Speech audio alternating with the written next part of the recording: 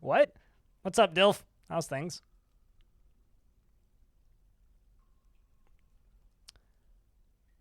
Those with Arch are just vocal about it. Well, I think that people who say Arch, by the way, are just memeing, and that's totally fucking fine. Meme away. Oh yeah, I get to redo all these.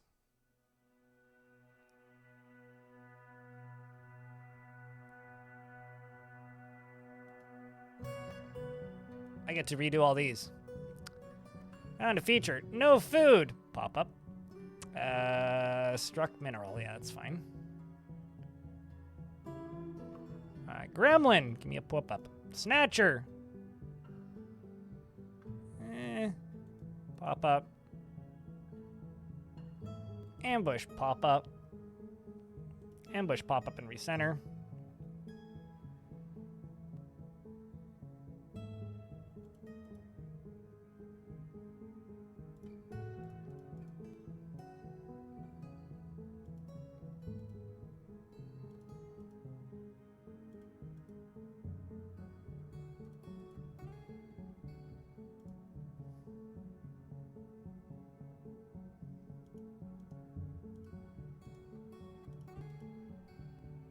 I'm actually turning on more than I had previously.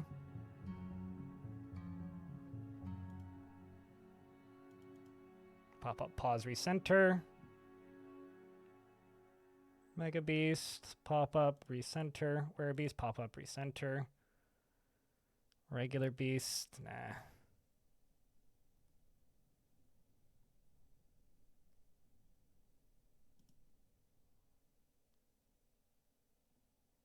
I don't know if I want Citizen Death. So that'll make fights bad. Creature, stolen object, pop up. Citizen missing, pop up. I'm probably gonna go in and turn a bunch of these off as I go, because I can never quite remember what I have set to be pops up and what I can't, what I don't. Because I only do this setup maybe once a year or so. Mandate ends, mandate, animal trained, masterpiece, defaced, election. Work order completed, job overwritten, demand forgotten, new demand. New demand ain't bad, but I'll remember it. Like, if you're new to the game, honestly, I feel like new demand and new mandate should be up, because then you know when something gets demanded. Wedding, yeah, tell me when somebody gets married. I'll probably notice anyway, but...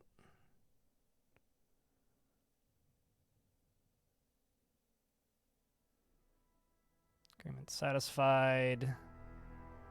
Guild founded. Agreement abandoned. Actually, tell me when it's been abandoned. Because there's times where I fuck it up and I miss it, but creature stuck, citizen. That's an interesting one that you can have a notice for that. Huh. You know what? Fuck it. Give me that. All right. Yeah, that's how I do it too. Clino! I gotta say that the moderator for 3 years thing is kind of neat. Clino, thank you very much for moderating around this channel, even though I know you don't moderate all that much, but thanks for, you know, being a presence with a sword, because you got to keep the masses at bay. Speaking of the masses at bay, Blazing Iceberg, thanks for the 27 months with Prime. Chat, this is primarily a crowdfunded stream. I will be honest, because of the way the world has been as of late, I have been looking for people who want to pay me to put 60-second ads in YouTube videos. Haven't had any luck yet, but I'm trying. That being said, I do want to keep these streams primarily crowdfunded, period. So if you like what I do and want to keep it free of sponsored games, consider subscribing with Prime so that I can pay my mortgage and my bills. Because that's how we do it. So thank you very much for hanging out and tuning in and using those primes and subscribing and using all that stuff. Was the siege notification not on? I thought it was on. Putnam, please give me a search function for all this.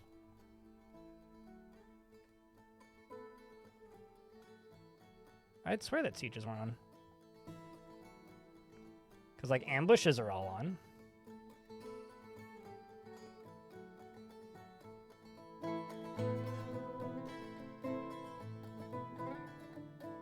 I love that you could, like... Oh, actually, Evil Cloud is one that I should leave on. Same with Weird Weather, just because of this map. I love the fact that you could just be like, every single time somebody pukes, pause, recenter. Game unplayable.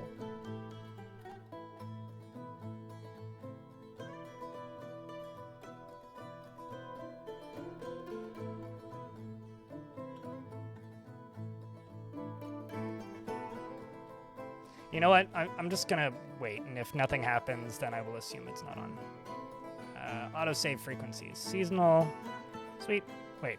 FPS is set to the default. Which is higher than what I want it set to. 100, yeah, no, let's go down to 70. All right, it's on pause. So the named dwarves in the fort currently are Ilmirin, Tricky, Dolores, Frosty Noodle, Viking Ball, Telenartho, Bastet, Carbohydrates, Murloc, and Serverlord. Now, with this fort, if you type in exclamation point goal, I'm kind of trying to make this one a little bit more character-driven. The past few forts I've done have been not really challengey, but like kind of goal-oriented. This one I'm trying to be a little bit more of a story run. Like, so this is our expedition leader who's kind of building the theme of this fort. This is a haunted map. The dead do resurrect on this map, so you don't really want to, you know, how do I put this? Incentivize a lot of butchery. So we're going to try and keep animals down to a minimum, if possible. He is private to the point of paranoia, unwilling to let even unwilling to reveal even basic information about himself. He is rarely jealous and swayed by emotional appeals. He's very happy and optimistic and has an overbearing personality. He is slow to anger and he has a strong need to pay back any favor done for him. He is very humble and he is pleased by his own appearance and talents. Generally acts impartially. He's rarely moved to mercy and is disturbed by this as someone who dislikes those that acquire power over others. He tends to be a bit stubborn in changing his mind about things, and he is quick to form negative views about things. He finds obligations confining, though he's conflicted by this for more than one reason. He can occasionally act without deliberation and is slow to trust others. He isn't particularly interested in what others think of him and can handle stress. He tends to make a small mess with his own possessions. If you would like to redeem a dwarf, you can do that via the Twitch redemption. Some of these dwarves, like Serverlord as an example, actually migrated here. As you can see, Serverlord's actually in a squad, which means I think I need to add Serverlord to a squad to make them able to do stuff. Because currently, they're in an unrelated squad. So now that I put you into here, you're now in the bronze bands, and if I grab this squad and delete it, that'll probably fix that, right? Yes. Because they were set as a soldier with no activity, which is a little odd that they were still in a squad after migrating here. So, like, this dwarf is 123 years old. This dwarf was in my previous fort from the year 200. As you can see, I've played in this world for quite some time. This fort is right around here on the edge of this haunted glacier. My previous fort, who we're actually allied with, apparently, the Bolt of Contests of the competitive control, are right over there, and Monster Mash, the fortress that had dragons in it, has a population of 1,000 Dwarfuses now, as well as the Dark Goblin Pits over there, which I founded myself, and this Hillocks of Gilded Hall. All the way over here is one of the first fortresses, if not the first. I think it's the first fortress I did in this world. This is Squidward. Now, Squidward was a fortress where we tried to catch whales, and we had some success. Then after that, I think it was right after that, was the fortress of... Yeah, over here. Violent Hunger, and then After Casket. Actually, it might have been the opposite order. It might have been After Casket, then Violent Hunger. Anyway, those two fortresses. After Casket turned into a video. It's the I Followed One Vampire for 10 Years video. Then we did that one, and now we're over here. Then we did that one, then we did this one, and now we're over here. So yeah. BGS Lurkers, thank you very much for the 5 months. Greetings from Poland. It's been 5 months already. 5 months and a dozen fortresses lost because someone forgot to lock the door, or someone came to the conclusion that this elf has a nice job. Hey, sometimes you just gotta punch the elf. Lord Bottomleaf. Okay. You'd like the dwarf Id. Id like the dwarf Id? So you have a child. Machine Trust is your last name. But you're also not a lord. That's stolen valor, my guy. I don't know if I don't know if I can allow that. No, it's fine. Lord Bottom Leaf.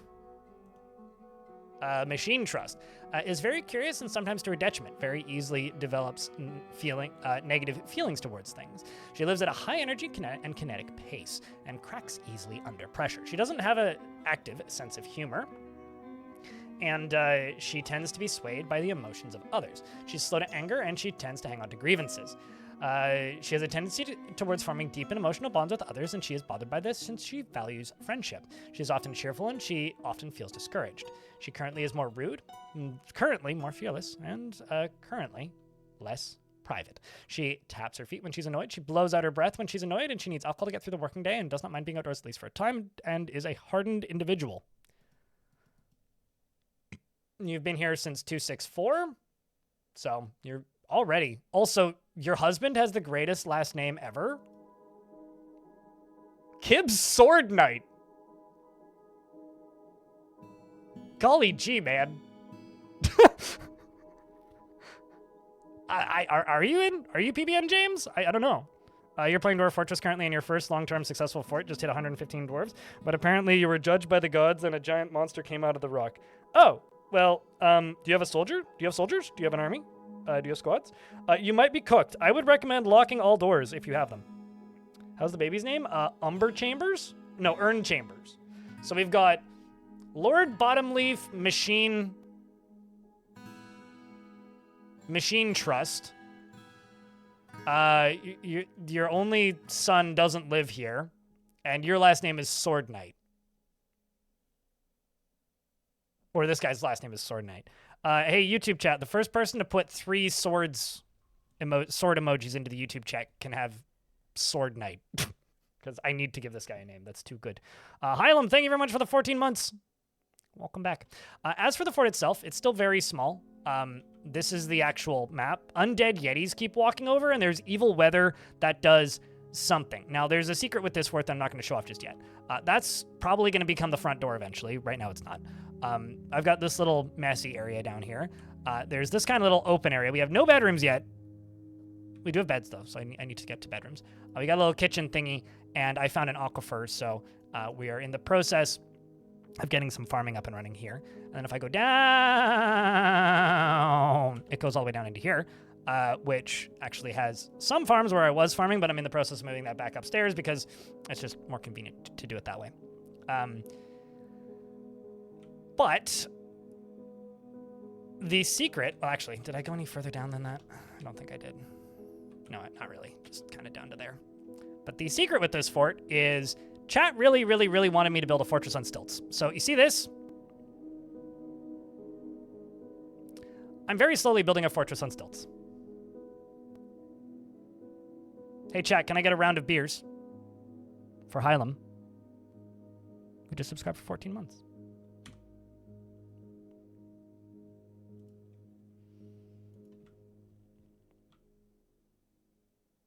I try not to take bribes for it, 802 Nick, but I'll give you a table.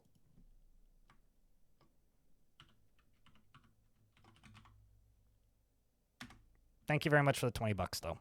Appreciate you greatly. This dwarf, Felix B, I'll just call you Felix,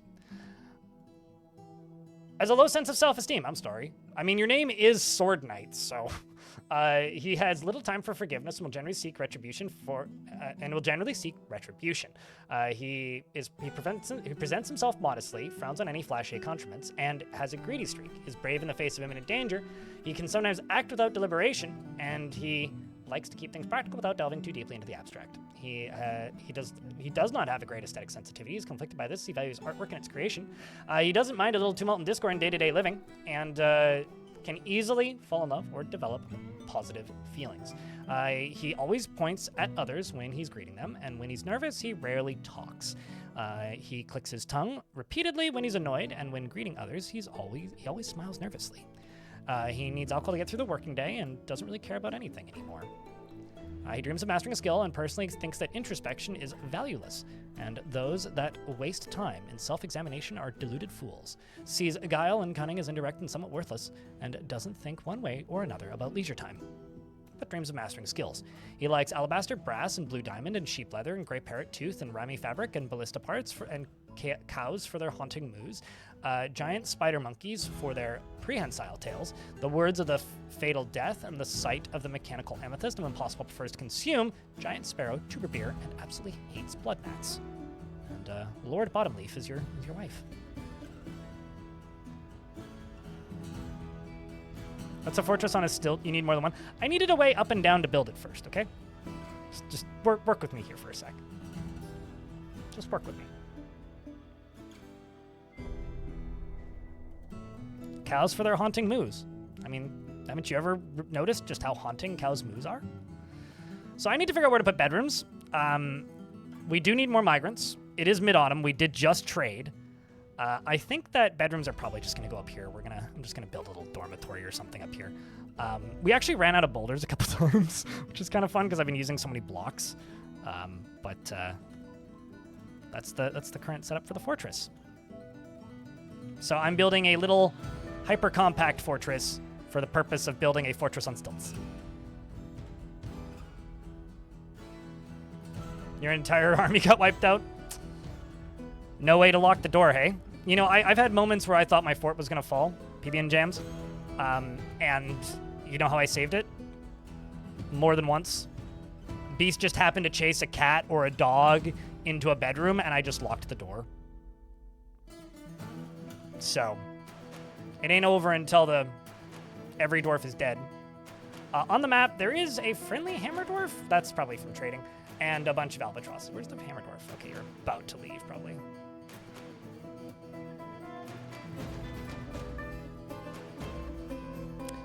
So, there was one time, PB and Jams, where I had 140 dwarves, okay? And then they all died. And then after having 140 dwarves, I had 20 dwarves, and I was able to get back up to 140 dwarves and achieve Mountain Home. So, I have faith in you.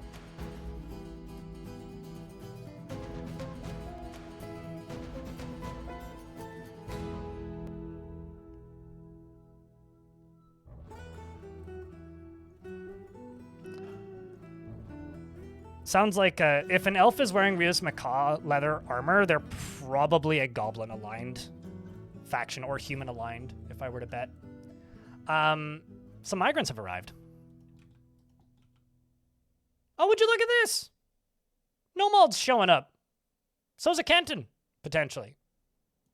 We're getting, like, the entirety of the population in my last fort. I really need to take a leak. I will be back in, like, 90 seconds? Apologies. BRB. 2 seconds, chat. 90 seconds, actually.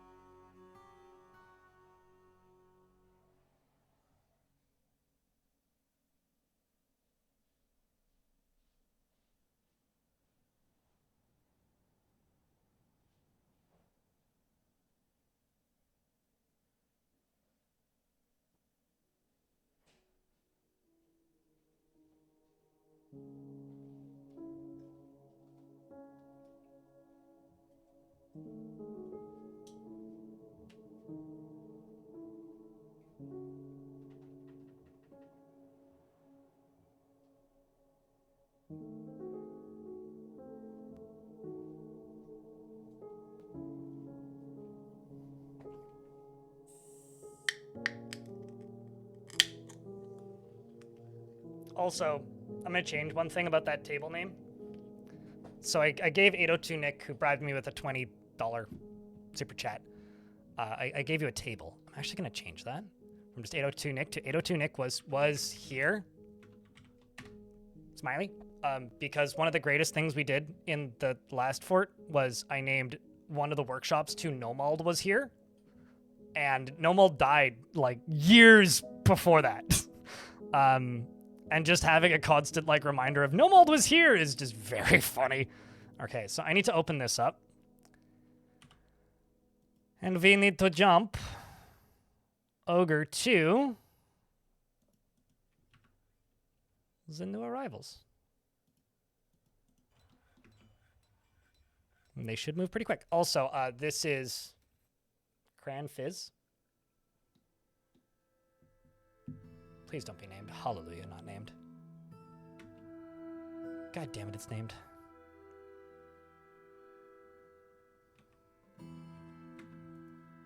So let's see. Who do we have?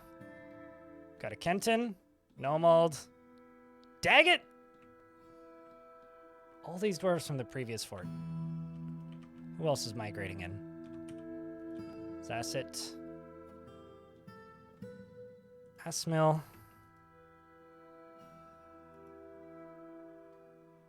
Jagna's spouse. We'll go with oyster shell rings. Also, chat, can I get a round of beers for Vivid Nights, please? Who's keeping that subscription alive? All right, never mind. I'm misreading it. I need to adjust things. Sorry, Vivid Nights. I need to adjust my respond thing to from the new one to the old one because it looks like fucking indistinguishable, and the 13 number in there looked like a subscribe for 13 months to me. That's entirely on me. Don't. Sometimes I live up to my username. Bully! It's Bully played. Holy shit. First unnamed dwarf. That's crazy. We got Murky, the passing acquaintance. Okay. I want to know. We've got Udil and then nephew. Niece and niece. Has anybody seen that before, and what that mean? I don't think I've ever seen, like, a family member existing that doesn't exist, you know? It's like missing data or something? They must have died real bad. They died so hard that they got unnamed. Huh. Weirdo. That's very strange. So I'm going to slaughter this goat. I'm going to... Yeah, I'm going to need to butcher them because at least the skin on its surface is very easy to butcher. They're unknown to the dwarf? Yeah, but like I don't think I've ever seen that before. Like that's probably what it is, but like to me that would mean it's a bug, probably. Let's just let you run out and go grab the thing because I need to get them all underground again. So 23 dwarves means I'm gonna need to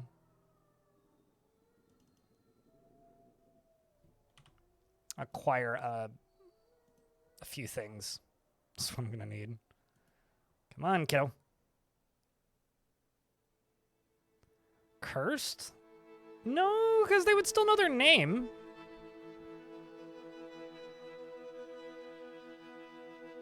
I'm pretty sure that's just on by default all the time, isn't it? I don't recall unremoving that. I also haven't seen that at any other point. 8-cut buck.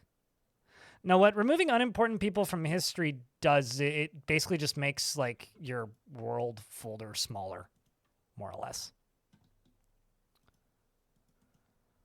Okay. Because there's just less data overall, right? That's all that it really does. But I don't know. That's weird.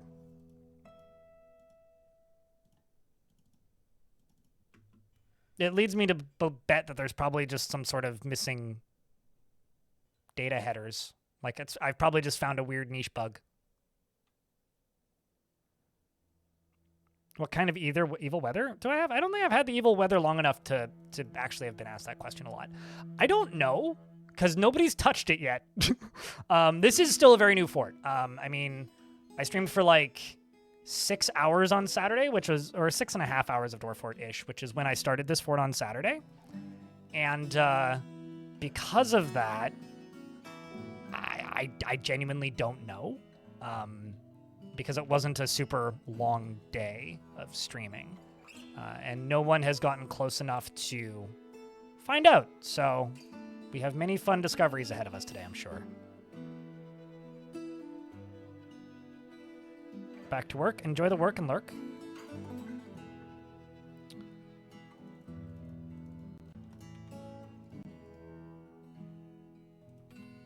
It's reinforced wall.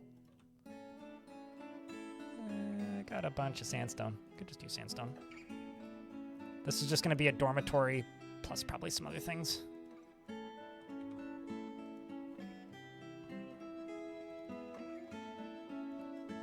First and foremost, it's going to be a dormitory. Although usually dormitories get converted into like hospitals for me.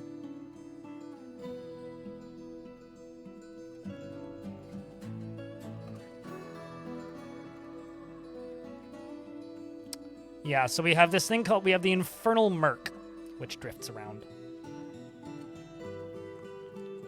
I'd be willing to bet it's probably some evil zombie creation thing, because we do have, it is a resurrecting biome, so.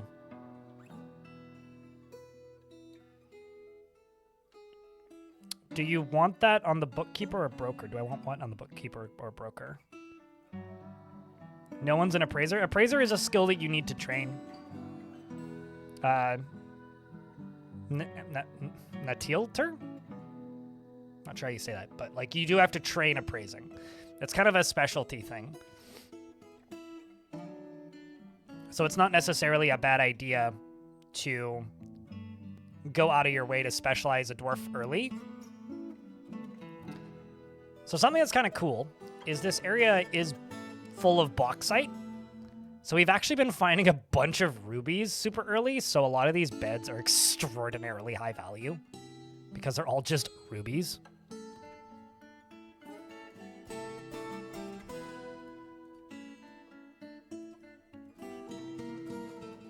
And let's do just a statue. Just a statue. Yeah, down here it's like white jades are what we're working on, but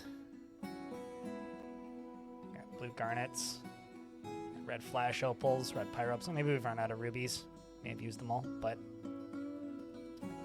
we did have quite a bit for a while. Lennox, it's good to see you. How have you been?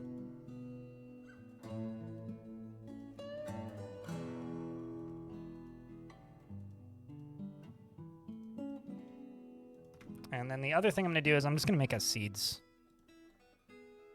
stockpile up here, I think. Even though this is going to get rained on, it's fine. It's going to get water falling from the ceiling periodically.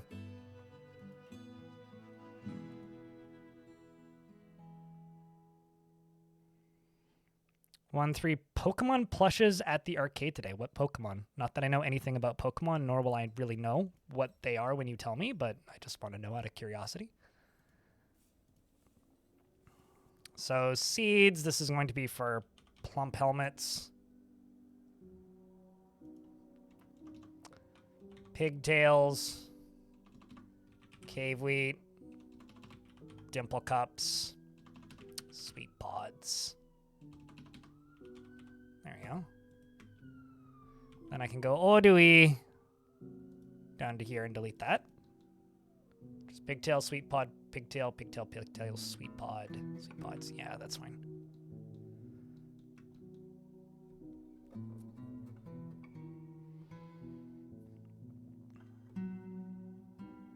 How do I know it's resurrecting? Because every single time you butcher an animal, their skin comes back to life. And causes combat logs that are very obvious. That's how I know it's resurrecting. That's usually the way you find out it's resurrecting, is when you butcher the first horse. But the actual glacier here is, or rather the ocean here is Untamed Wilds, and this landmass is the evil resurrecting area.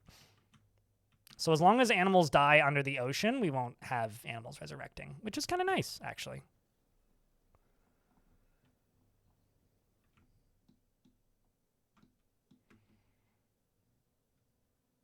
Their skin, yeah, and their hair.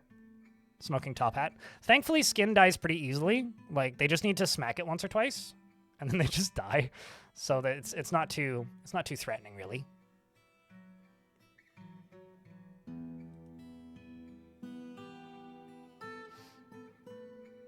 What's really funny is I once saw a child having a like one-on-one sparring match with a human neck, which led to a lot of jokes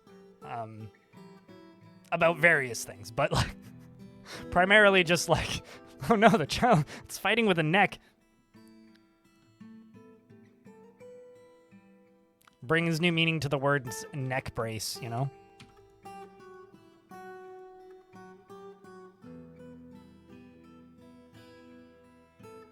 It was a very intense sparring match. Well, especially if it was somebody that you knew's neck. That's even scarier. You know, honestly, though, if I had to fight with most humans' necks, I think I would be okay.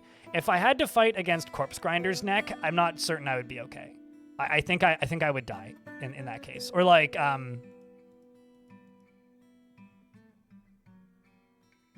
Corey is his first name. Vocalist of Slipknot. I don't think I would win. I think I would lose that fight to his neck. Chad, help me out here. What's the vocalist of Slipknot? Blanking on his name. It's Corey something. Well, I know that Cannibal Corpse is Corpse Grinder, but like Corey Taylor, that was it. Yeah, weird two first names. People with two first names throw me off every time. Will always throw me off. Forever. So, I don't yet know what the evil clouds do. I have a question, Chad. Do we want to find out? Because, like, the dumb way to find out is to just, like, throw your hands up and go, we'll figure it out eventually. The smart way is to put a goat out there. But that would be probably killing Nomald's pet. Or I could put a reindeer out there. Or I could put a sheep. Or I could put a bunny rabbit. Let's put the bunny out there. That's cheating, though. No, I'm going to deal with my mistakes one bunny at a time.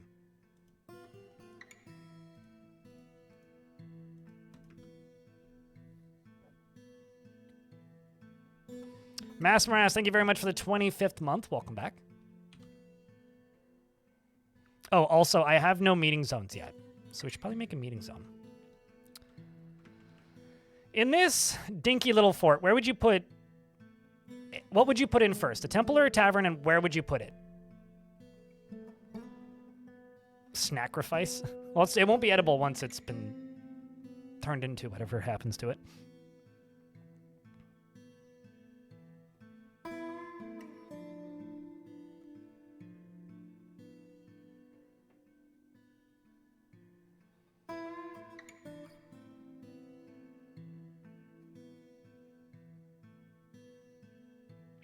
Watched a video a few days ago of a band cooking open fire Chinese noodles in a great walk in a small room while playing Duality by Slipknot, and they had drums and guitar in the background.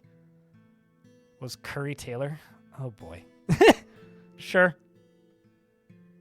I mean, I could go for some open fire Chinese noodles and a giant wok. That sounds pretty good. Were they playing the wok as an instrument? Or was this like the Finland Knitting and Heavy Metal Championships? You know, actually, why don't we do it that route? We just give them a dining hall for... I kind of like this. Just have like a big ol' walkway in this way, maybe? Make that into a dining hall. And expand it south.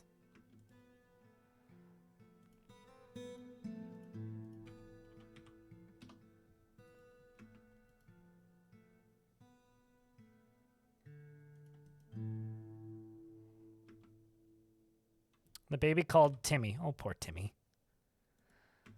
Oh, poor Timmy. Timmy's a lady. Why'd they name me Timmy? Well, they named me before I was born. Timmy! Short for... I don't know. This doesn't... she doesn't stick with things even if minor difficulty arises. She's not a very effective glue, that's for sure. She is very quick to anger, and she tends to make a small mess with her own possessions. She has an active imagination and is somewhat quarrelsome. She is bothered by this since she values friendship. She can easily fall in love or develop positive feelings. She often feels envious of others, and needs alcohol to get through the working day, and is starting to work slowly due to its scarcity. Bastet, give your child some alcohol, you fucking lazy son of a mama.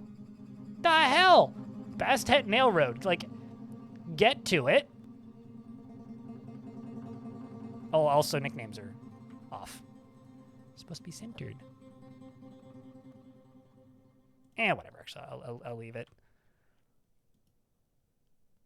for the minute because it is actually easier to sort by them.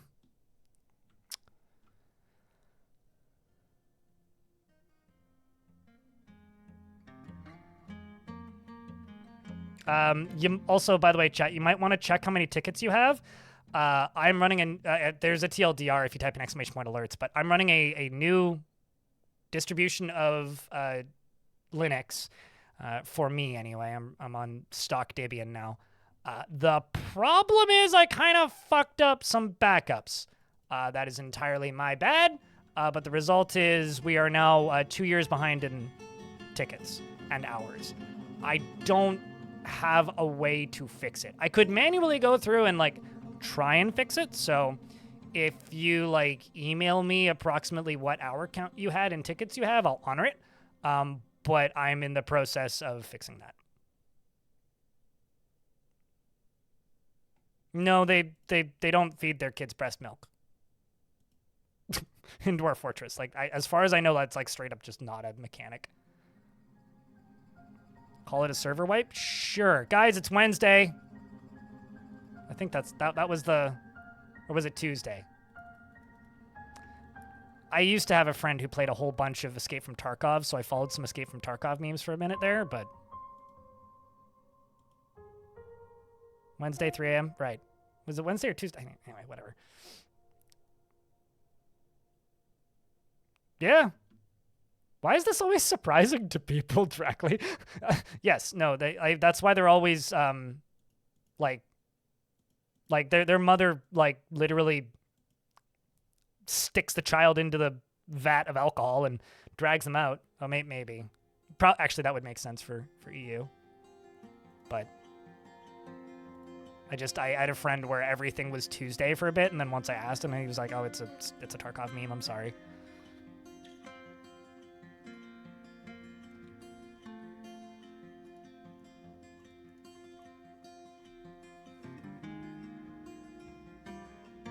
They're not mammals, they're mushrooms.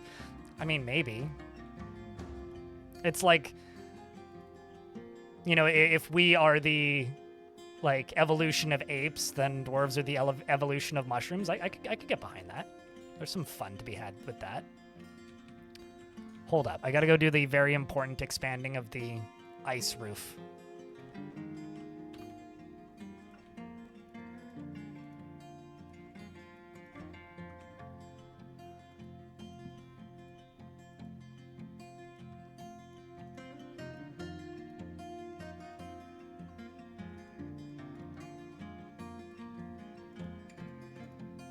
Before it gets destroyed.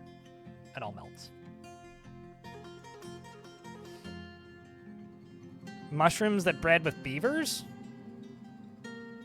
I don't know. Mushrooms are already pretty industrious. Like, I'm not certain that they need all that much more.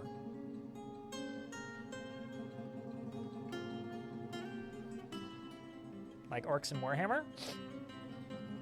Aren't orcs in Warhammer spelt with a K, though? How dare you misspell the orc? Frosty Noodle has been taken by a Fey mood. The Feyest nude. A Frosty nude. In fact, I think this might be my first Fey mood, and I don't have a forge, and he's a weaponsmith. So I will make a metalsmith. I don't know if I have any metal bars. We'll find out.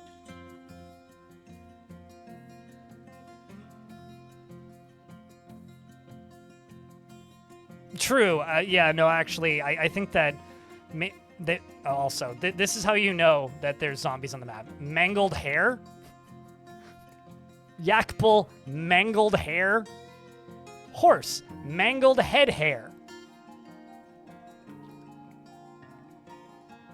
Turns out, like, in order to kill those, you just need to, like, punch them once, so they're not very threatening. But it's enough.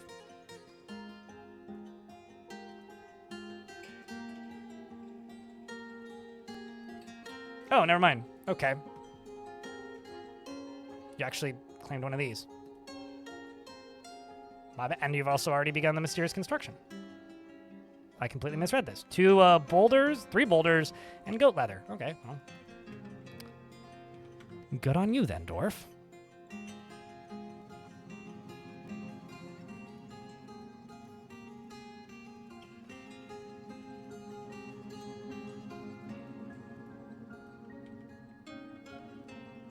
Welcome back, Raging Cave.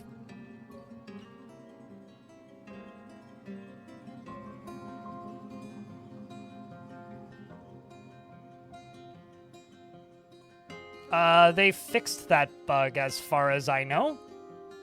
So, no, it's not worth doing because you can't do it anymore.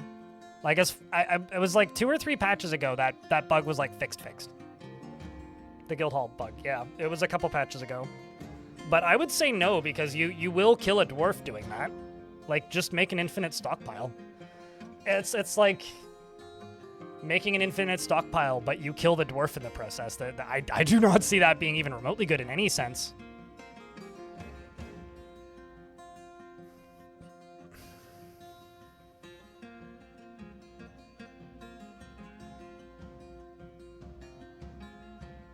Falling from their mother's eyebrows? Or chin hair?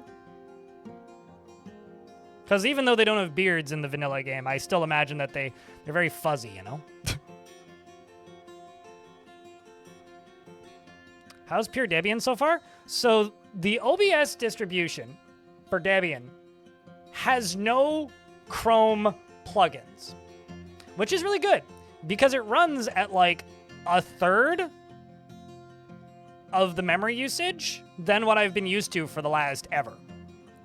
The problem is I don't have alerts, and chat's not on screen because I have no way of capturing them because that's a Chrome plugin. So now I'm trying to decide if I want to like free up the extra RAM and just stick with this and find a new solution for alerts, or if I want to just build it myself and like use the alerts.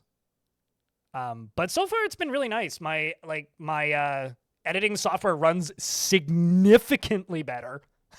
I don't know why I'm surprised by that, but I kind of am. It's almost like using a KDE project open source video editor runs better when you're using a distro that's built around KDE as an option.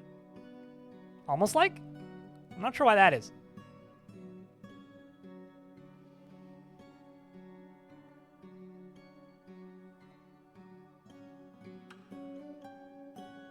You could lock a dog in a 1x1 room, but it won't starve or die of thirst, but we assume that's an abstraction? So, they have a skill. Same with, like, chickens, which is hunt for small creature. Dwarves will do that directly when they are starving to death. So if you have a dwarf that has not had any food in so long that they are literally dying of starvation, the dwarf that is dying of starvation will be given that, we'll start using that skill, which is hunt for small creature. It's one of the things that you can do in adventure mode, and it basically just exposes all of the vermin that the game is processing as like an abstracted number of vermin in the tile that they're in. It's very obvious with things like pigs and chickens that are searching for bugs, and cats, because they actually kill them and leave the bodies. So that's what they're doing. It just doesn't queue up as a job that you can see. all livestock do that. So dogs are doing that, cats are doing that. Cats just have the unique thing of like, instead of just subtracting them from the pool of thing that is there, which is what cats do, they just graze off of them. So like lowering the abstract number of vermin in that area. Some animals, like chickens and whatnot, they like expose them entirely, and so they'll just be there at all times. But like that's why they don't starve. That being said, they don't actually have a meter that's draining for food. They just subtract vermin from the tile that they're living in. So is it abstracted? Kind of.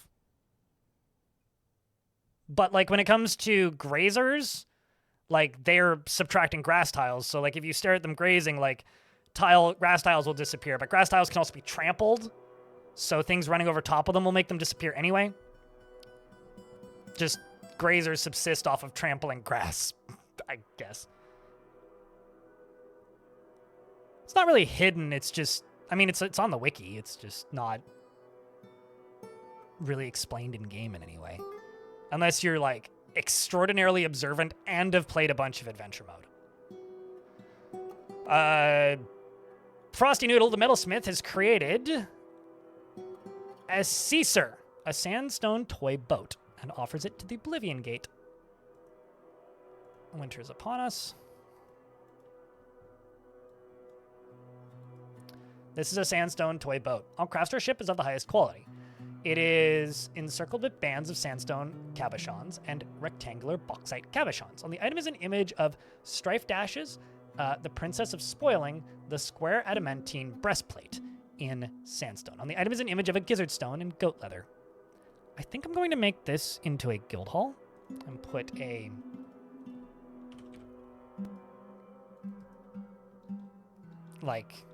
that artifact into here. So I once did a thing, Space Pants, where like I dug really deep into the game's raws and did a bunch of like fiddling with DFHack to figure out exactly what the number of vermin in a world was, and also the approximate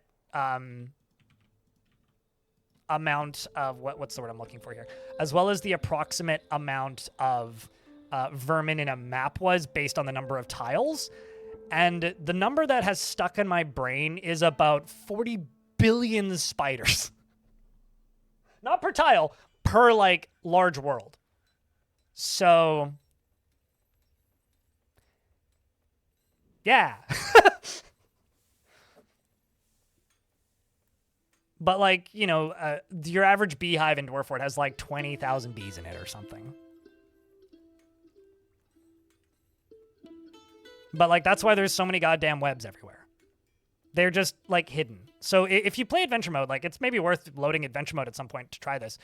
If you play in adventure mode and you use the search ability, which is just one of the abilities at the button, I think it's capital S? That might be sneak, I don't know. But there's, like, a search ability. You can, like, find and pick up bugs. And it's useful if you're starving to death because you can just eat them. But, It's an ability that dwarves basically never use in Fortress mode, so a lot of people don't even realize it's a thing.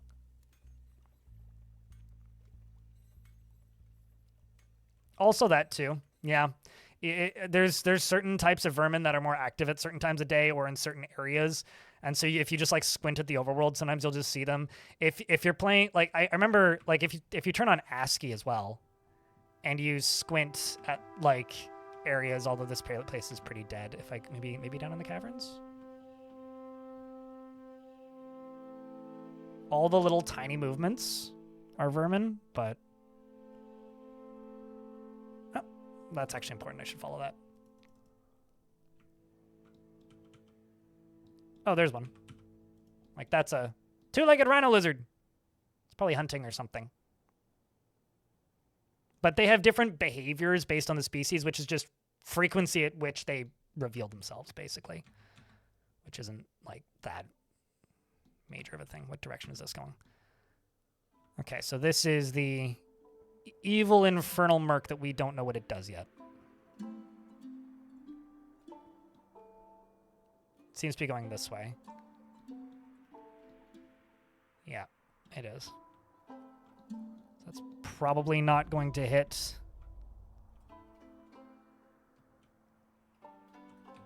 the wabbit, but... All right. Everything can theoretically breed. The better question is, will they? So fun fact about animals breeding.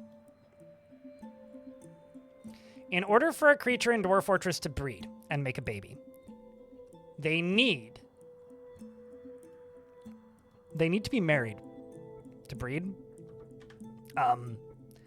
Any and all animals will get married for the period of time that it takes for them to conceive a child. And then they immediately get divorced. This includes cats, dogs, horses, chickens. Which is why if you have, like, a cat that is gay, they won't ever make babies because they won't get married with the female. Which is, like, 1 in, like, several hundred or something chance. But it's, like, often enough that it happens. So, the result is... I need to make 3 mechanisms. The result... Uh-oh, actually, I can't make 3 mechanisms because I'm out of boulders again. Cool. Cats, anything that what is alive in Dwarf Fort can be gay. Anything can be. Which really pisses off some people, which I think is really funny.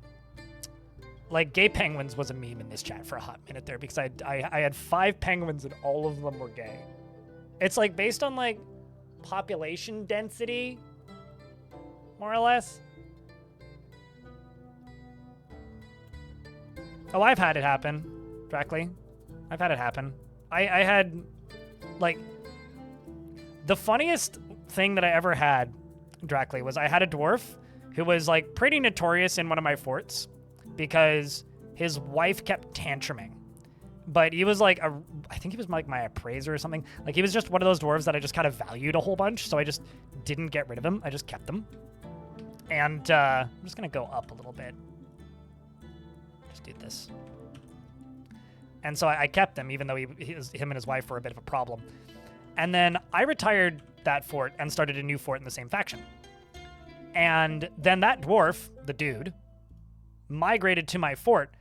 And I had to check legends to find out what happened, but his wife died. Like, she went to prison and died after I ended that fortress. And he had a husband. Well, actually, sorry, a new partner. It was a boy dwarf. And they got married in my fort shortly after they arrived. Like, they were lovers when they arrived. But so, like, it can happen. But what was even funnier is his lover looked identical to him. Like, they had the exact same skin color, the exact same haircut, like the exact same visual descriptions. So their sprites were identical. The only way you could tell them apart is one of them had a hat. I was like, holy shit, you're twins. I also had one dwarf once. Also, although it's kind of funny, they can have multiple lovers, but they can't get married multiple times.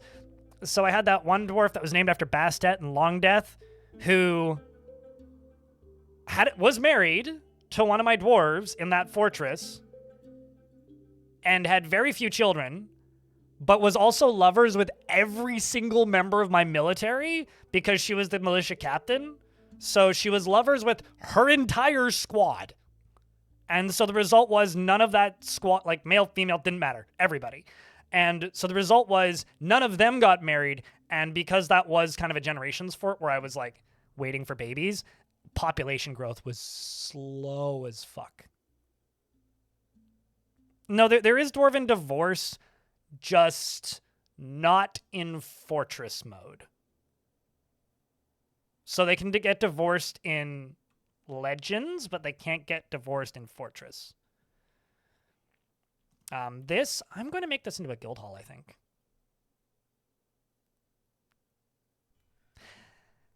Chat, question. Miners or engravers?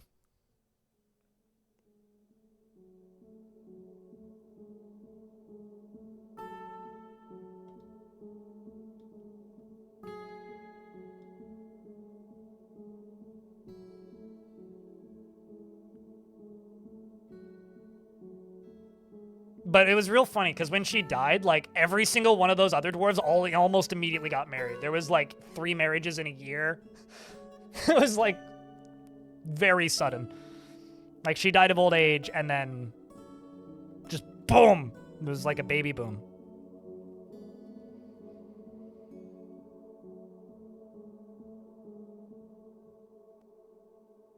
Do you get Dwarf's performance issue when producing takes too long on fort growth to keep up to 150 to 200? I'm not entirely sure what the question is. Are you talking about frame rate or dwarves being efficient? I don't really get frame rate drops in Dwarf Fortress outside of like weird happenings. So like if there's something weird going on the map, I might get frame rate drops, but it doesn't generally happen. If you're talking about frame rate, entirely depends on your computer and what is going on in your fortress at the moment. If you're talking about like dwarves being efficient, you have to give them breaks. That was the update where polyamory was added, because that wasn't added until 47.05. Up until version 44, it didn't have it. Oh shit, I need to redo that alias for that command. If that's what you're looking for to root. TLDR, there's a bunch of shit broken on the stream at the moment. I'll add that as an alias, though. Thanks for reminding me.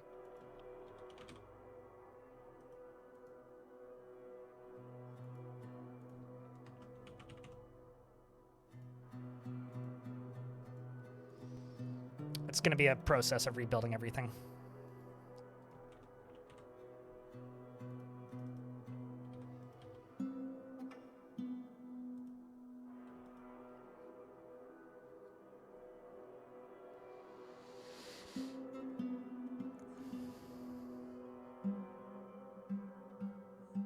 It's also why a lot of the ticket counts are busted. Basically, we've had a server wipe. So we're all starting from ground zeros. Although if you can remember approximately what your hour count was, and you either send me an email or a DM on Discord or Fluxer, I will honor it. If it's something that matters to you. If it doesn't, then it's fine.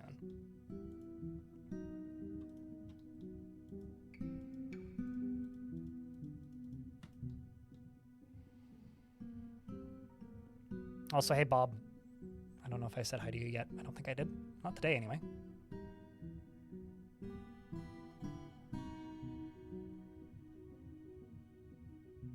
Dwarf walks too much on side and another gets tired. Oh, okay. So, yeah, no, you're just physically overworking your dwarves. Andrew in YouTube chat. Like, that really, to me, just reads like you are overworking your dwarves. You need to give them a break every once in a while. Like, I will periodically just hit T and open up this screen and pause everything and just give the dwarves like I think Krug Smash maybe like demonstrated this best with a few of his videos, because he will like organize periodic celebrations where basically just like turns off all tasks and just tells the dwarves to go take a breather, just like get some R&R, you know, take a break, calm down, relax. And it's a very important thing to do in Dwarf Fortress that not enough people do. You always seem to overwork them somehow. If you open up this and you have a lot of jobs like this, I have it very limited on which dwarves are actually doing planting tasks. But if you have a lot of jobs like this that are just sitting there and not actually being done, you are probably overworking at least some of your dwarves. Like, giving dwarves breaks is like one of the things I wish that they would tutorialize a little more. Like, whenever I do my next, like, Dwarf Fortress getting started guide, because I promised I'll do another one of those this year. I'm kind of waiting for big patches to see if I need to, like, you know, change anything about them. But whenever I do that, I will do my best to kind of explain that. An ad break is about to run. I'm just going to go use the washroom. Don't ever get diabetes. It sucks. Type 1 or type 2. In my case, type 1, but I'll be right back.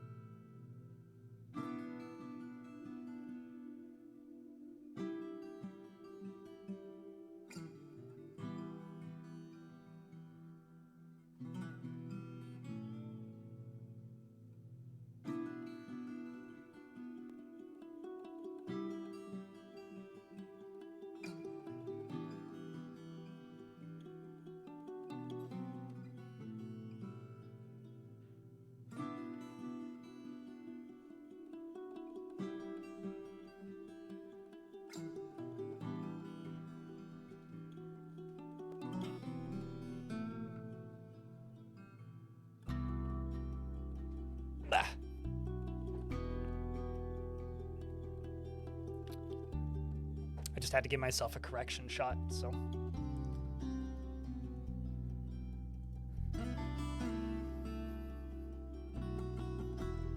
I don't know about that. Is he, so Arzakil Omega says, MB4 dwarves have better work-life balance than humans. So if you think about how time works in Dwarf Fortress, about 30 seconds at this frame rate is a day. Dwarves will consistently be outside in the weather working for like a week at a time. Yeah, I don't know about that. I don't know about the better work-life balance thing. I honestly, I mean, like, the idea of getting, like, 2 months off a year is fantastical, but I'm still not entirely certain that that's necessarily a better better work-life balance than what we have at the minute. Let's get some more beds built, as well as one of those levers. At least give them pee bottles. That's the thing, like, so dwarves create grime, which you only really see when they clean themselves, generally, which is allegedly Karn's abstraction of poo. That's all I got. I think I might need one additional one of these.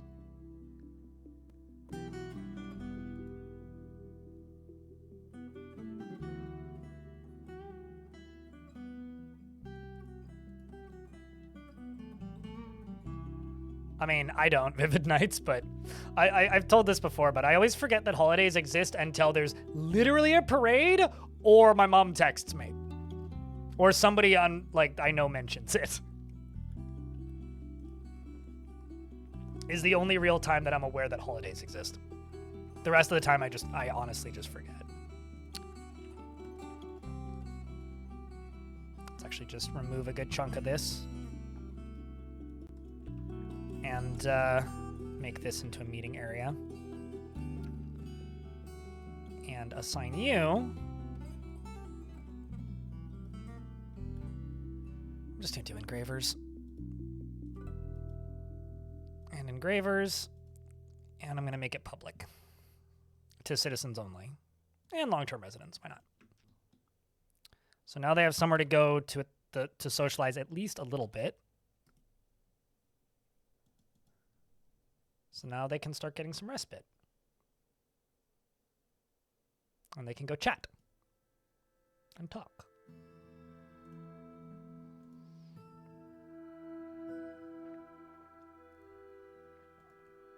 But, I mean, I'm not complaining at all, but tomorrow's my birthday. And I'm going to be streaming. Like, I had someone ask if I was doing anything for my birthday. I was like, well, going to a show on the 13th, which I'm looking forward to, which is going to be fun. And I'm also, I also, you know, went on a short trip. You know, I went to Montreal for the week, or for about 4 days the other week, and had a great time. So, kind of already did all this stuff for my birthday. But fellow June baby, yeah. Something happens about 6 months before June. Don't know why. It's strange. It's strange. It's weird. Oh, I'm not salty about it. I just kind of comment on it. I honestly think it's funny that I forget that holidays are a thing. Vivid Nights. I'm not salty about anything to do with my job. You know, like, there's ups and downs financially, but that's just running a business. Like, that's just called, like, being self-employed. Like, that's comes with the territory. And as far as holidays go, like, you know, I used to cherish them, like, when I was a shift worker, but, like, I don't know, if I was, like, legally forced to take holidays or something, I think I would just be kind of frustrated, to be honest, because, like, I don't know, it's fun to stream on holidays because, like, people tune in, like, I like, especially, like, on holidays that aren't holidays in Canada but are holidays in the US. Like, holidays are fun, just, like, as a part of doing this, so, but I do forget that they're happening. Because I don't have, like, the, you got the bank holiday off this week kind of thing. Like, I literally need, like, scheduling that I am not doing to remind me that they're even happening. It's more what it is.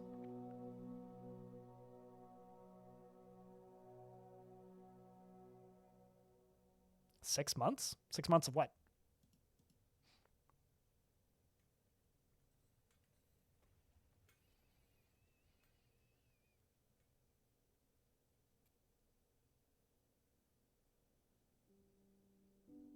But where did the pregnancy thing come in? I'm confused. I mean, generally, unless you're early. I was really early. Oh, did I say 6 months? I'm 9 months. Sorry. Because June's the 6th month. I don't know why. Like, you're right. I don't know why that's where my head went. Oh, I definitely just misspoke. Like, mouth moving faster than brain is a common thing that I do. Thinking one thing, saying another thing, saying one thing, thinking another thing. I mean, I was almost a month early, so I almost died twice in hospital when I was born. I was like 3 weeks early or something. So I was 8 months. I was an overachiever. I was in a hurry.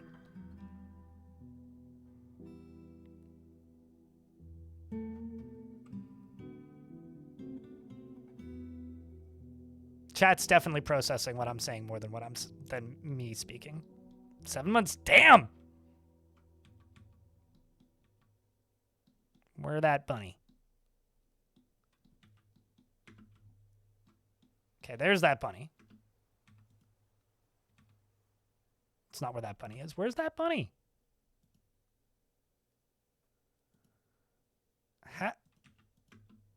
I thought that I put...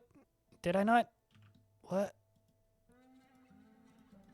I thought that I put you up there. I guess not. Okay, well, I have to move it after the evil cloud goes by. Are you winning, son? By that, I mean bismuth? They had to yoink you out kicking and screaming. You were enjoying your long nap, man. I don't blame you. Makes sense to me.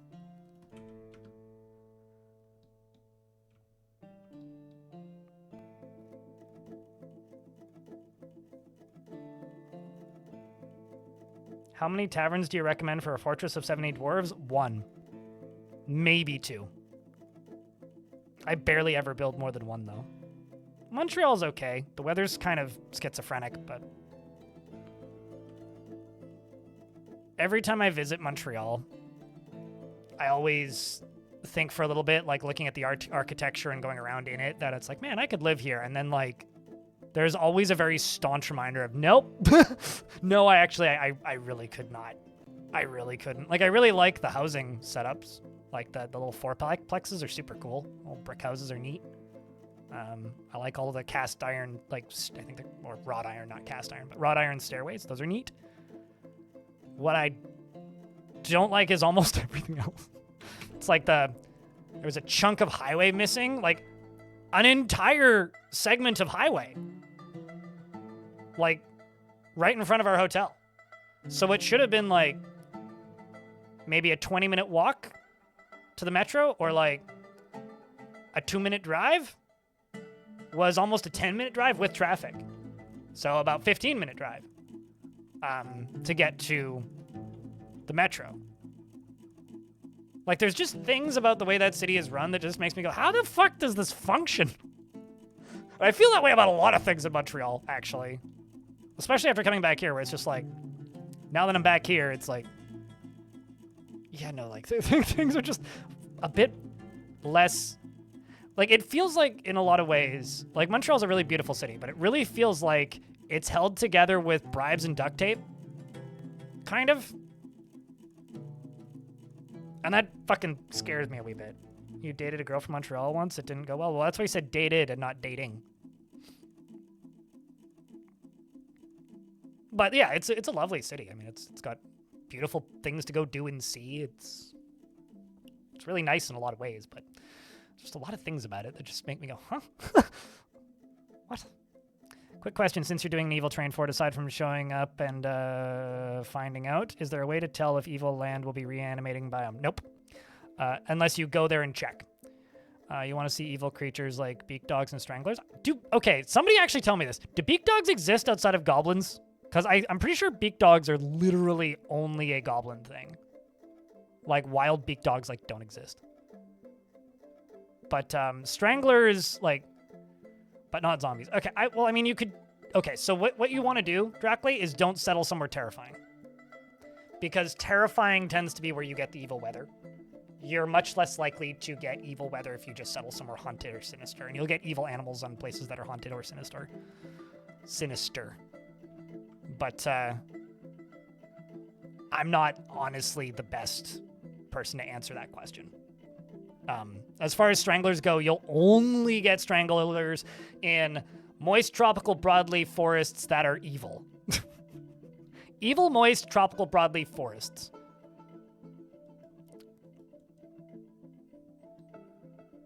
They're like R with big googly eyes. I've literally never seen one, but I know what they look like, but I've literally never seen one in game. I've not once successfully found one. So, but I don't disagree that they're funny looking.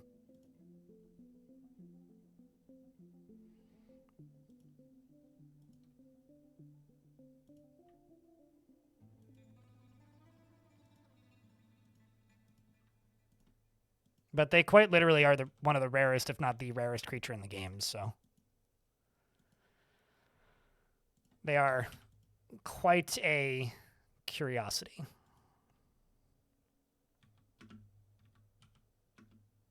Quite the curiosity. That's a floor, not a wall. I want a wall. There we go.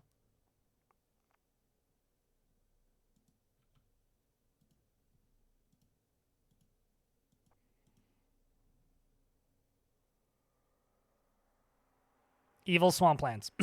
Moist tropical broadleaf forests is what they're called in fort mode. So when you go to embark on them, they're called moist tropical broadleaf forests. Swamplands is what they are just titled as in the wiki because that's like the non-technical term, but in-game that's what they're called. They're technically swamps, yes, but in-game they are labeled as moist tropical broadleaf forests, which is why you'll have temperate tropical broadleaf forests.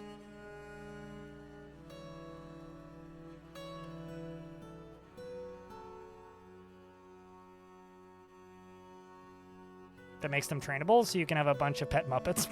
It's kind of like the mod that makes monkeys trainable, or all monkeys trainable. Not just them, but they do kind of look like Muppets, actually. Never really thought about that, but they do kind of look like Muppets.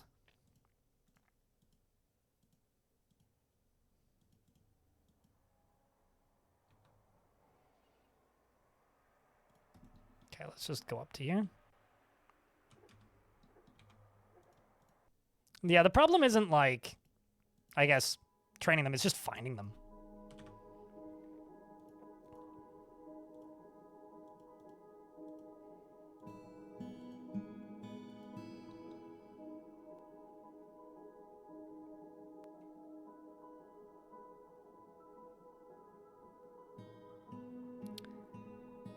Fresh and saltwater marshes are all valid on the wiki, but you know more than one. So, a moist tropical broadleaf forest could be saltwater, freshwater, or just a marsh. Like, those are kind of the same thing. So, like it doesn't show you in fort mode, but do I even have a... Those look like broadleaf forests. But like you're kind of looking for like these areas basically. No, those I don't think are. I'm pretty sure these are. Basically, it just means wetlands. It doesn't matter like what the actual content of the wet is. They just need to be like wetlands, rainforests.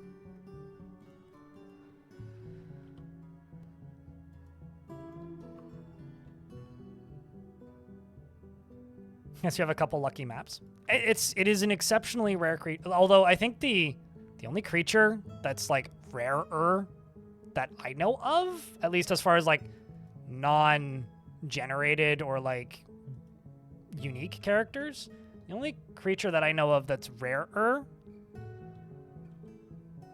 You going north? Yeah, looks like it. The only creature that I know of that's rarer is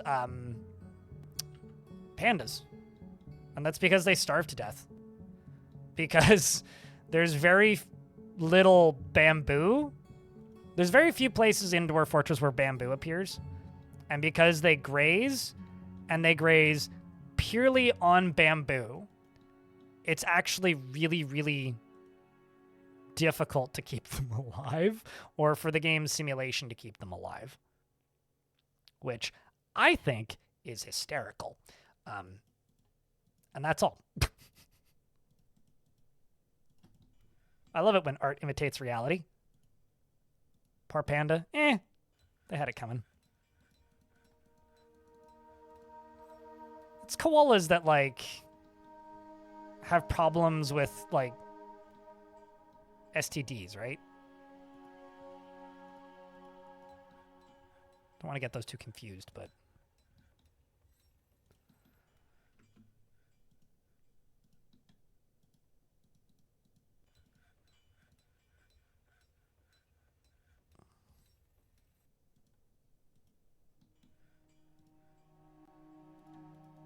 Although, when I do say that I've never found a strangler, I've also never looked particularly hard. Oops, I don't want ice. Because ice melts when it gets warmer, which it does in the summer. It doesn't actually cause the walls to melt, but it does cause my blocks to melt, which is a little bothersome.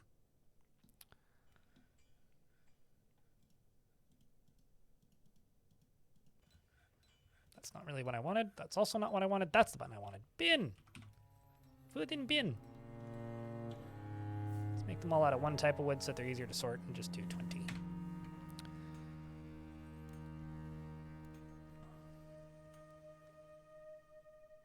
It's koalas and chlamydia? Yeah, okay. That's checks out. Poor koalas. They just want to be obnoxious in peace. Honestly, koalas having temper tantrums after falling out of trees is the most, like... I don't live here, so I find this really funny, but holy shit, that would be annoying if I lived there. Thing I've ever seen. It's like where I grew up, I just heard screaming foxes, and that was more than enough.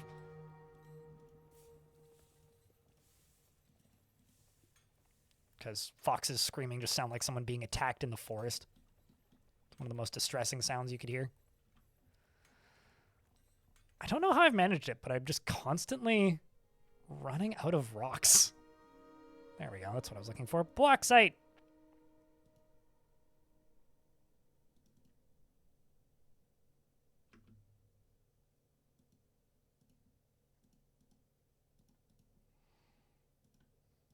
So I'm actually like doing a bunch of this. I guess it's because I'm just harvesting a whole bunch of materials and making blocks instead of, like, you know, doing the normal thing, which is building bedrooms and stuff.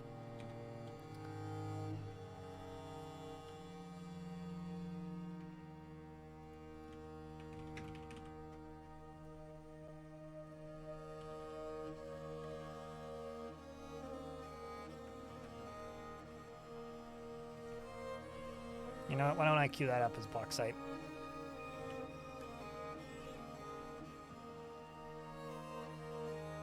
True, yeah.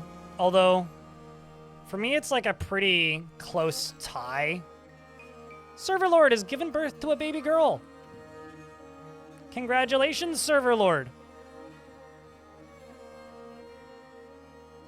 Earthen Rampart. Daughter of Serverlord and Ilmirin. Check it, I get a round of beers for the brand new babby. Of course, the name redemption is up if anybody wants to snipe it. Imagine being born and one of the first things that happens is you get sat down on a wheel of cheese while Frosty eats it underneath you.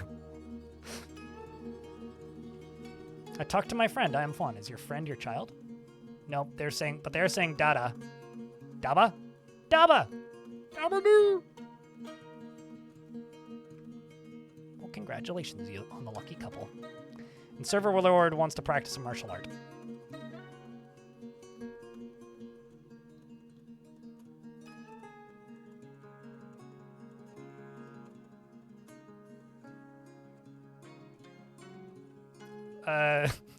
YouTube chatter says, some say pandas were created by the Chinese and are not natural. Some people say a lot of things, but it doesn't make it right.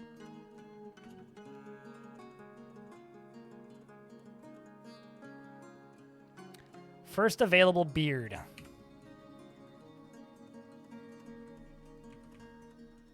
You're Adil. Cobalt showered. If you want a specific addendum on your name, let me know.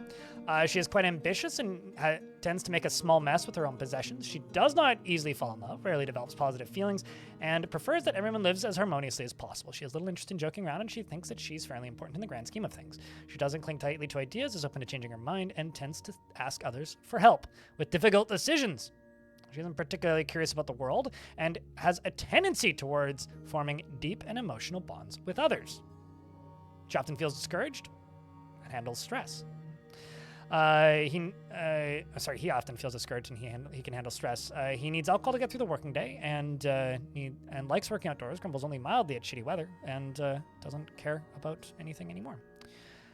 He personally thinks the quest for knowledge is a delusional fantasy and finds romance distasteful. Likes Killinite and gold yellow Cespertine, as well as spears, gloves, cougars for their cunning and the sound of the adorable belt, and when possible prefers to consume adder, hard wheat beer, and water, buffalo's milk, and hates cave spiders. You worship Nar! You're friends with Nomald, Akenton, Murloc. Oh, I should actually follow a little bit. I wonder how you're doing. Shoot merits.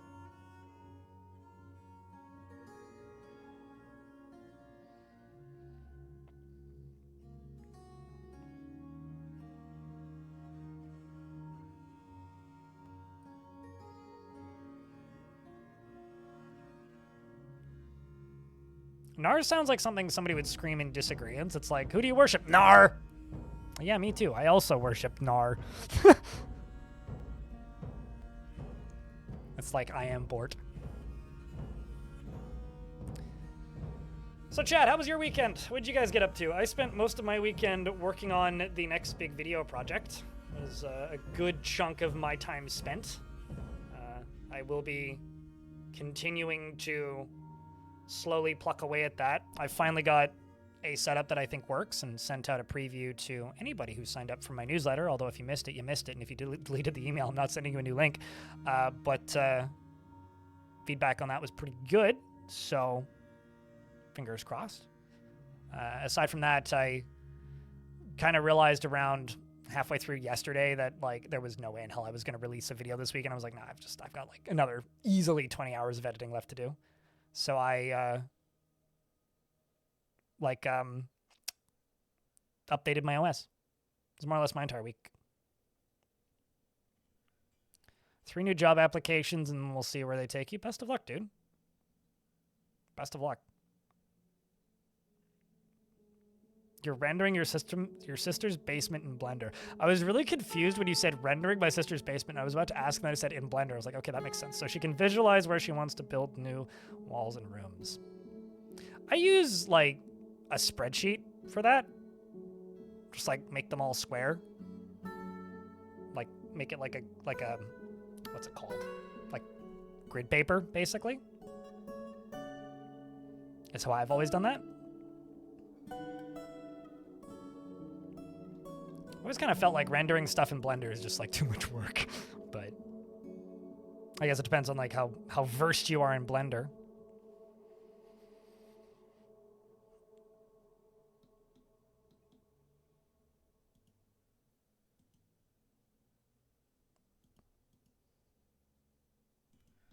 Moving a whole bunch of bins around, moving a whole bunch of barrels around.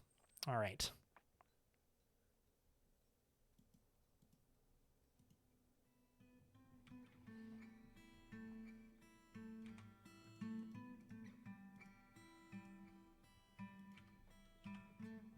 So I'm out of siltstone. The question is, do I care? The answer is, no, not really.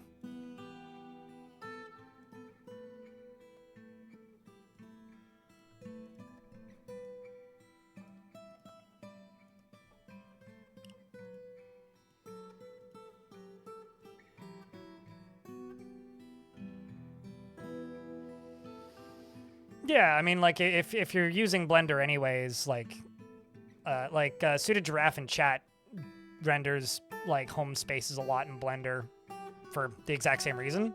And I look at that and I'm like, I think that it would take me longer. Like, especially if it's stuff that I already own. Like if I'm talking about like reorganizing an office or something. I will do it in a physical space because like a render is like completely useless to me. So instead of like, you know, rendering it in Blender and then looking at it, like if I'm going to do that, I'll do it in a spreadsheet for stuff that I don't own yet. But if it's stuff that I already own, it will take me less time to just reorganize it 4 times than it will to like render it. So like I'll just spend the same amount of time I would rendering it and re-rendering it approximately and just reorganize the space. But also, like, you know, if you're not physically there, then suddenly you can do that because you're not physically there.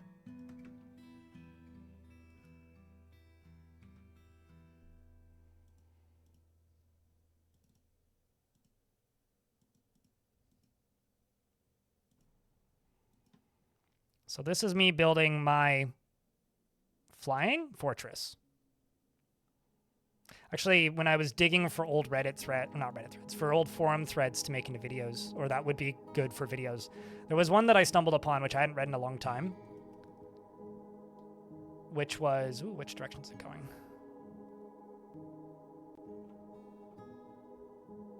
Not the direction I need it to go, I don't think. Oh, there's another one here. The bunny's back there, so depending on which direction this goes. Seems to be going to the left, so it's not going to hit the bunny.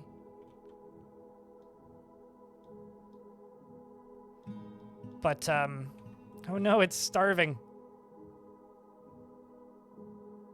Aw.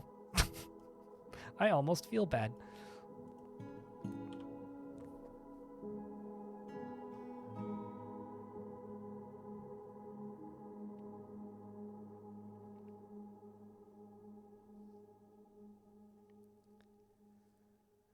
Your dad wants to visit family in the province over for a whiskey event, so you're at home with the cats. Well, that sounds fun.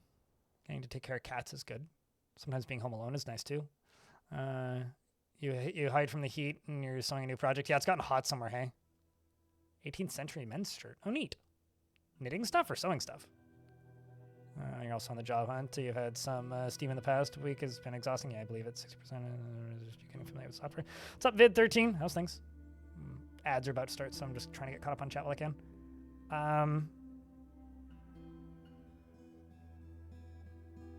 Very harsh and direct. Well, I mean, honestly, I would rather get rejected on the spot than, like, never hear back or have to wait a while to hear back. Because I think that's worse. Are you guys noticing that there are more and more items that they grab multiples of now? Like, I've been seeing this more and more. Like, now, like, gathering blocks up to put them into a bin. They gather, like, a half dozen of them before they actually put them in the bin. It's actually really nice.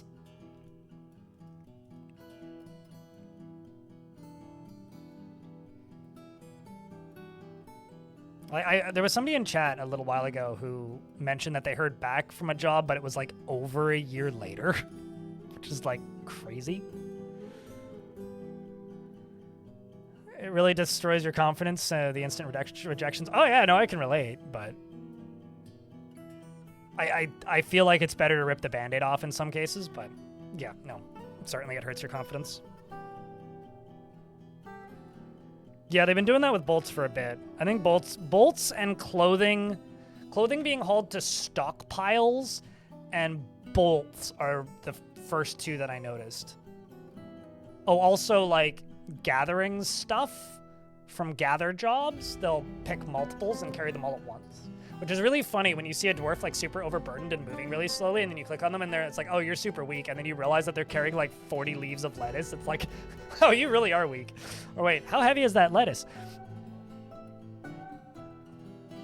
Yeah, it was like they just never called them back, and then we're like, hey, do you want the job? And the person, because like the person tuned into the chat and was like, hey, do you remember when I was job hunting like a year ago? And I was like, yeah, they'd found a new job for a while, and it was like somebody like this job that they applied for ages earlier, basically, like left them the cold shoulder and never reached out or contacted them, and finally did, and it was like, now I've had a new job for like ages already, mate. What the hell?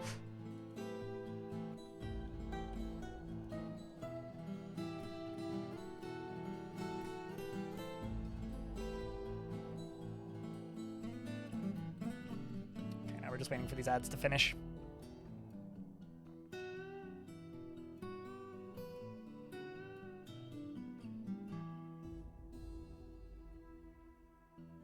The clouds are strategically avoiding the test buddy. That's a very good way to put it. That or the test bunny keeps rolling a 20. You know, honestly, if the next cloud misses it, I might bring the bunny back inside and name it Lucky, and then put something else out there. Like the reindeer, maybe? I was like, that was 3 clouds that missed it. What do you think, chat? Oh, also, Ilmirin, you were here when... you showed up, right? Because this is your dwarf from the first fort in this world. Oh. So if this one misses the bunny...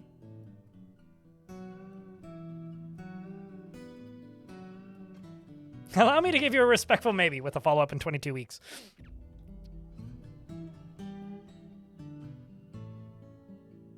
I mean, HR is the one that tells you that, no, we're not firing you, we're just laying you off. Oh my god, it's going in the opposite direction. All right, bunny. Congratulations.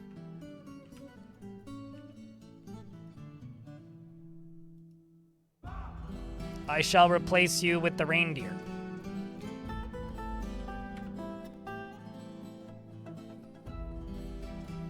And I'm going to name you Lucky.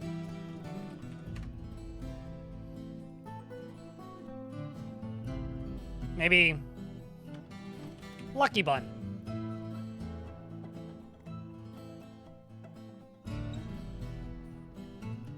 Yeah, it was Saturday. You were part of the first migrant wave. It's like I knew that you'd been here all day, but like I wasn't sure if you knew that's how you got here or if that's who you were.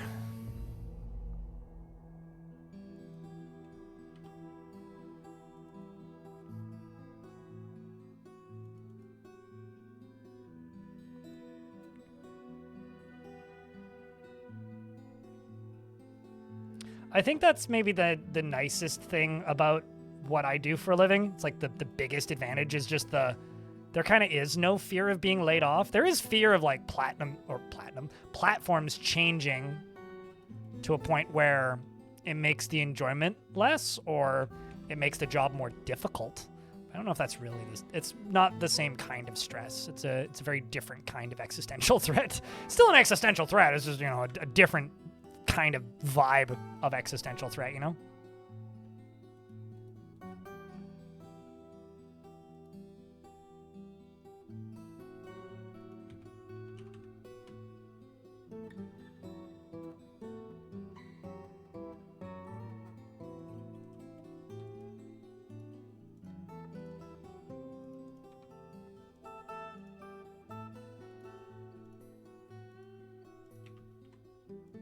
Nope. Siltstone.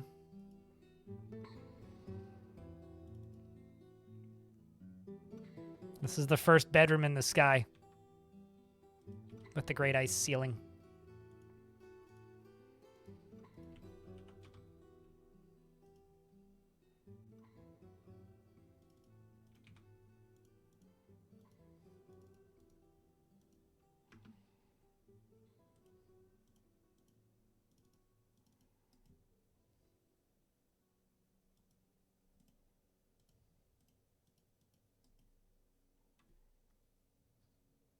Promoted to customer.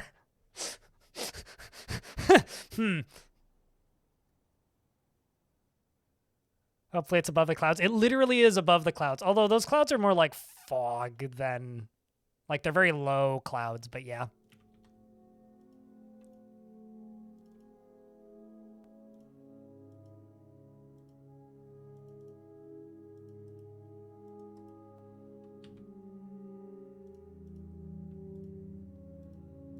What color do I want to use for inside of here? I just do more of that.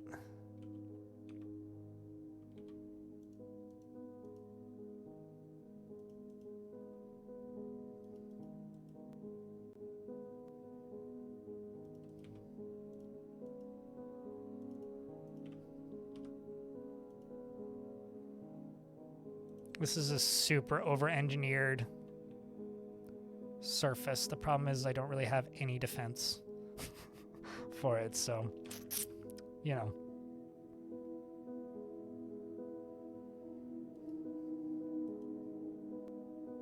Who gets the first penthouse? The expedition leader, obviously. Followed by whoever I settle on the militia commander being... Who's probably going to be Server Lord, actually. Then probably the manager, or maybe the sheriff. I mean, besides, the expedition leader has just been taken by a Fey mood. Where's Murloc? There you are.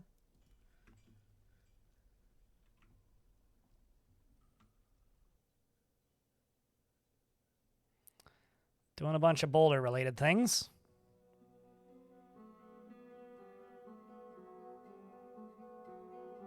I don't know, who do you think should get the first penthouse? Scout Pie?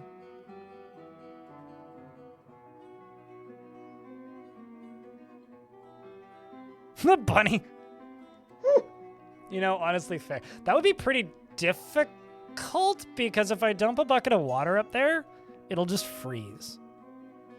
So, like, I actually don't know how I would do that.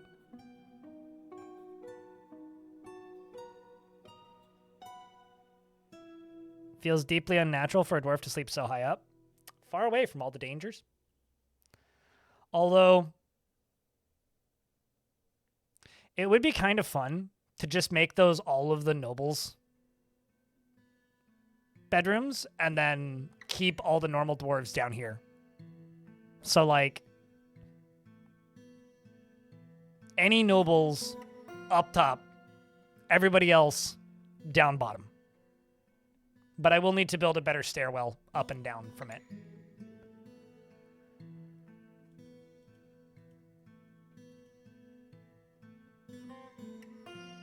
Magma to keep it from freezing? One thing at a time, man.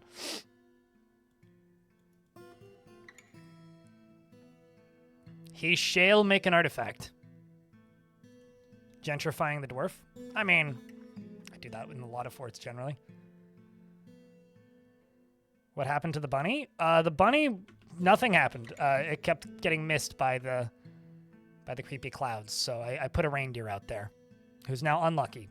The bunny, however, has been named Lucky, and put down, or will be presumably put down into the caverns.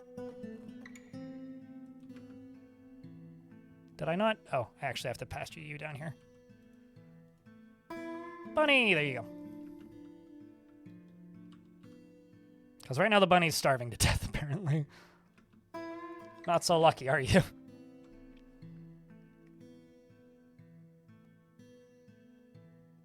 The bunny has been missing for a week? Is that what you're telling me? It can't because it's somebody's pet. Murloc, the expedition leader, has created a shell bracelet and offers it to the Oblivion Gate.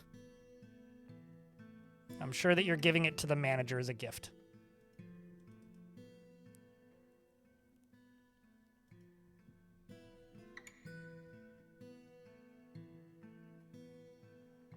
Nobles get a drop shoot down. I mean, I wasn't thinking out loud that I should just make a giant collapsible surface fort, but like, what if I did? You know? Like, you know, what if I did? What if I did? Would it be so wrong? That would actually be a really fun way to end this fort, is just by caving in the surface. It's like their own hubris.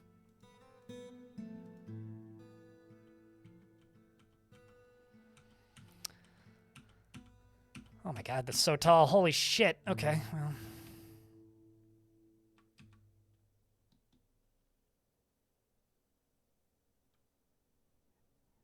You decided to open up your old DF save and there's like two blind ogres just sitting right next to the locked door. Good for you. How old is the save? Like, is this something that you did and just didn't remember, or?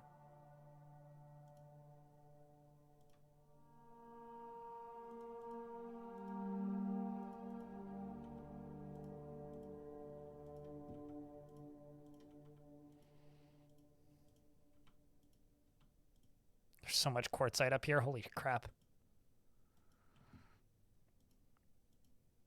A lot of fun colors in this fort.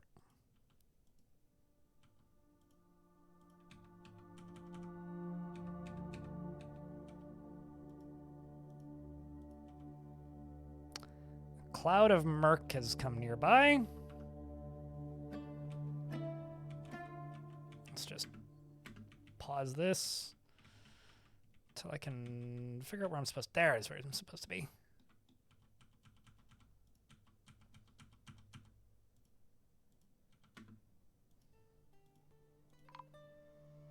And an elven caravan from Tose Thema has arrived. Well, oh no. Oh no. On yo.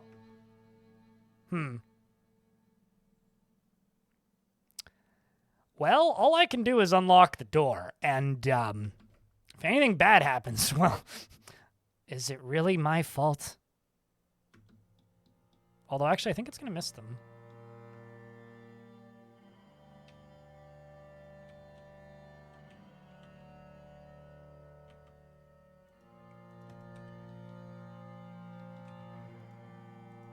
I think it's going to miss them, because I don't think it's going to turn.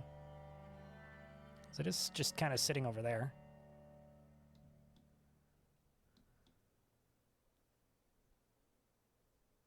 Yeah, it is going to miss them. That cloud had the opportunity to do the funniest thing, and, well, it didn't. Although it could just make them sick, right? It could just make them throw up a bunch. It could also turn them into mindless monster husks. Overall, trade sentiments are cautious. I, too, would be cautious. It's like, why are you settled in such a dumb place? I'm starting to think these birds are stuck.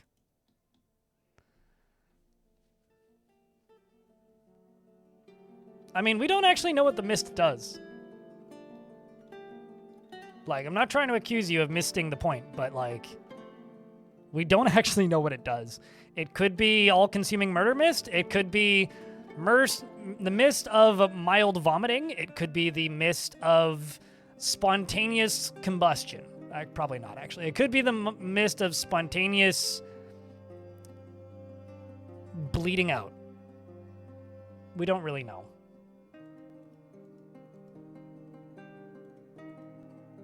I'm also realizing I don't actually have anything really to sell them. I guess I could sell them doors?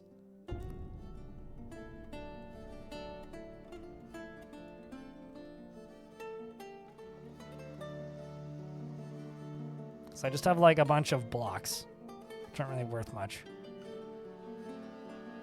Oh, I could bring the cloth bin up and sell thread and such. Well, the thing is, doors are real heavy, so I wouldn't be able to sell many and they're not worth much.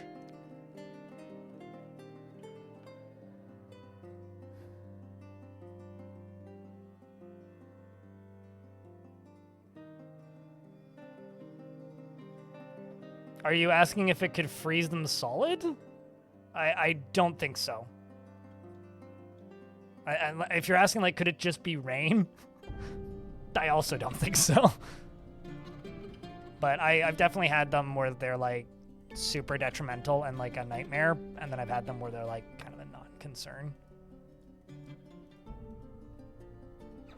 I'm just going to buy some clothing from them.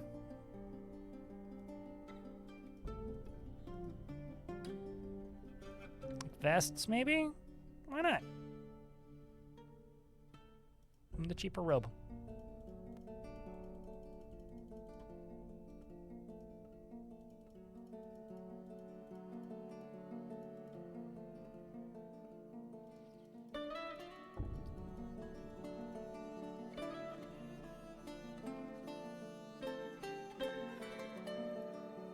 This is all just pigtail thread.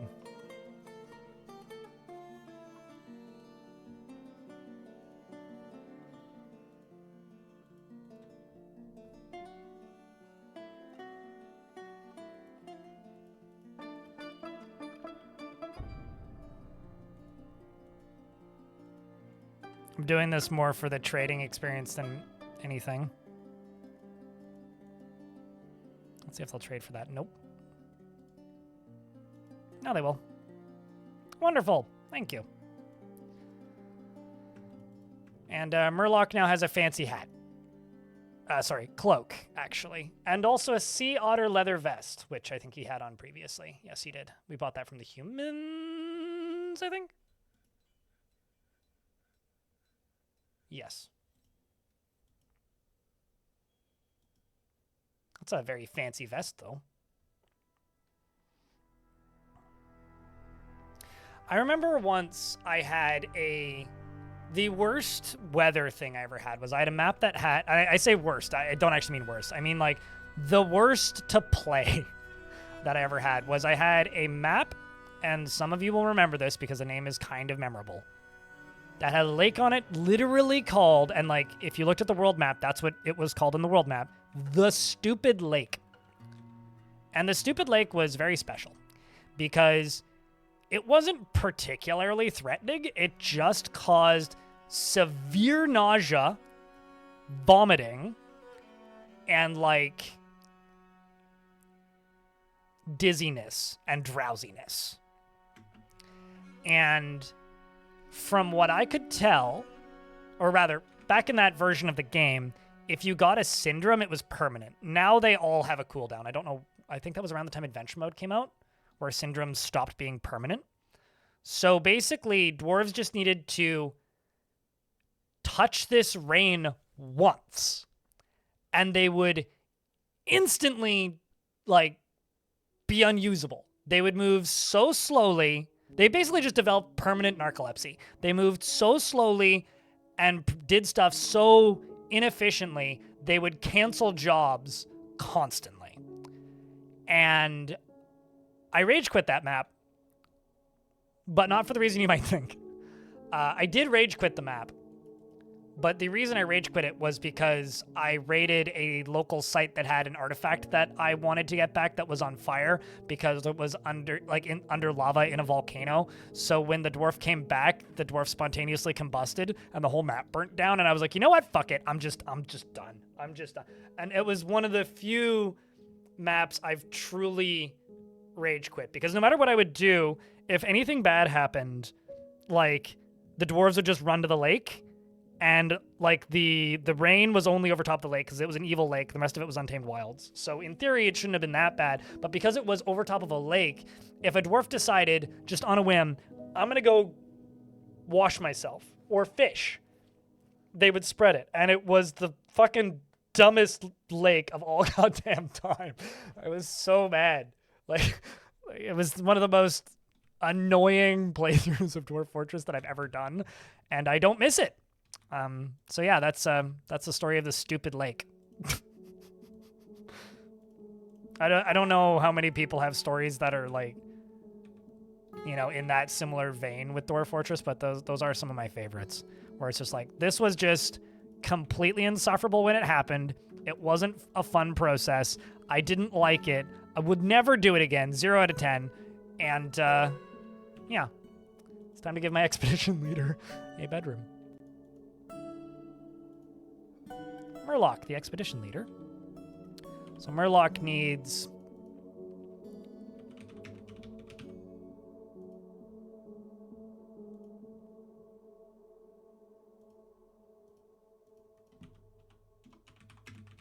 a rock cabinet.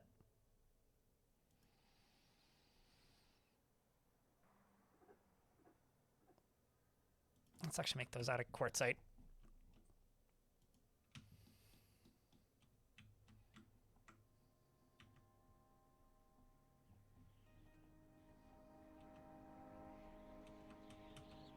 Because, like, up here, there's a whole bunch of quartzite.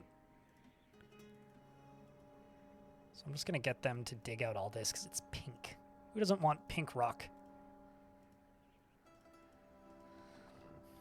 There's also a bunch of native gold ore over here.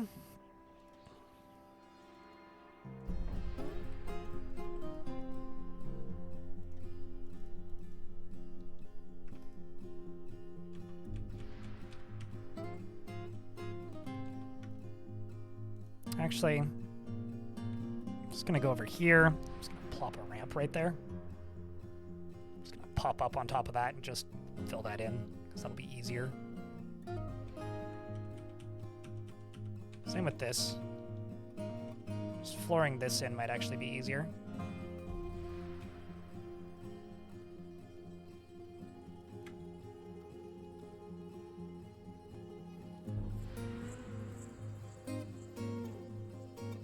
A really polluted lake. Yeah, no, it's like one of the many, you know, extremely toxic lakes in the world, basically.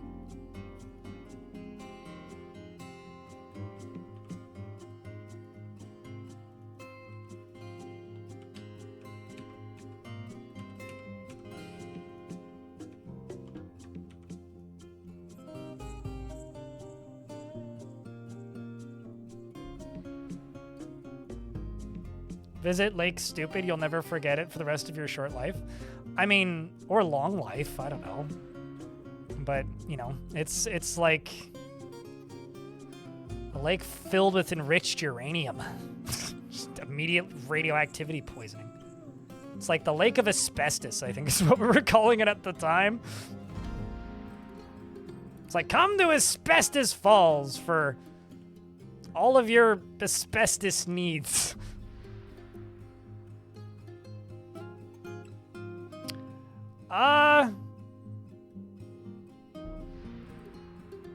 Any tips to not fear them? Do you know how to use military? Because, like, sieges are more threatening than caverns. I would say the only way to get over things like that in Dwarf Fortress is to just challenge yourself. So, like, maybe the easiest way to do that would just be to build a fort where you are only allowed to build in the caverns and just figure it out. That's the way I've done basically everything I've ever done in this game, is I've done it. So that would be what I would do, is just do it. Just start building in the caverns, because, like, you gotta, if you're going to get over it, if you're like that afraid of the caverns, you gotta get over it somehow. And the only way you're gonna get over it is just by doing it. I do actually really like cavern forts, though, so that would probably be my kind of, like, jokes aside answer, is just do it, because cavern forts are fun.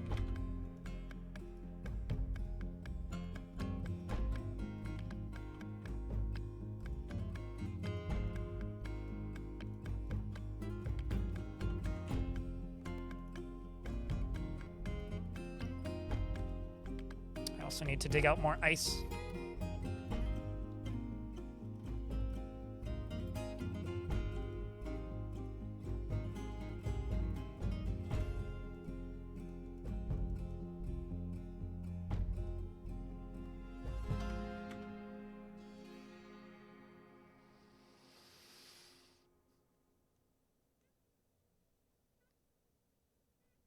I mean, asbestos has its uses, but, you know, so does lead, so does mercury. There's plenty of great materials in the world that are very, very toxic and unsafe to be around, you know?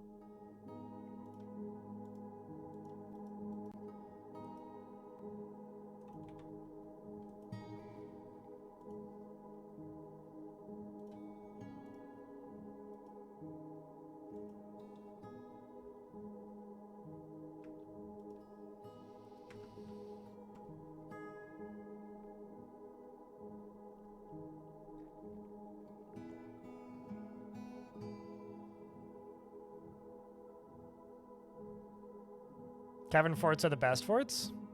I mean, one of the most successful forts I ever did was called Apple Bottom. And the surface was defended by a thing that I called the Moses Machine. It was before I made big movie videos, but I did make some highlights of the Moses Machine. It was a mostly Z-level deep lake that covered about half the map. and the entrance of my fort required you to cross the lake, and I built a rows of pumps that would pump the lake back onto itself, basically like parting it, like Moses. So my dwarves all became extremely good swimmers and would like cross that lake, and it was glorious and frame rate destroying, but glorious.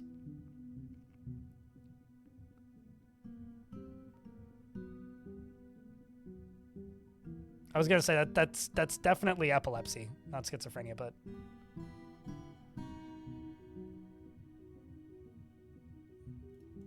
I mean, lobotomy is a surgical procedure. It's just one that's used in fiction a lot. Yuristov, thank you very much for checking out a gift sub. Appreciate you. I think that's the second gift sub of the day. Actually have the leaderboard disabled on my screen so I don't actually see it because I find it very distracting in its current form. But thank you very much.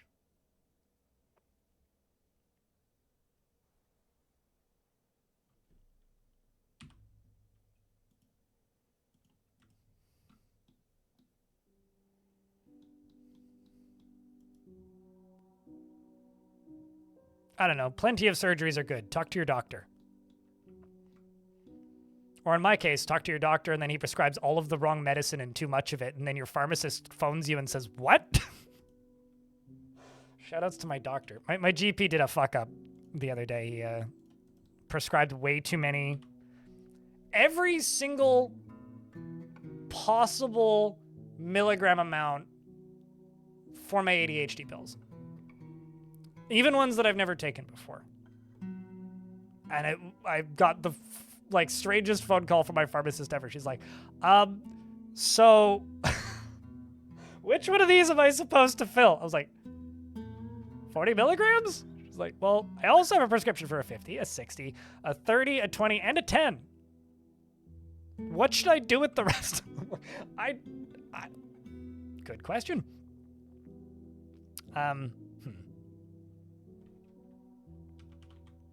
They're all probably under the ice. Nope. They're all mining gold. Unless they've already nope. They have. Oh, I see the problem. Lord Bottomleaf, the pump operator, has given birth to a baby boy.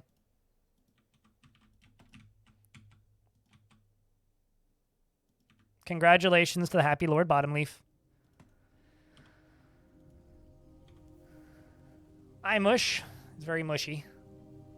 Along with Felix Sword Knight, which still is the best name. You want to learn something? Blasphemy. Some ads are about to run. I will be back momentarily.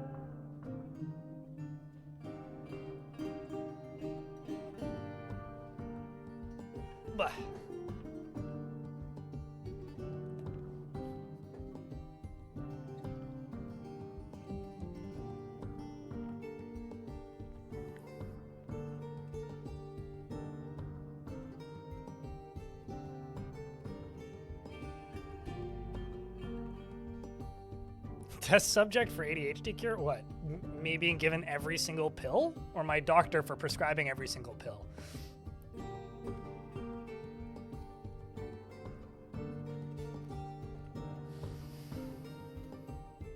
I don't think having ADHD makes you run like Usain Bolt, but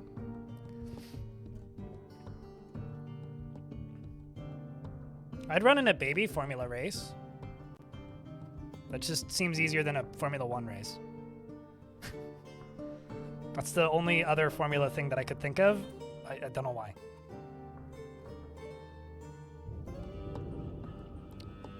Still waiting. So, chat, I've got a question. I want you to decipher something for me now. This is a really, really deep and complicated subject, so please give me the grace to fully explain it before you give me your honest thoughts.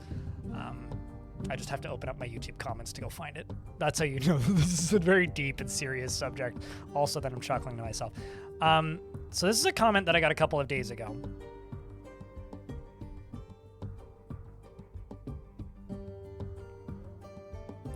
Which is, I've never seen someone look so young, yet so old, so feminine, yet so masculine, kind of pretty ugly, kind of pretty, yet also so ugly. I'm truly disturbed. Is that a compliment? Because they're just basically like being very, very, very, very, very drawn out about saying that I look neutral?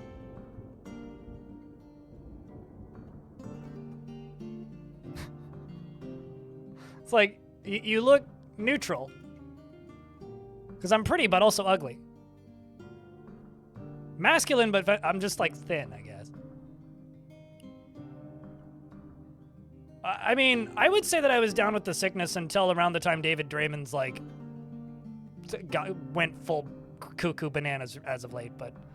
I also got called a young ancient wizard by a different person the same day, which is kind of incredible. Actually, that one I'll take.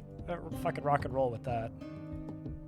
For clarity, I'm not offended by it at all. I'm more just kind of perplexed as to what they're trying to communicate. It's like, I don't get it. Insult containing compliment or the other way around. Yeah, it's like an insult-pliment. You know, honestly, after reading that comment, I thought that English wasn't my first language. I did also think it was pretty funny. I got a good laugh out of it, but also then, like, I was thinking about it later and just being like, how should... What? I don't actually know how I should feel about this. And the more I think about it, the less I know about how I should feel about it. It's just a very confusing comment, I guess.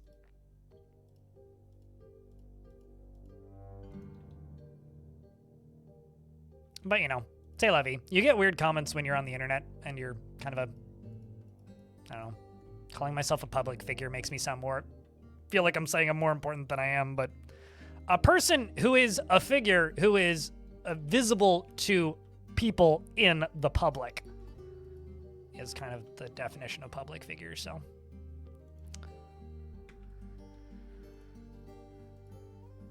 Actually, I've decided I'm not making this as wide as I was, so let's just get rid of those.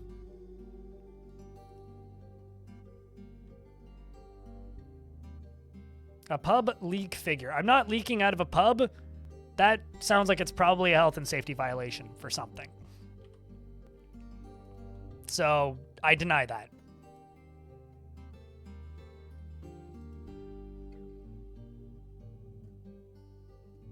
It's also that, like, it's kind of a, like, that, I almost responded to the comment, Stone, purely because it's like you've never seen very many people, have you? Or like, you must not get out much, or like, do you only ever look at drawings of people? This is like kind of what I wanted to say, but then I was like, you know what? Snark probably ain't the right way to respond to this, so I just didn't. Which probably honestly is the right way to respond to it. It's just not.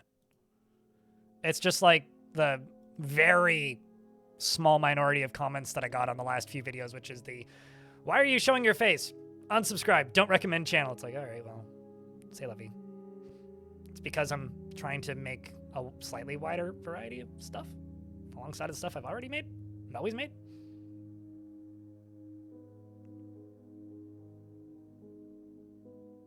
I'm a cult classic. I'll take that. If I'm a cult classic celebrity, I'll take that.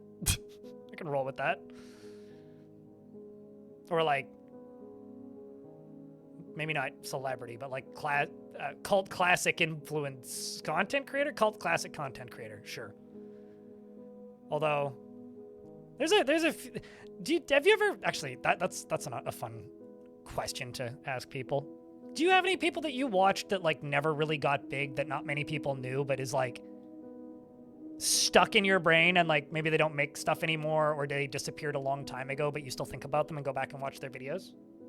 There was this dude who this will give you an idea of like what era of YouTube this was, because he uploaded a review for BioShock in 5 parts. It was like BioShock review part 1, 9 minutes and 59 seconds. BioShock review part 2, 9 minutes and 59 seconds. BioShock review part 3, 9 minutes and Hold up. Why is there a water buffalo up here?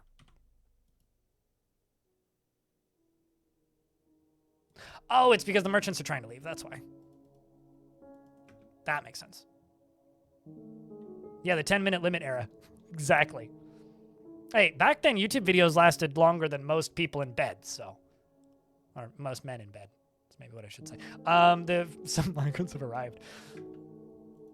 So don't knock the 10-minute era. They quit the endurance.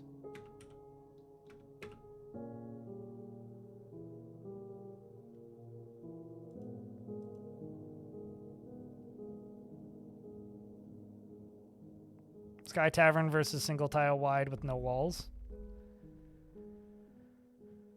that's a little slim. As long as you're not training on that, that would be a little dangerous. Tomb Saviors? You've got a big family. You're related to one sparse.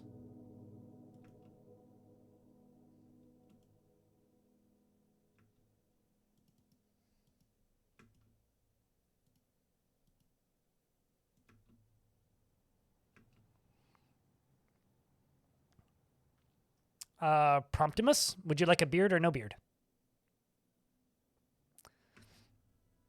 HOC Gaming used to make some great Kerbal content back in the day.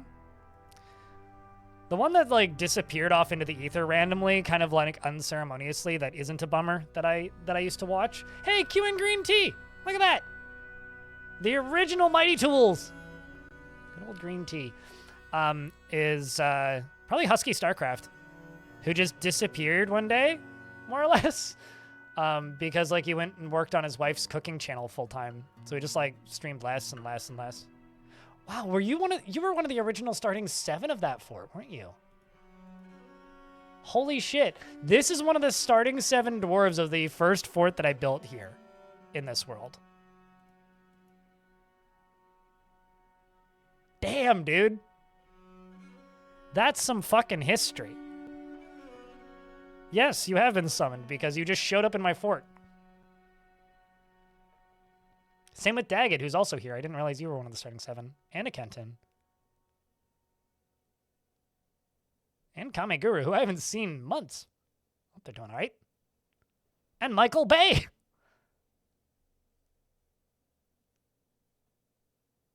Yeah, Husky's still on YouTube. He just is the like filmographer and editor for a massive cooking channel. Or like director, I guess, in regards to Husky.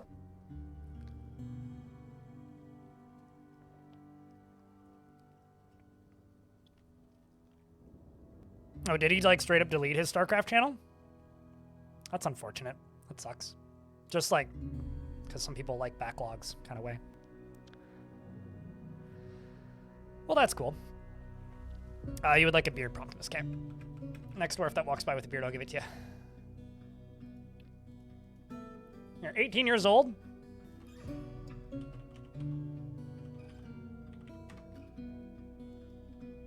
And you have a wife named Yushat Electamost, who's a beekeeper. He is grounded in reality and likes to brawl. He has a tendency to consider ideas and abstractions over practical applications. He tries to do things correctly each time. He can sometimes act without deliberation. He doesn't seek out excitement and can occasionally lose focus on the matter at hand. He enjoys the company of others, has a greedy streak, and is somewhat quarrelsome. He can handle stress and is quite ambitious. When he's thinking hard, he has a habit of licking his lips. He needs alcohol to get through the working day, and he does not mind being outdoors, at least for a time.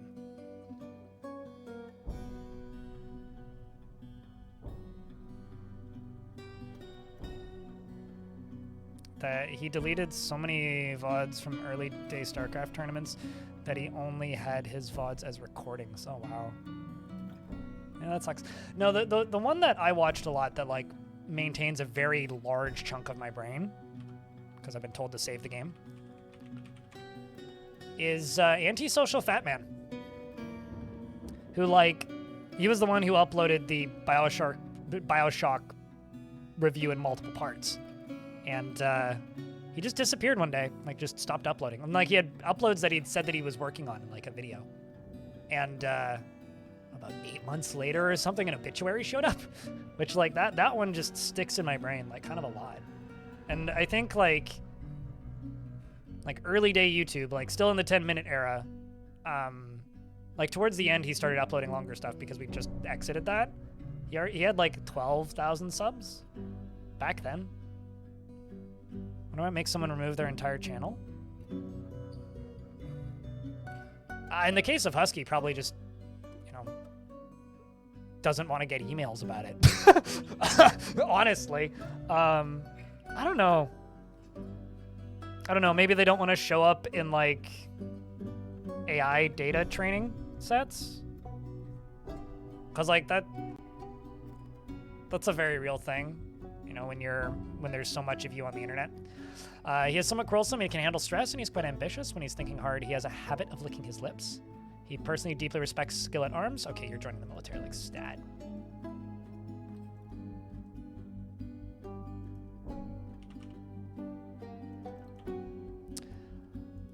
Deeply respects skill at arms, treasures leisure time, and thinks that it is very important in life, sees war as a useful means to an end, and does not care about friendship. Like Sparkloose and sterling silver, as well as Levin opal, the color green yellow, gauntlets and goblets, and capuchins for their social natures, and the sound of the adorable bell. And when possible, he prefers to consume rainbow trout and blood amaranth beer and sweet pod seeds, and absolutely hates fire snakes. He has a long beard, which is braided, and his short sideburns are neatly combed. His very long mustache is neatly combed, and his very long hair is neatly combed. His extraordinary broad, short ears are fused-lobed. His teeth are gaped, and his nose bridge is convex. His hair is taupe gray, and his skin is dark tan. His eyes are slate gray. You hope that Bunny gets a nice pen. What's it gonna write with that pen then?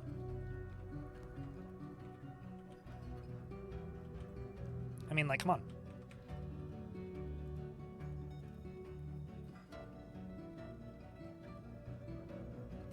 Day9 just does, like, general, like, video game stuff now, if I'm not mistaken.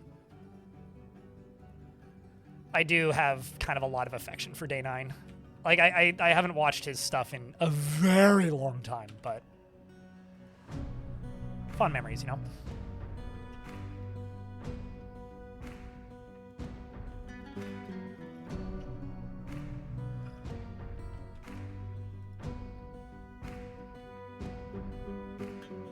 This is going to be a really tedious, kind of sketchy thing to do, but I'm going to start building supports for these.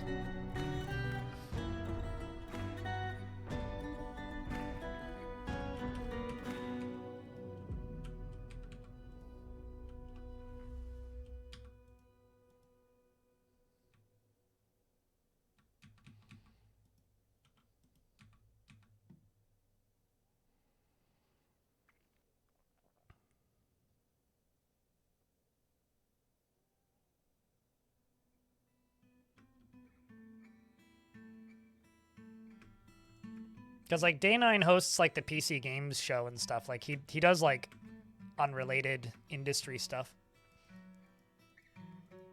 I've got a bunch of dwarves with various combat skills now. All of which have migrated from previous fort. Oh wow, that's quite the migrant wave. Effectively doubling the population. Clone doll. Okay, hold up. Who else is here? Got Clone doll, Kaz. Obviously Felix. Optimus. Obviously Daggett.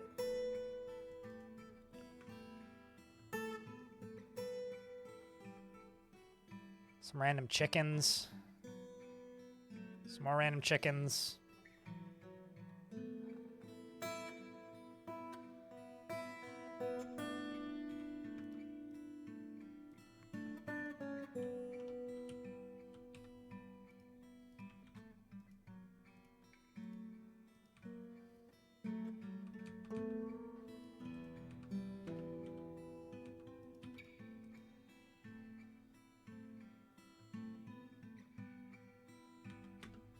Sure, one or two of the very small channels you watched are long gone, either escape you or too generic to find. I had a so on the YouTube backend, if you can set this so it doesn't happen this way, but if you upload YouTube videos and you subscribe to somebody and you don't turn this off, YouTube kind of like notifies people if you subscribe to them. I'm going to move the reindeer bull back underground. Actually, you know what? I'm going to butcher the reindeer bull. Because it is a bit old and I don't really want it to be a threat to us potentially. So basically, like, if you go look at the YouTube dashboard, it'll tell you who's subscribed to you recently. And you can filter it so that it's by subscriber count. And so it basically, like, notifies you if somebody with a higher subscriber count subscribes to you. And I had somebody subscribe to me once. No, that's not the setting I'm talking about, apple pie. But anyway, it's basically like hide my channel when I publicly subscribe to people. Don't publicly subscribe to people is the setting. And I had a person subscribe to me once whose icon I recognized. I was like, oh shit, I've seen that before. Like, I'm not sure where, but I've seen it before. It looks very familiar to me. And I opened up their video and they'd made a bunch of like machinima, more or less. Okay, they actually got to the skin quick enough that it didn't come back to life. That's good. Like machinima, really. But it was like stuff I'd seen before. And they had like, I don't know, maybe a dozen or 24 videos. And like the most recent one was like a decade ago that were all just like Halo machinima. And I remember watching a bunch of those videos and they all had like, you know, some of them had like mid-millions of views. They were all a couple minutes long. Most of them had like copyrighted music and stuff in them. So there's no way in hell you could monetize them now. It was just bizarre.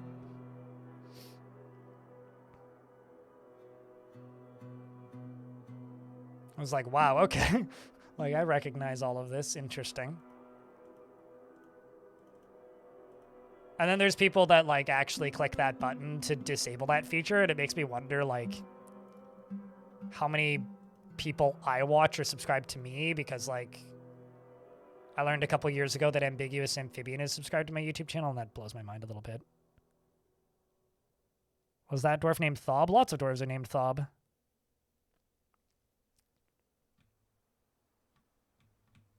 THOB.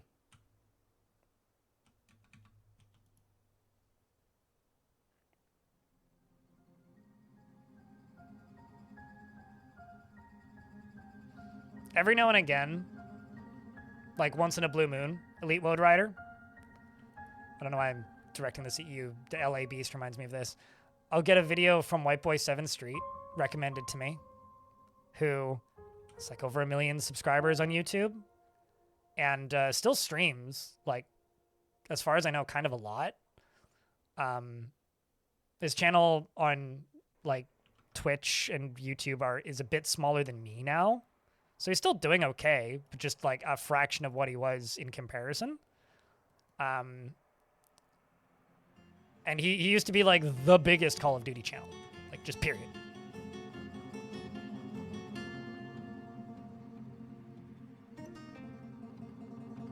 Keep seeing single frames of your background, the hand-drawn disc with audio equipment stuff pop up. Just did it twice this minute. Oh, that's good to know. So when I tab out, it does that? Hold on, let me take a look. So when I tab back in. Like, is it a constant thing, or does it happen periodically, Vivid? So I could just turn off the background. But then it would probably just go to be a black screen. I mean, I'm looking at it right now. I don't have OBS, like, in a spot where I can see it all the time, but it is happening very occasionally? Okay. Tell me when it happens and clip it, if you could do that.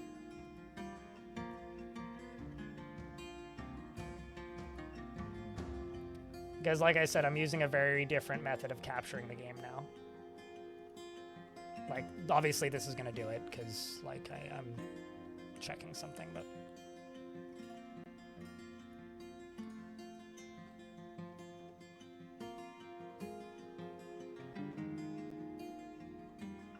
Weird. Yeah, I'm using a very different, like, build of OBS than I'm used to, so this is quite a bit different for me. Oh, reindeer bull hair came back to life.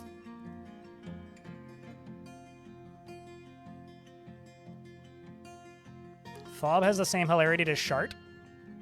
The one that always gets people is Cog. C-O-G.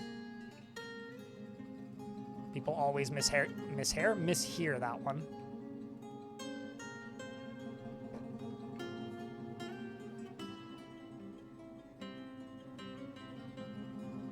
Any info on that? Nope, not really. I mean, we know that there are changes coming. Do we know what? Nope. I don't know anything about biome alignment stuff.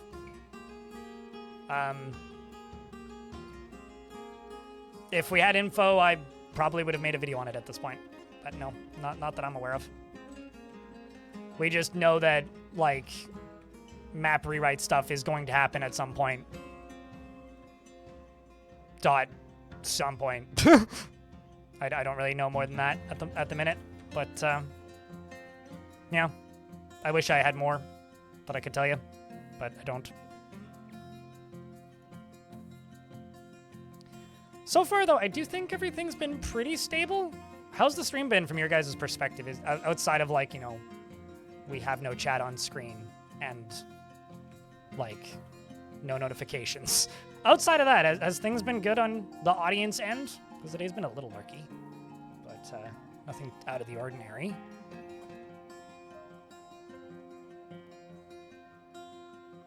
That isn't really what I asked, but thank you.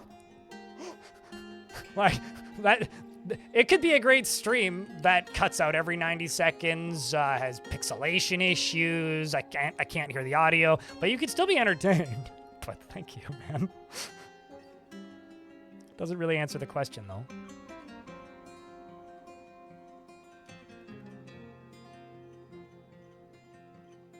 I will say something that I think is kind of interesting. Tarn posted the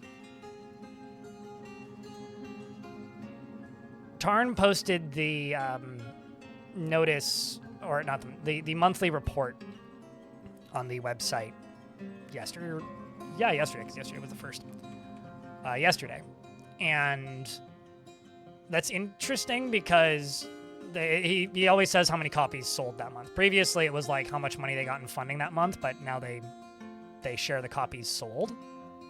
And I think that that's very interesting because there is a stat, which is Dwarf Fortress sold 4,000 copies this month. And I could go double check this, but I'm going off memory here. That is about 2,000 copies less than the month before, which is about 2,000 copies less than the month before. And I think that that's interesting, partially because, like, yeah, there hasn't been any major, like, ground-swelly kind of patches to Dwarf Fortress in a while. But that is almost the exact same, like, sales drop-off graph that I've seen released by computer hardware manufacturers. And I find that kind of fascinating. It really makes me want to, like, poke some other developers who I trust and be like, hey, have you had the same levels of drop-off? Because I do actually wonder. Hi, Late. It's good to see you, though, Lucio. Exclamation point alerts if you're wondering why shit's busted. Because some stuff is. My bad. I'm sorry.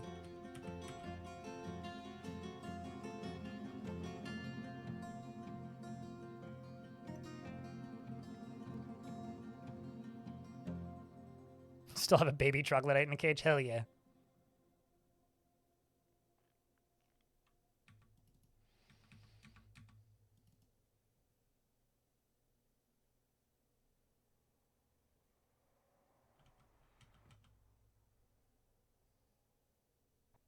I mean, I appreciate the chatty.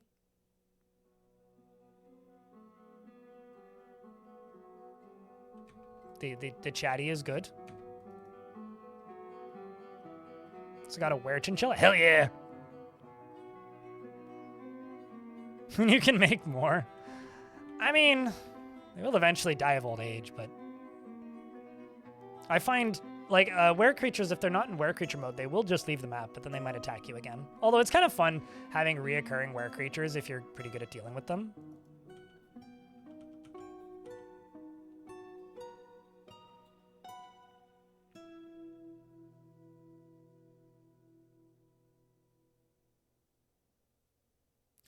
So Satanic Didn't Panic says there's some weird issue with the screen glitching every few seconds over here on YouTube. Might be the YouTube app issue though. Does anybody else see that on YouTube?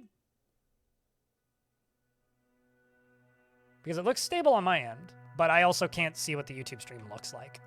If other people want to report their findings, if they see any issues, please do so. Because I am running a new install of OBS and a new operating system. So if shit's busted, today's the day we figure it out. But how you doing, Lucio? The late one. Ads are gonna run in 45 seconds. I'm just gonna run them right now since the game is saving. I'll pause the game when the ads are done. Until the ads are done. I'm running like baseline Debian. Debian Trixie version 13 for whatever. It's all good on YouTube? Okay, so then it's probably just the app then.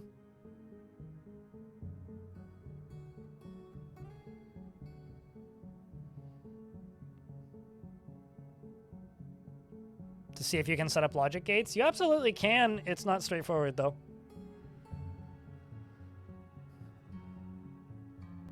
But the OBS that is not pre-packaged, but the official OBS package for Debian that isn't Flatpak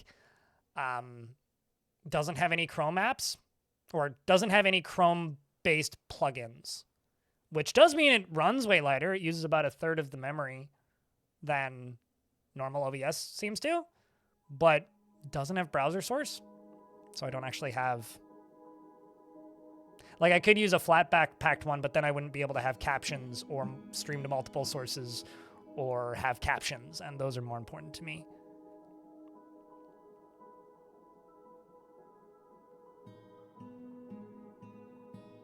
It's certainly possible that you saw something and also are on fumes from the stupid lake. But it sounds like things are pretty much the same on both sides. There's definitely some artifacting going on, so I will keep an eye out.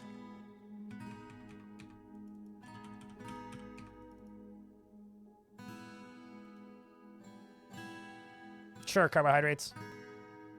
Back of a singular pickle snack.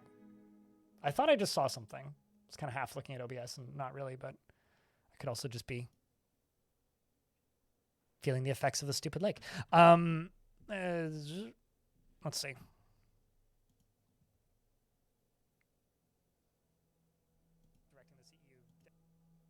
Yeah, I did see it. Okay, now you're right. I'm just going to delete the background image because it's not supposed to... It's, like, disabled entirely right now, so I'm just going to remove the background image then. Because it was like, it's not supposed to be visible at the minute. Thanks for that. Thanks for the clip. That's good.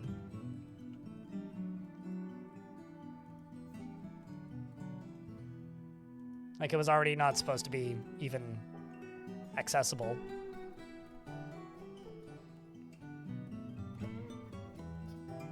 Because when you first mentioned it, I disabled the image because I figured it would just go to be a black screen. So it's some sort of conflict with those two sources, which is weird, but I don't know.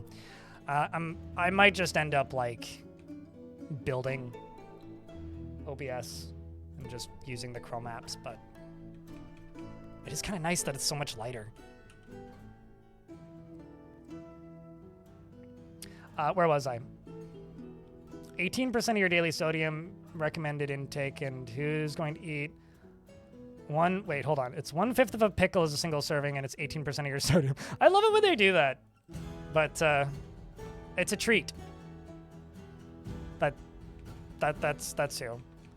I mean, like, I make like baked goods at home and stuff that are like not good for you. It's like, just don't make a habit of eating it every single day, you know? Just once in a while.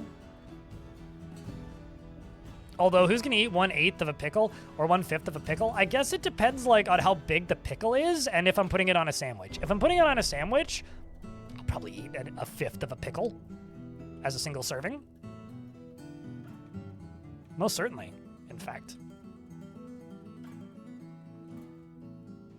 Oh, that clip is before you mentioned it first? Oh. Okay. I thought that was from like just now.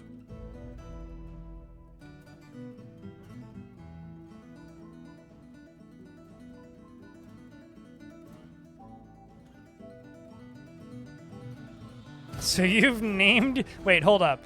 You named your... You've got Sherlock and Moriarty, so you named your sourdough starter Watson.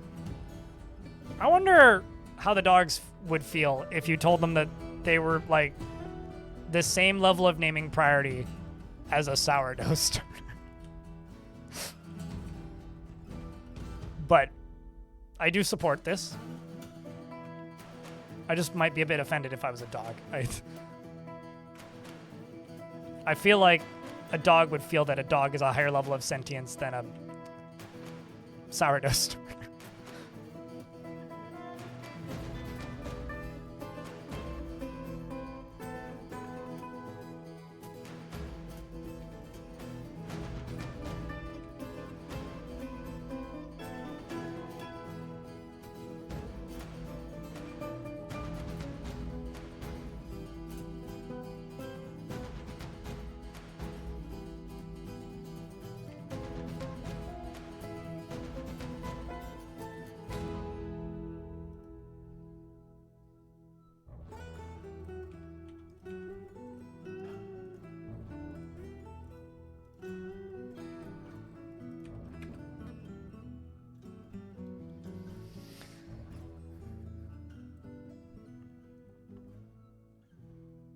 Now, as I time its rise... Oh, you're timing it?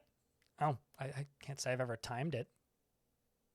It's just if it doubles in size before it deflates, it's time to make bread. Brought in to torment Sherlock? This is like continuing my theory that sourdough starters are just a baker's Tamagotchi.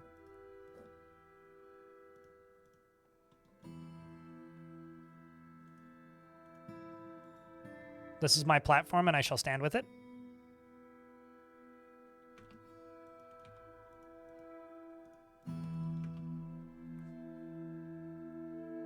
Hauling issues? Sounds like you have too many things available to haul. I mean, you could specialize haulers if you want. I guess I don't run into hauling issues like in particular. I tried to, like, every now and again, like, the fortress will get real fucked up for one reason or another. And at that point, I will sometimes, like, pause basically every job and then only have, like hauling jobs available to complete, and then they usually just focus on getting those done. So I can't say that I've really had that issue. But yeah, probably. I think that's probably something I do subconsciously.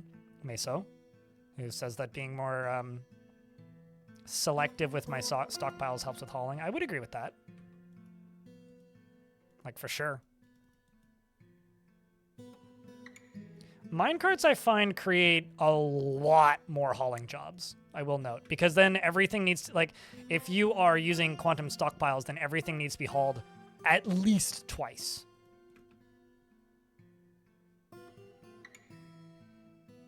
I don't know why, but Tamagotchis come up very frequently in my life and existence. So it's just kind of an active memory, not even like something that needs to be unlocked.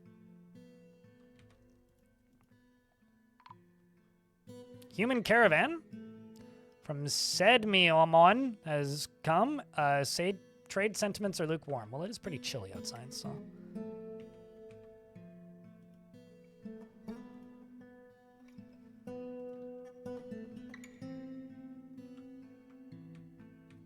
So these now go all the way down to here. So I need to figure out some way of making this right here collapsible. Is what I need to figure out.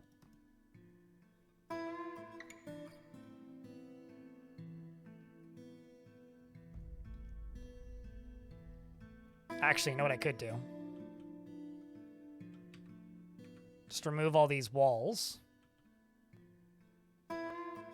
And replace floors here with grates, maybe? Or even better.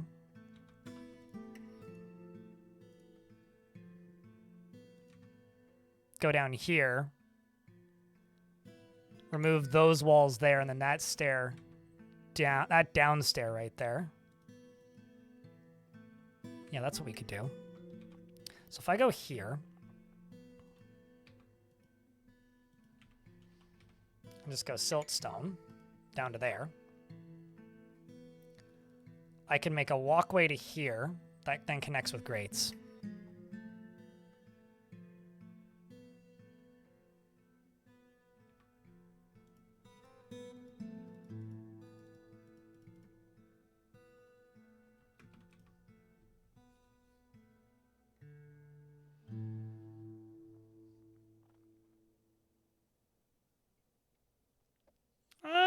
I don't know. I fucking hated Tamagotchis growing up, so certainly not for me. Maybe for somebody. But definitely not for me.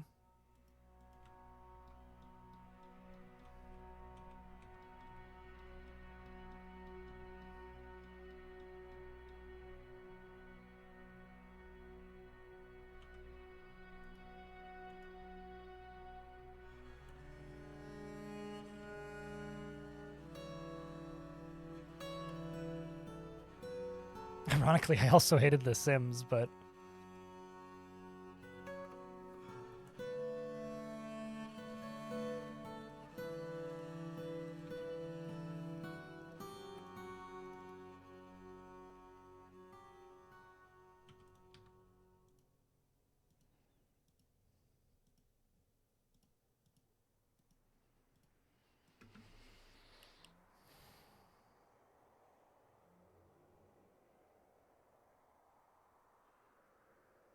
I once had a setup where they hauled from a stockpile to a quantum stockpile and vice versa. Oh, so like you just built an infinite loop? Like accidentally?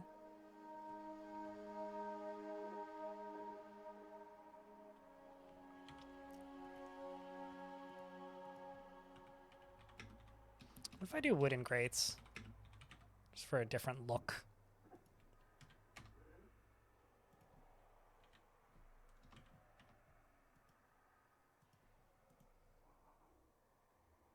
Just trying to think what I can do here.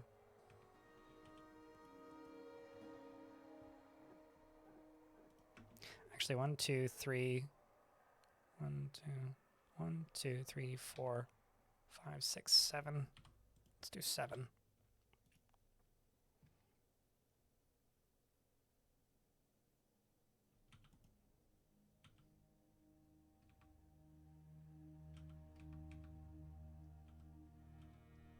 Problem is this. I need another way up and down.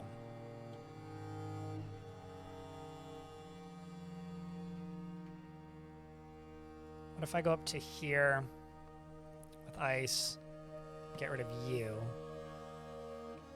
Yeah, we'll just do it this way. This is probably smarter.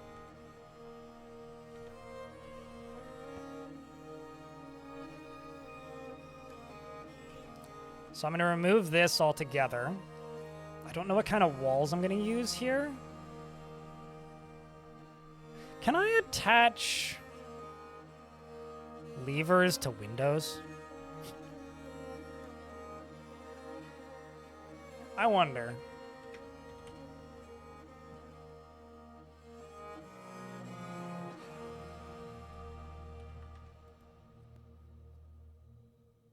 And if so, what happened if you attach a lever to a window?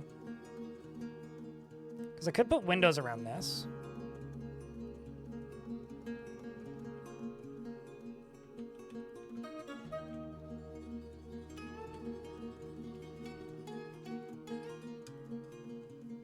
Just gonna bring these body parts and sell them body parts because they're convenient and humans will take them, and it's like a free body parts disposal. Still don't really have any trading stuff. I do need to sell a few things, though.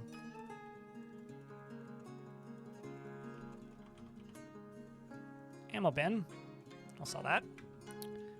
What did the mountain home want?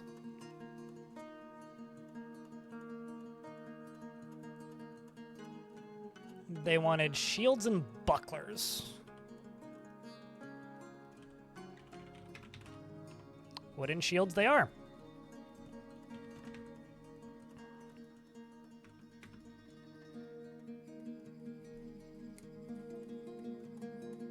How does your management task tab look so clean to keep everything running? You basically need to put a dozen orders running on standby? I don't know. I've always played this way. I feel like if I have too many orders, the dwarves always end up overworked and unhappy. And they tend to just do better if I don't. So I usually don't.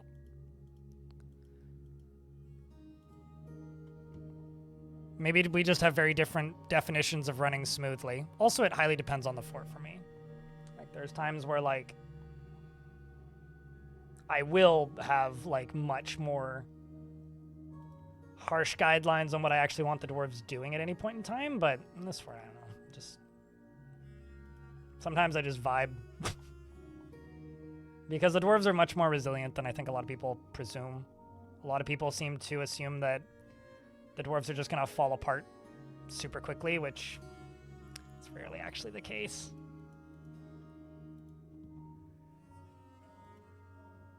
Like, usually they're just kind of fine. All right. You grab the bin. You go put it away. You also grabbed a new hat. So up to here. That should be getting built at some point. Or napping, I guess. Up here. Should place. I have no access to doors. Oh, I see the problem. Okay. I've removed all access to this surface. To this upper area up here. Like, that doesn't make any sense. Because this needs to be here. According to the guidebook, you can link windows to levers? What happens when you do that? Does it destroy them?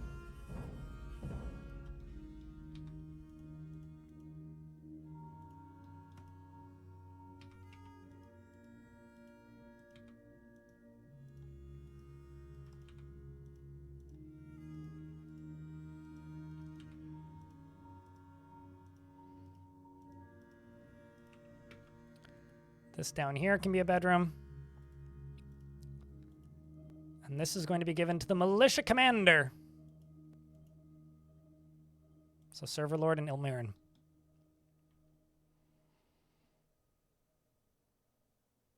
Probably soon the mayor. Actually, I should make these out of more permanent materials that have no threat of melting.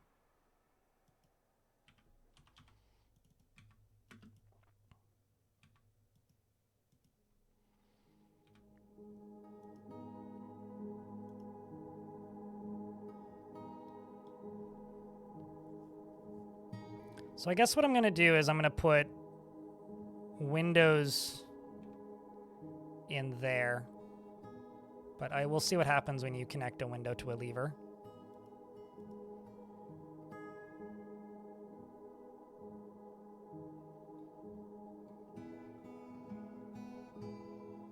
Because I know you can connect vertical grates, but I don't see that as being particularly helpful.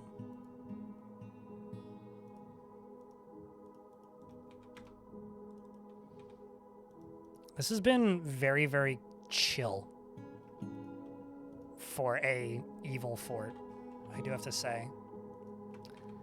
Like, it's felt like I'm almost getting one over on the game. I also think that there's a bunch of birds that are stuck. I think that's helping.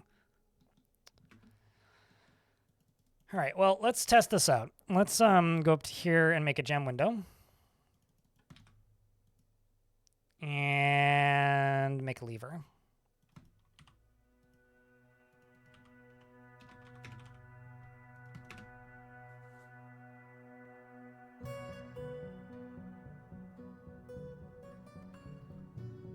You measure nothing, vibes only. Yeah, that seems to be most of baking. Satanic Tin Panic, YouTube chat. Because they say, my controversial sourdough opinion is that people baby it too much. You measure nothing, vibes only. I mean, I use a spoon. But, like, I don't know, I do 3 scoops of that and 3 scoops of that kind of deal. So it's like three spoonfuls of flour, 3 spoonfuls of water. It's about 50-50 by weight. Ish. But no, I think that's most of baking, actually, in my opinion. Is that most people baby their baking too much.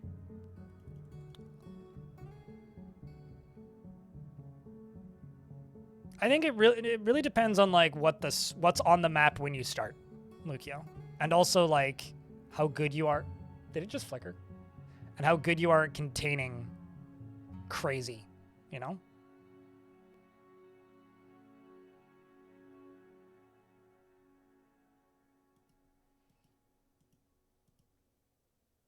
I guess it didn't flicker, so because nobody commented that it flickered. You saw a flicker, but you also bumped your text. Okay, please tell me when there's flickers. This is like actual tech support that I need your help with. So don't be like, oh, it was probably me. No, 99% certain it was me. And I need to figure out ways around this. Which is probably just going to result in me fucking building my own OBS. That's when it was timed 7 minutes and 47 seconds. Before that, you have a timer going? Damn. You must work in quality assurance.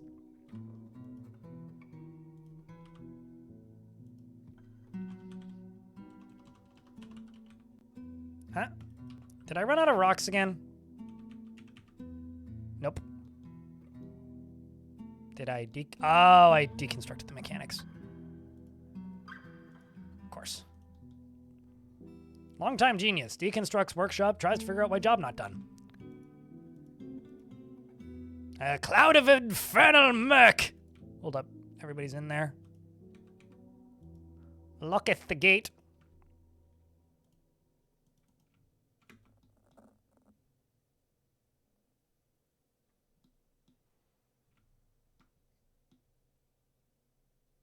So sometimes it just like crosses.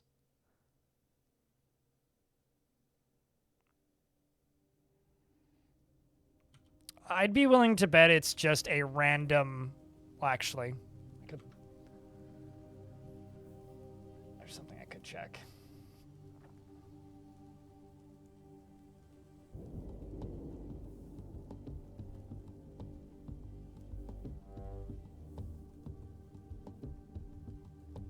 I don't see any errors in the command line.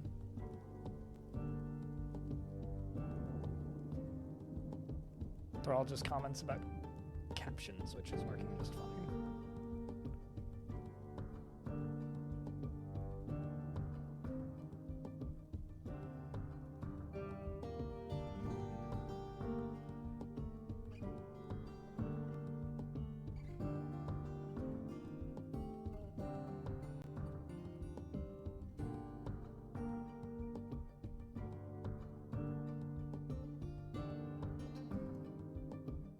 Yeah, nothing out of the ordinary. So I don't know. Thanks for the heads up, though. Where are we? More spooky storms.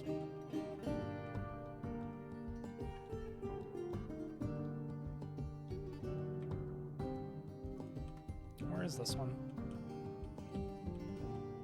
I'm not even seeing this one. Oh, there's one. Oh shit, this might actually... I should... This might actually hit... Maybe? Might actually hit the turkey, maybe not.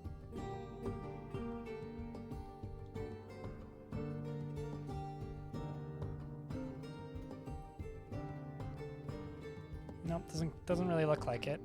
Where's this one going?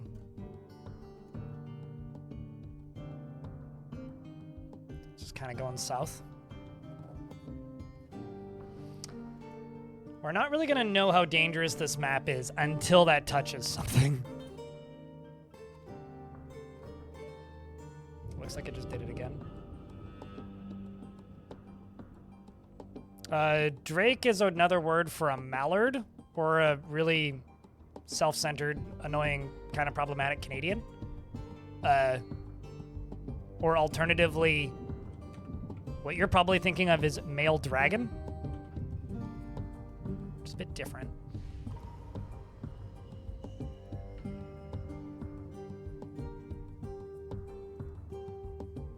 Cannot link to gem window. Well, there's that. That's that, I guess. So yeah, you can't link them to gem windows, apparently. So the guidebook is wrong.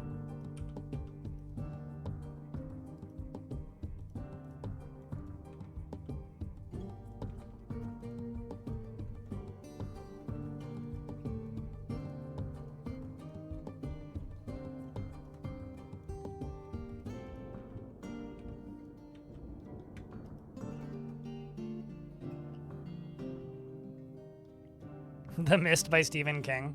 Got a bunch of comments about that. Ooh, speaking of, jeweler's shop. Rough color and what?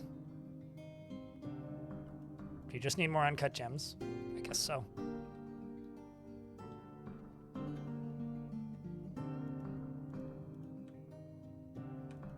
Turns out there's a few of them.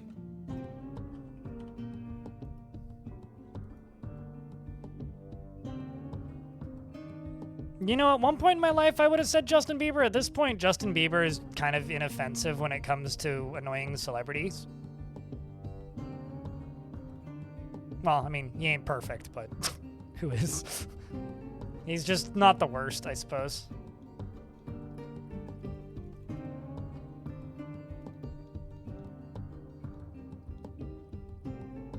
The one thing that I won't ever forgive Justin Bieber about is when you go to Google and you type in Justin Bieber comes up before Justin Timberlake. That's honestly the one thing I will never forgive him for. I realize that's silly and very pointless, just like most of this entire endeavor is.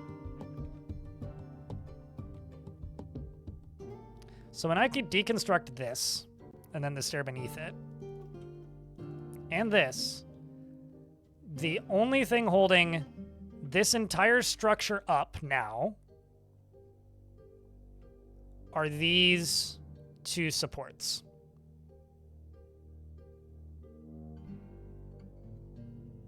Although, does it say window or gem window?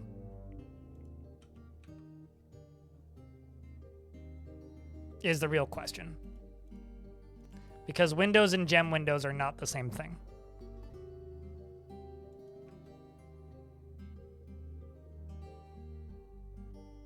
No, they're talking about the guidebook. There's a physical guidebook that has been sold. which I have a special thanks in, which I didn't get paid for. Some people seem to think I did, but I did not. They just used some of my tutorials as reference, which I have mixed feelings on, but is what it is.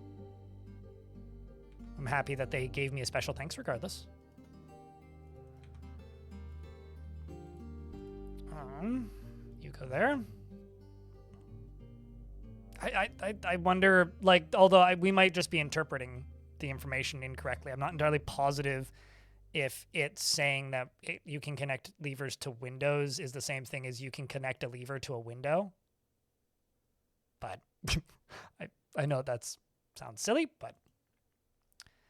Okay, so now all I would need to do is pull this, and this entire above ground structure disappears.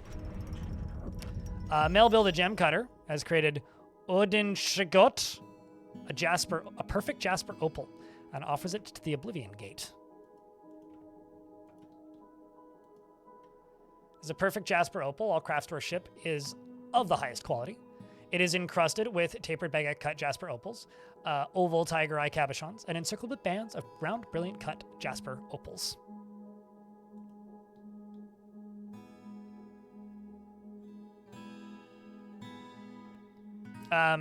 Okay, I'll make a deal with you here. Just let me tab out and check something real quick.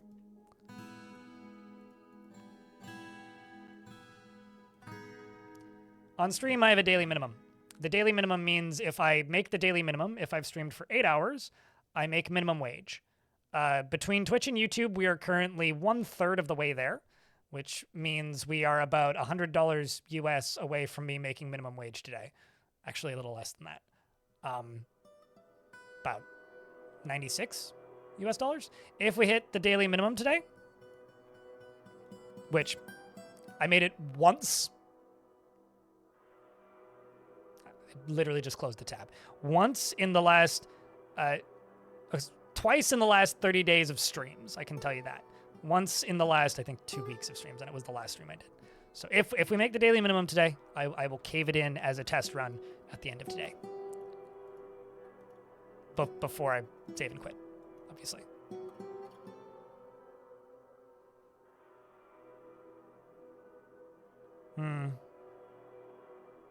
I own it. I own the thing. I could go look if you want. Like, I could literally just go grab the book. I do have a copy of it. I just don't really look at it much. It just kind of sits on my shelf as a neat novelty.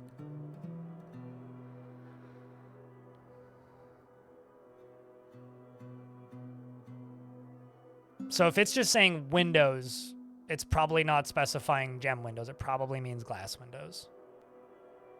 Which means, I could check. Might as well, right? Wood furnace.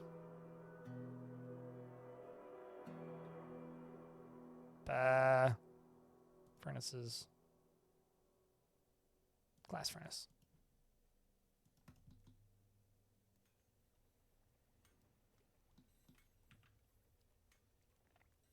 I mean, streamers gotta pay bills, man. And,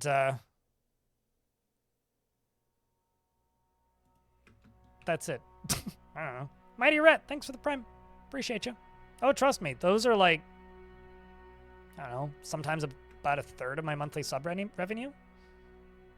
Those prime subs, they do add up. They really do.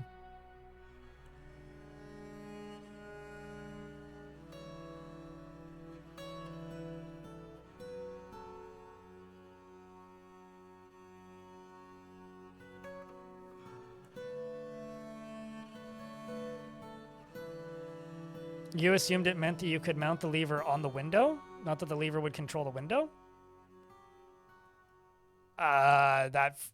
Placing a lever on top of a window is not even remotely close to the discussion that we're having, so.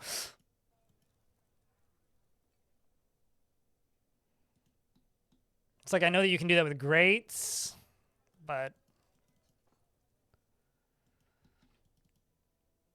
So you collect sand, you make charcoal, you make...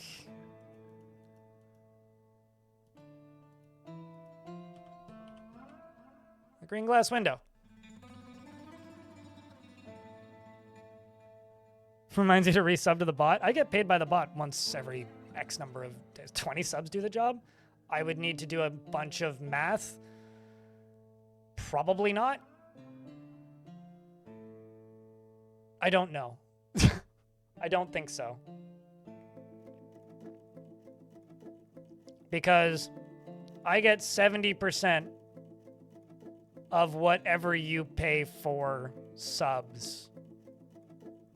So I don't know. I don't actually know what people in the US pay for subs right now. I know what Canadian dollars is. It's like $7.50-ish. It's $7.99. I don't know what it is in US dollars. Plus Control, thanks for the prime. Appreciate you.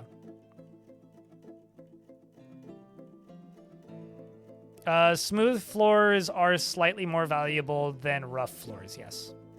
Polar Bear. But the constructed floors are more valuable than smooth floors. $7.99 Canadian? Yeah.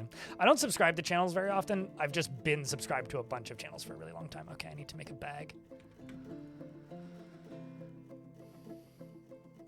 Which is fine. I should probably actually just make like a...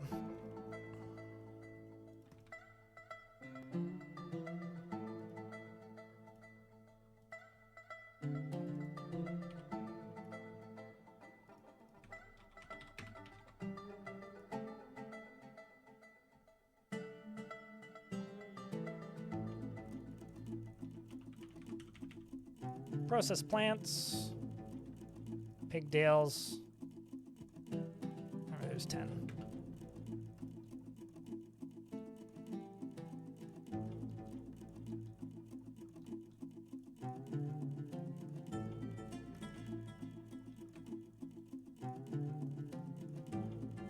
Completely out of sweet pod seeds, eh?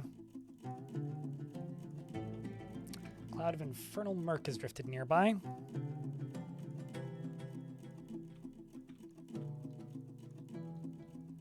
I don't know. I've gotten worse and worse and worse at being like a, for like all clarity here.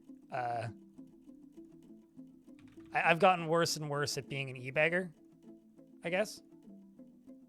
Purely because like when money is tough for people, it's the same for everybody, regardless of what you do for a living. And it's like, usually if my money drops, it's because everybody else's money's dropping, and I just feel bad asking for money at that point. So I've gotten real bad at it, admittedly. But it is what it is. Heart Grenade, thank you very much for the 4th month. Welcome back.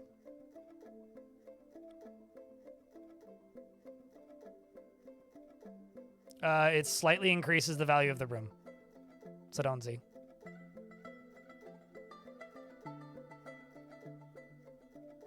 And it allows you to be able to engrave it, which increases it more, depending on the quality of the engraving.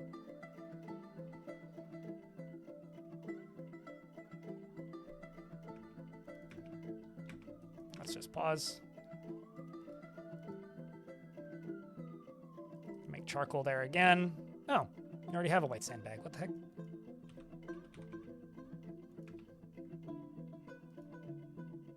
Let's go make a window then.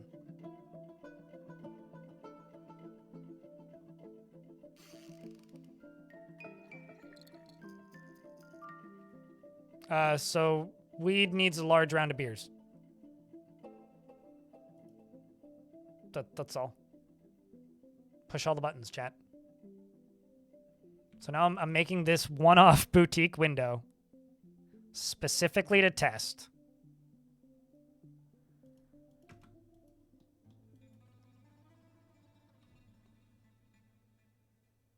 Thank you very much for the 20-pack. You are very kind, man. It's almost a hype train. Just needs $1 in bits or a prime sub or a resub, and you get a hype train in the next 17 seconds.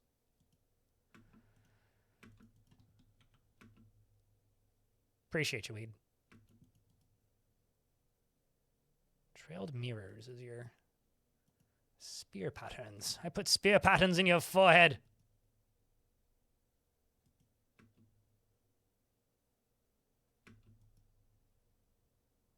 Net splashes?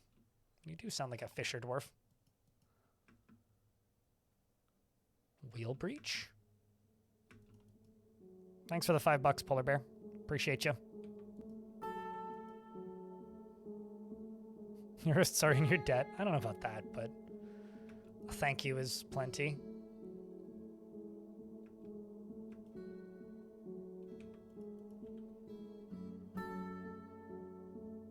A lot of peasants in this round.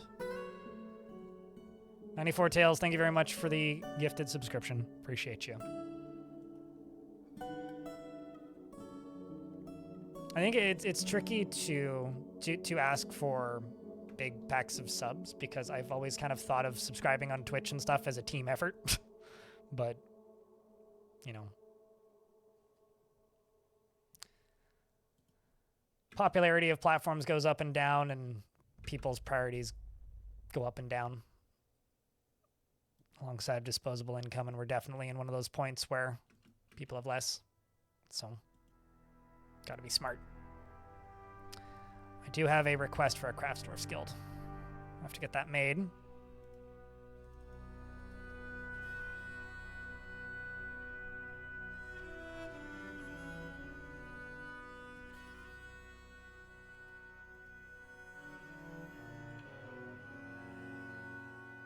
Okay, humans have left.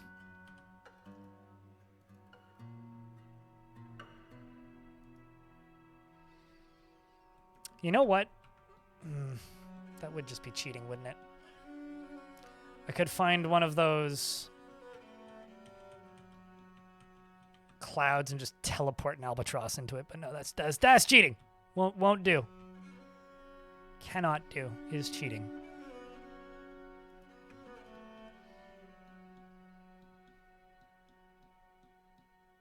I wouldn't do that. Do anything for love, but I won't do that. Wise words from Old Meatloaf. All right, so speaking of Old Meatloaf, I'm going to go uppers to here. Are you stuck up there? Oh, wow, you are. This is the second time I've locked the dwarves up top.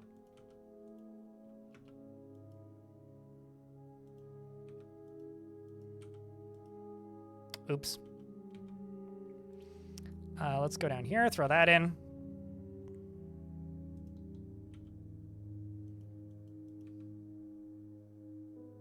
There you go.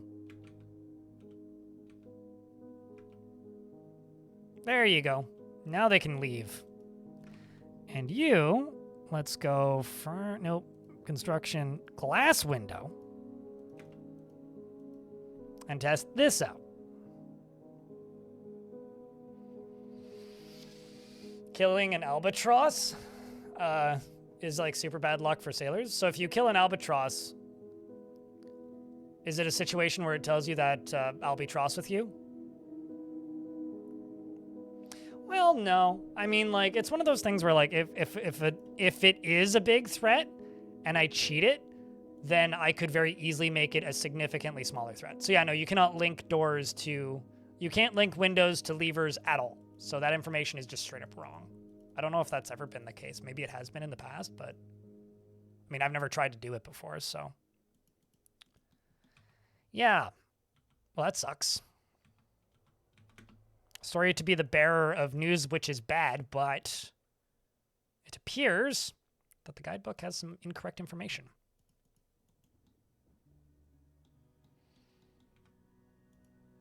If it does, in fact, say that, like, which I'll go look after the fact, but if it does, in fact, say that you can link windows to levers like doors, yes, but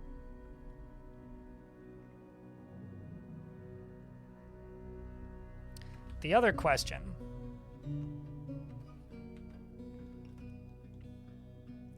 which I shall test maybe over here is just simply, do statues, actually let's just make some rock statues, do statues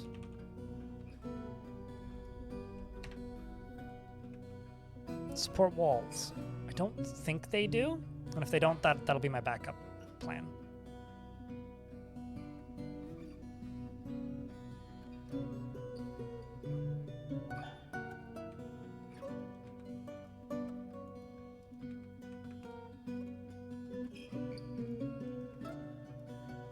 So what I'm going to do is I'm going to go here. I'm going to go ramp right there. I go floor there and there. Unforbid all of this. I'm going to put a statue there and then deconstruct this. And see if the floor caves in. If it does, then this will be my backup plan.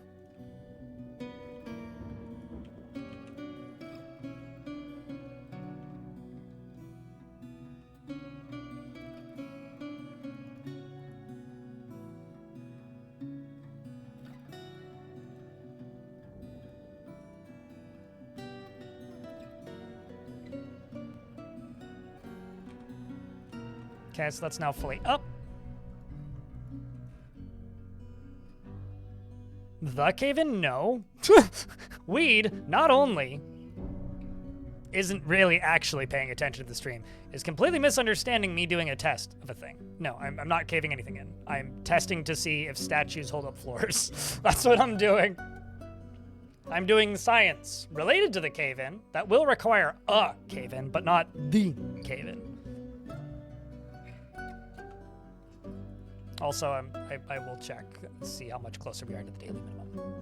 It hasn't updated yet. We'll update you in like 90 minutes or so. But thank you for the 20 pack, regardless, man.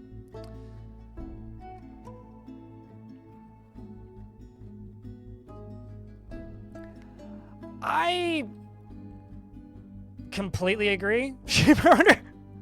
I completely agree.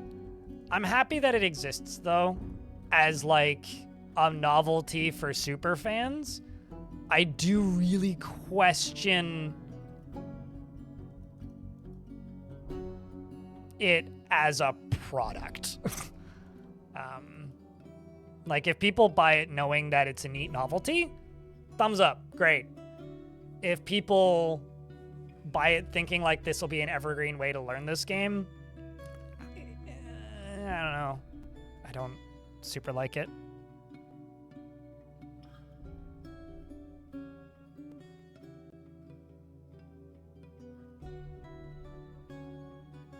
I used to go to Seattle once a year for PAX, but I haven't been in quite a while, Polar Bear. But good to know. Check in around the times that PAX happen once the US is less red, and then maybe. Okay, so now that's done. I'm going to deconstruct this, and we'll see if this floor falls. Floor falls? Floor falls. What do you think, chat? Is it going to fall? I think it is. But what do you think? Place your bets, chat. Is it going to fall? Exactly. Yeah, no, that's more what it is. I think I like the notebook more, actually. I'm, like, mostly certain it's going to fall. Yep, it fell. You good there, Dwarf? Did you get hit by a statue? Nope. No Mald's a little unconscious. A little annoyed. Sweet. Well, that's good. That means I can now go up to here. I can use those as walls.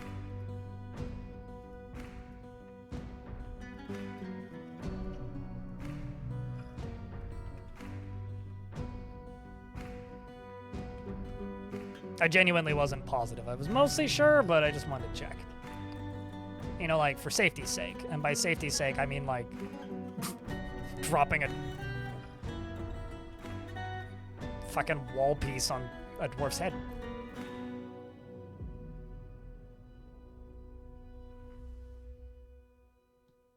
It's a very fall time.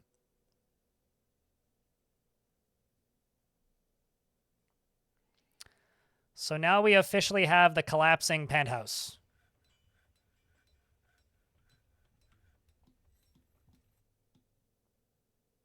Yeah. But daily minimum or not, I will do a quick save and cave it in for all of you. How's that sound, chat?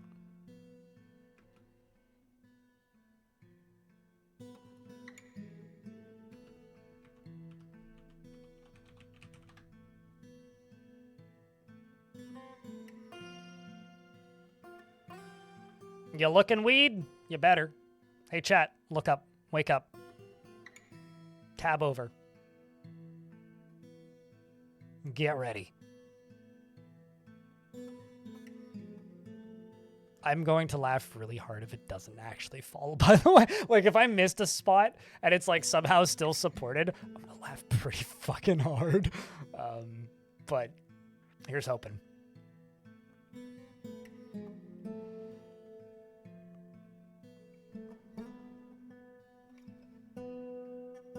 Although, first I gotta do one thing.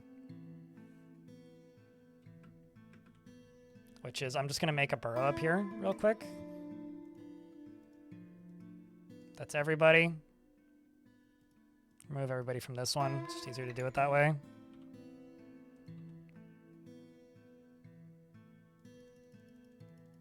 Let's get rid of all these real quick.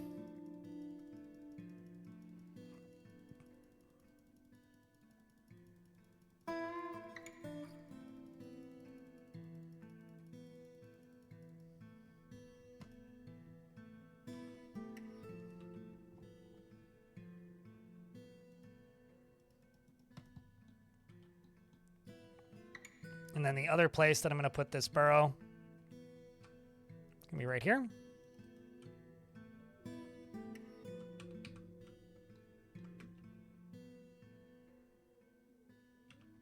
Let's just give them a meeting zone right here. And a tavern. All right. Get ready. We're about to drop the mic. Actually, I can make this bigger.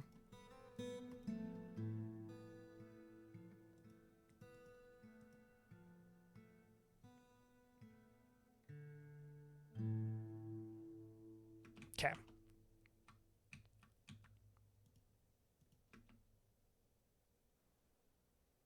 So now I just need to wait for one dwarf to come pull the lever.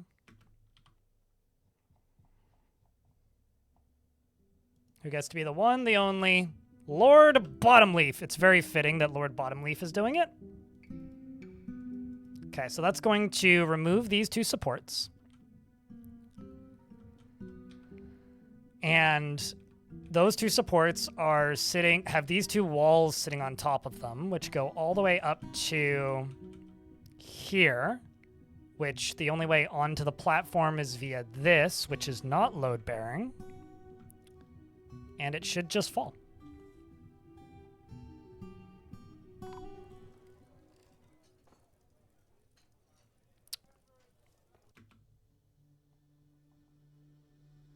Jesus Christ.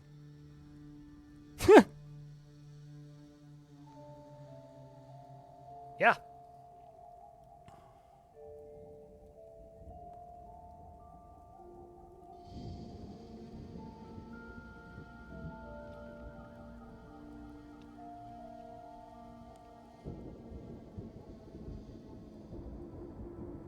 What a mess indeed, yeah. Wow, it went all the way down and into the fort.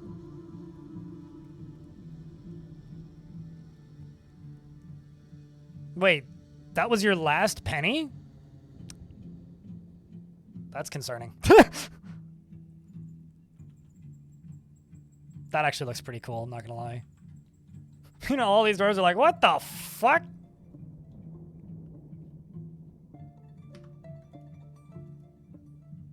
So yeah, can confirm it works.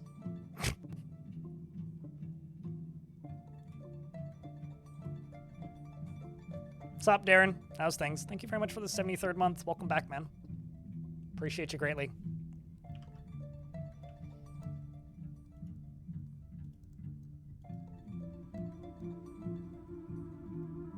Hold up. Let me do some mental math here.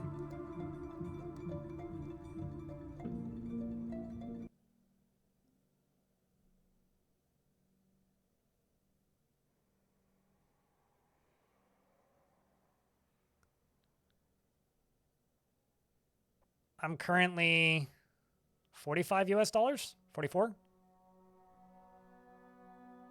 44, no, 46. I can do math. 46 US dollars away from the daily minimum. But we're much closer now.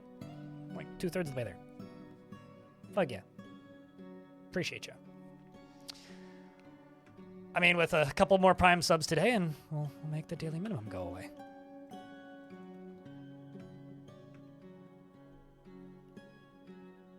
It is like the most expensive month of the year for me, which is fun that it's in June, because June is city property taxes and my quarterly taxes. So it is the most expensive month of the year for me. So I'm like, well, I'm not going to be doing much this month. People keep asking me if I'm going to local shows and shit. And I'm like, no. Especially considering I also went on a short trip recently. So that's expensive anyway. Not complaining. It's just the reality. So I do very much appreciate the tips. Also, last month was the lowest revenue month of the year because I went on a trip because I went away. So the paycheck I get on the most expensive month of the year is going to be my smallest paycheck of the year. I will be okay. Just means a lot of saving. A lot of eating beans this month. And not eating out much. Jenga, pretty much. God, I fucking love Jenga. I haven't played Jenga since 2019. Although the last time I played Jenga was like overachieving Jenga. It was giant Jenga. I don't know what a piffining is. What's a piffining?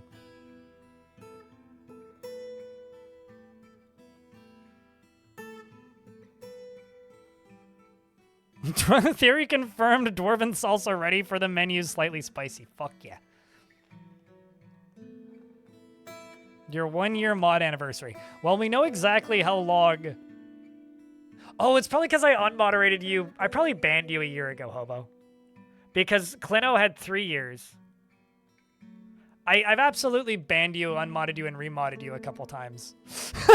Well, I guess I can no longer meme ban my mods because 1 year, more like 1 decade. Funny part is that's actually the case.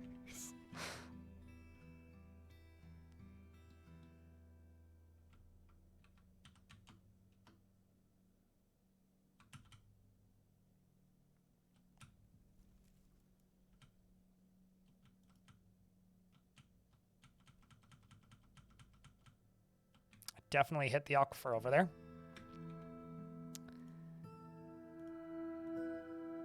Well, let's just go down here and just throw in some boulders. I mean, blocks.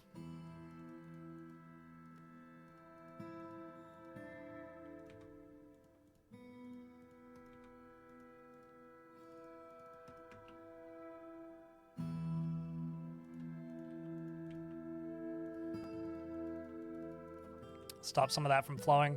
I've just got the tick enabled that lets me dig through damp walls, so.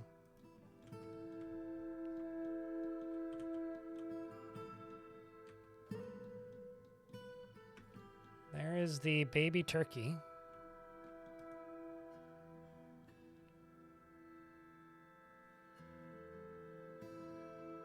Here to idle prime. No, it's all good. I do appreciate the idle prime. I'm just a zooper. Don't say much. It's all good, man. There's a couple channels that I lurk in. I actually recognized a streamer around town here relatively recently and realized that I think I've maybe typed in her chat like once, and I was like, I'm just not going to say anything. So I was like, I don't want to be fucking weird. Just walking up to somebody in public and being like, I know that I've seen your stream. But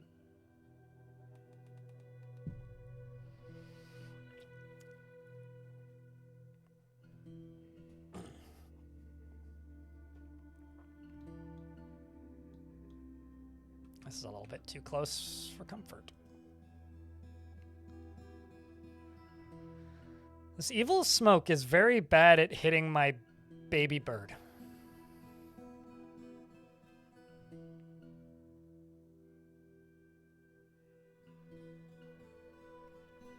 On 422? Yeah, don't know why. It is a neat feature, though. I'm here for it. Apparently there's more things we can do with badges, too, which, I don't know. Do we care? Like, I'm sure that's something that some people will do, that some people will make a lot of money on, but I don't know if I see the value in it. I'll have to look into them more.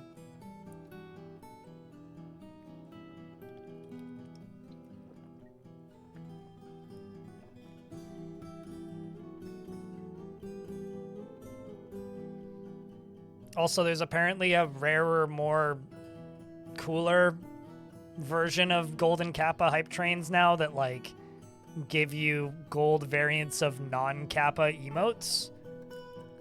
Which, like, okay. They're only for 24 hours, so I'm not certain I see the value in that. But yeah, I do like the mod stuff. Although, Hobo, I posted a thing on the Discord in the mod section that you should actually look at. Same with you, Stone, if you're here.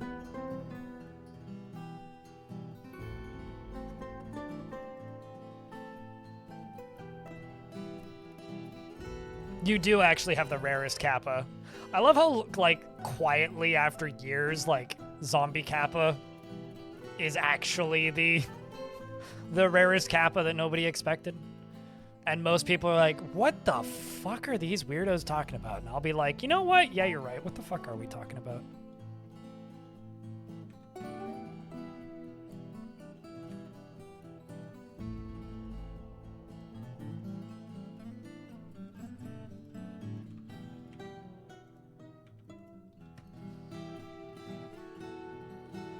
Like the little turtle frog demon? Yes.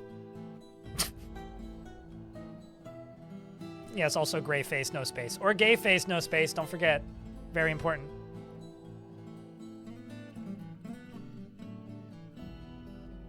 It's just the name of that little gray icon, but you probably know that already, Moreb.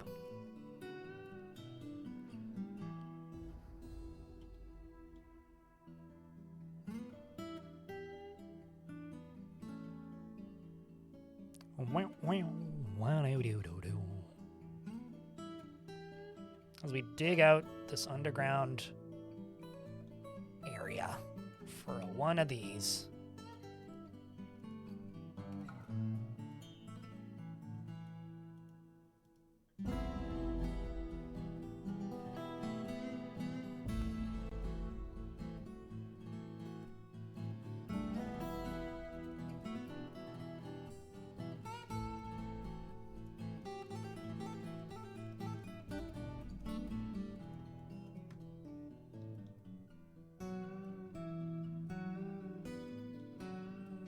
I haven't really seen Kappa out of Super Mario 3 to the end. There was a series of fantasy light novels I had that had Kappas in them, and I can't remember quite what it was. Vomit just appeared there, or I only just noticed it. One of the two.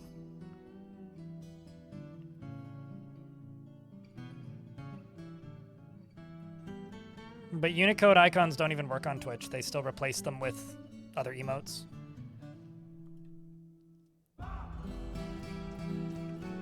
So, there is that.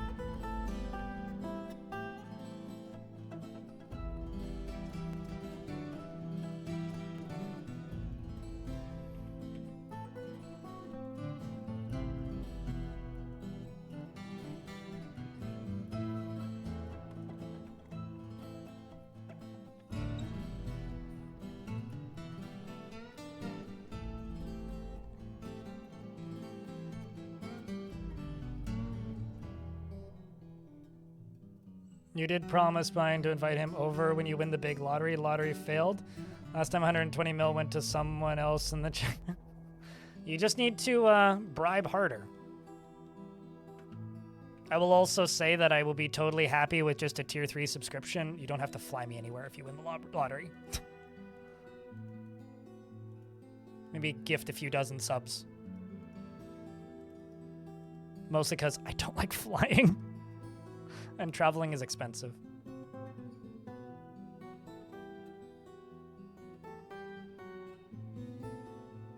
Yeah, I need to knock out this wall piece.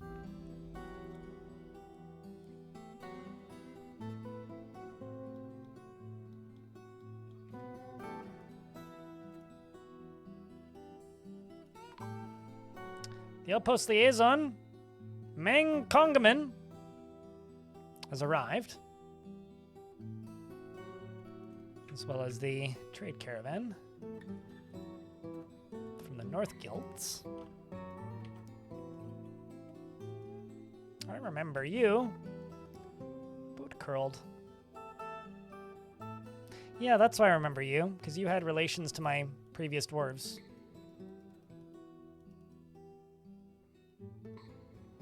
And existed at the very end of my last fort. In that faction. That are like visited once.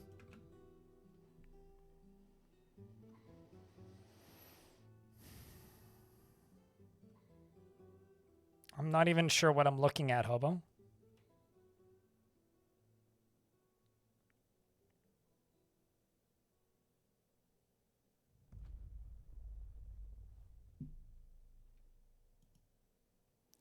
Murloc meets with the outpost liaison.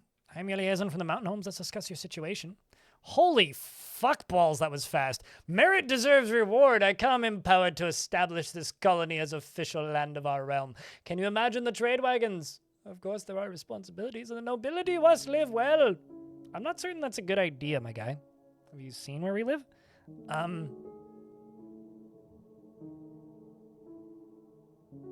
What is it actually, though? I mean, it kind of looks like if you took Nemo from Finding Nemo and an Among Us and glued them together, but it's Indonesian? Oh, well, it's not supposed to be. It's supposed to be Indonesian.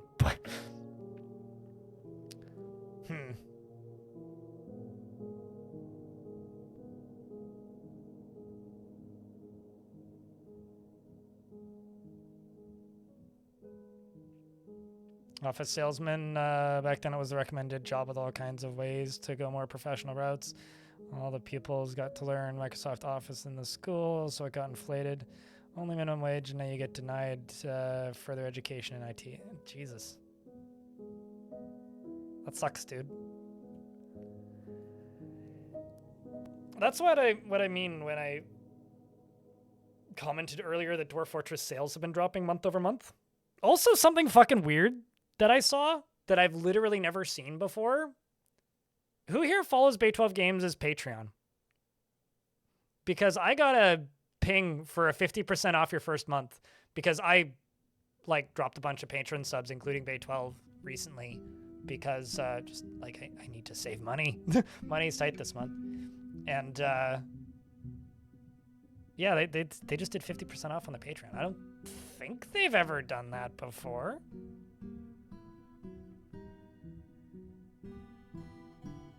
You didn't even know they had a Patreon? It was their only source of income, while that and direct tips through PayPal. I mean, obviously Murloc would take the elevations, so we're going to give it to Murloc.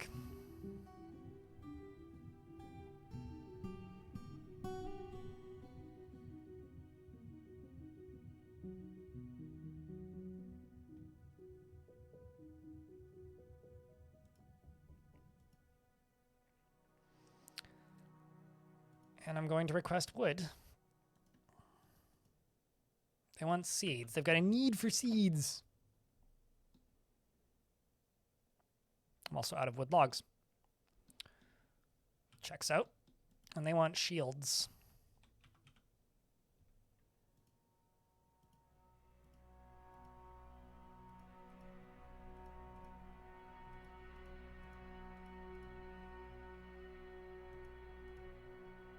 Just going to bring the finished goods and also get these dwarves no orders and on duty, so they go equip whatever they can. Thanks for the $2, YouTube chatter. Appreciate you. Also, I forgot to like the other one. Should do that. And have a heart.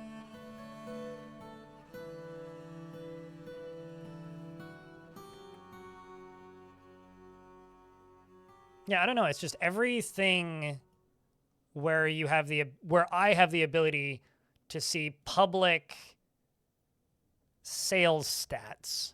Everything seems to be dropping roughly 20 to 40% month over month. It's like that's the rate at which that people are feeling the squeeze, I guess, because like that's about what I've noticed. Subs have stayed relatively stable, but like tips revenue has dropped by about that much month over month since like January. It's like I'm still okay for quite a bit. At least once I get through fucking June, I'll be okay. But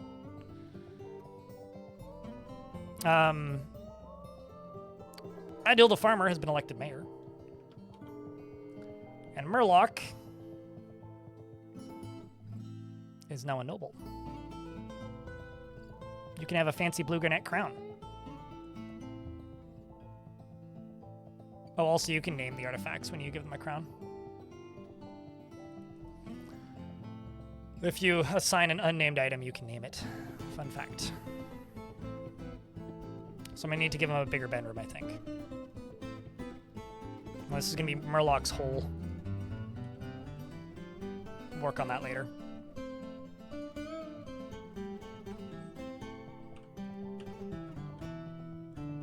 Actually, he is happy with his bedroom.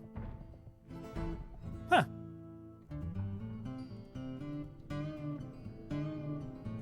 So we'll give him a throne room and a dining hall up there.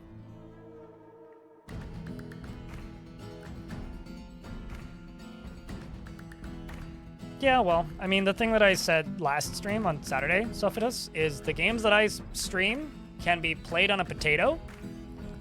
And so at the very least, if you're watching Dwarf Fort, you don't need to worry about upgrading your computer. And,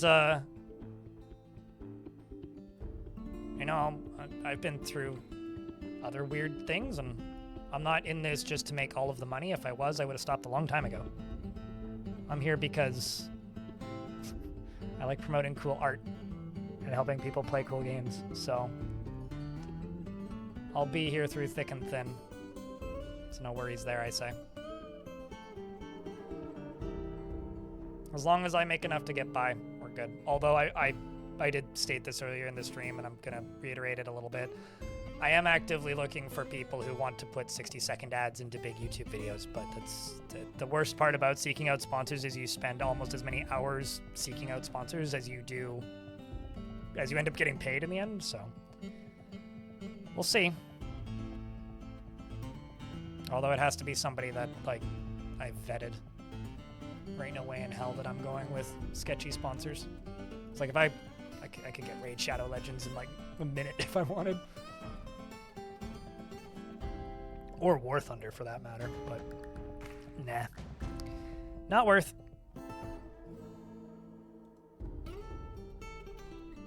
Let's grab you. Those barrels.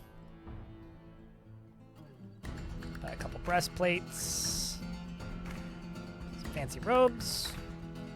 Thanks for the additional $2 in money on the YouTube side. Hey, Twitch chat, can we get a round of beers? And YouTube folks, can I get a round of beers? I don't know, find a beer emote, post it. They exist.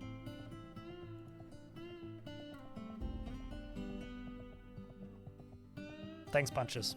Appreciate you.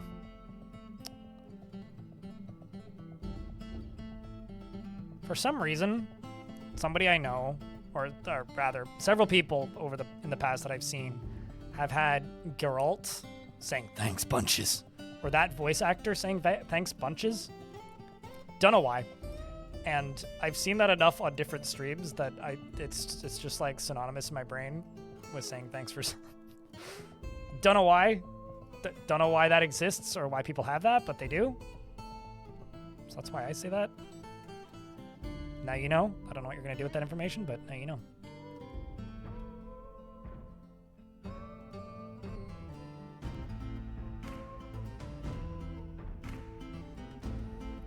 Wasn't about to sell my Baron's crown. Cloud of infernal murk has come from nearby. Right, well, if it goes up ever so slightly, maybe we'll have the result. So there it is.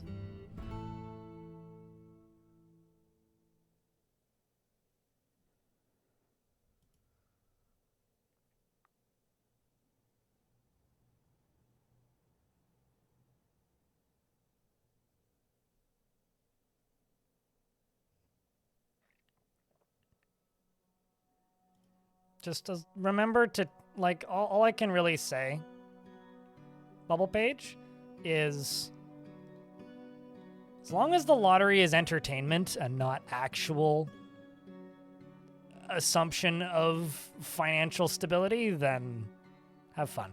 But just treat it as entertainment.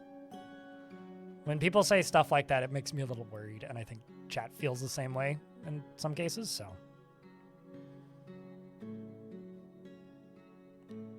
What's happening with this fort? So this is an evil map.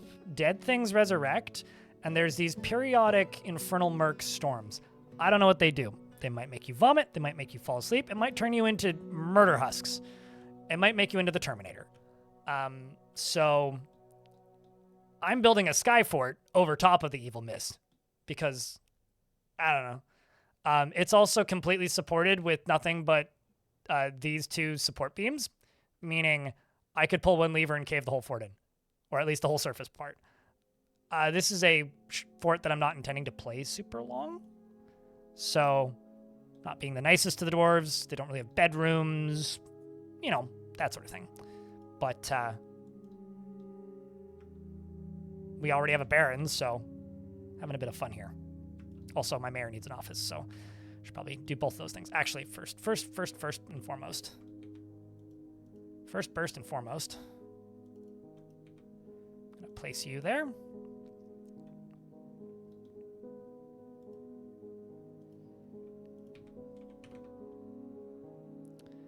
I require some blocks.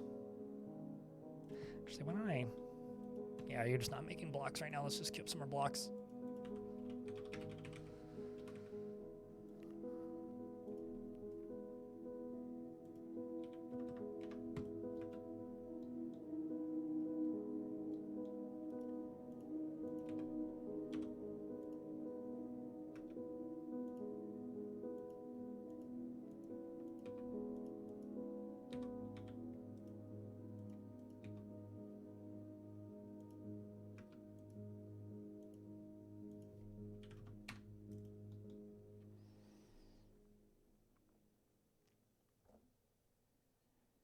After they give him back his clean clothes with an extra touch of perfume, the scene is quite funny. Makes sense. Well, anyway, I've heard enough people with that it's just thanks bunches just sticks in my brain for some reason.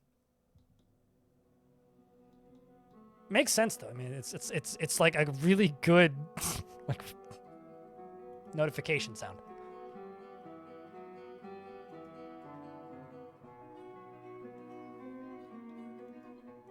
Like, objectively great, even. The question is, chat, does the mayor get an office up there or just a bed? I think the mayor just gets a bedroom up there. The mayor doesn't need an office up there. So the mayor can have the condom room back here. All the way we'll fill in the end, so it's less condomy.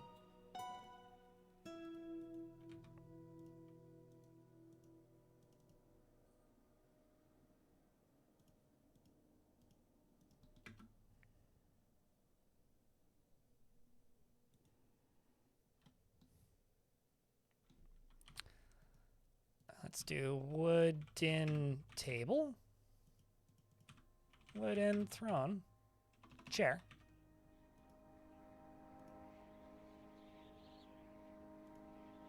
Make them all a tower cap. Also, why do you have wood logs? Stop it.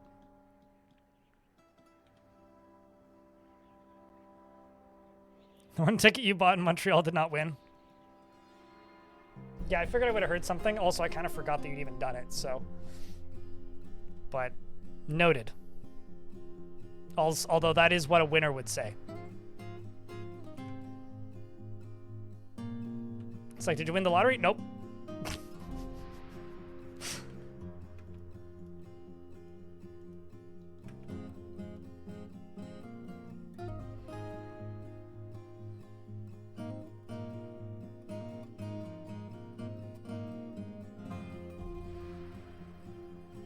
The only luck I ever had in the lottery, I've told this story before, but I got into the habit for a bit of buying scratch and wins because I used to have a really long commute home from work on buses. And on Sundays, there was a very, very, very long layover, which was kind of fine in the summer. I would just kind of like nap in the bus stop or just like doze and set an alarm and wait. But in the winter, it was fucking cold, man. And so I kind of got into the habit of buying scratch and wins, just like as a way to pass the time. But not because like I liked playing scratch and wins, purely because the guy who worked at the gas station was a dick. And if you'd hang around inside in the winter when it was freezing, he'd be like, buy something or leave. So I would just be like, all right, I will buy a scratch and win. And I would buy the cheapest scratch and win I could. And I would do this every single Sunday. And the one that I would buy was called Gold Rush, and it was $1. And like, never ever won anything. I usually would go through like 2 or 3 of them by the time the bus would arrive. And I justified it to myself as like well, like if I'm paying for this, like if I'm gonna pay for something, I might as well at least just get something that like isn't a chocolate bar, you know, like at least I'm not like being unhealthy or whatever.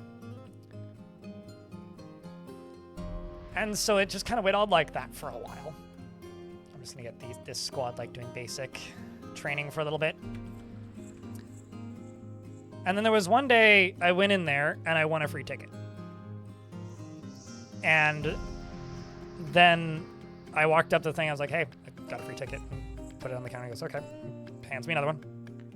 Went over, scratched it, won another free ticket. Handed it to him. I was like, huh. Give it to him. Scratched a third one, won another free ticket, handed it to him, and I had, like, I don't know, like 20 minutes left or something for my bus. Scratched the last one, and I won $1. And then I walked out. I felt very justified. Like, fuck yeah. So that's the most success I've ever had in the lottery. I feel like I should get, like a bonus multiplier or something on that.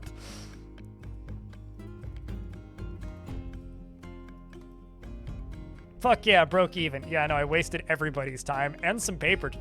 Like, that was, like, my most successful time ever gambling.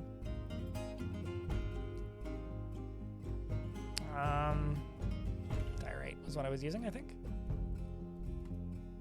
Yeah.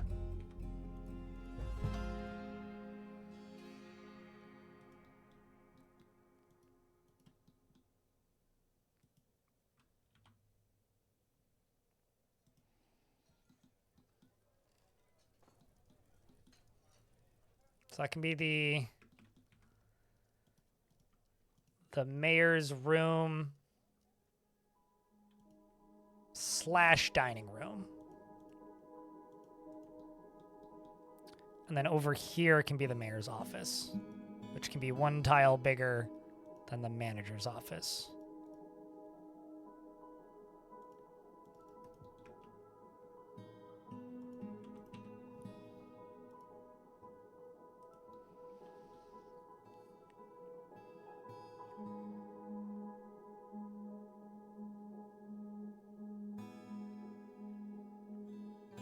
Oh, I've gotten those as gifts.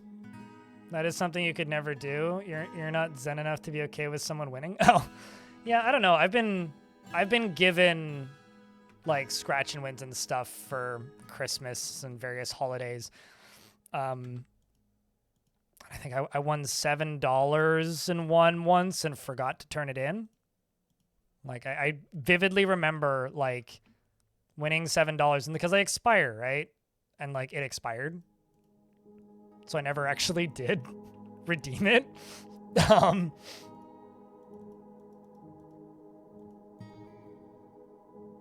Which I still feel kind of dumb about.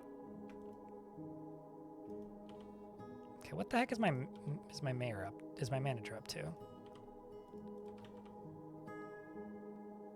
Oh, you're off planting seeds.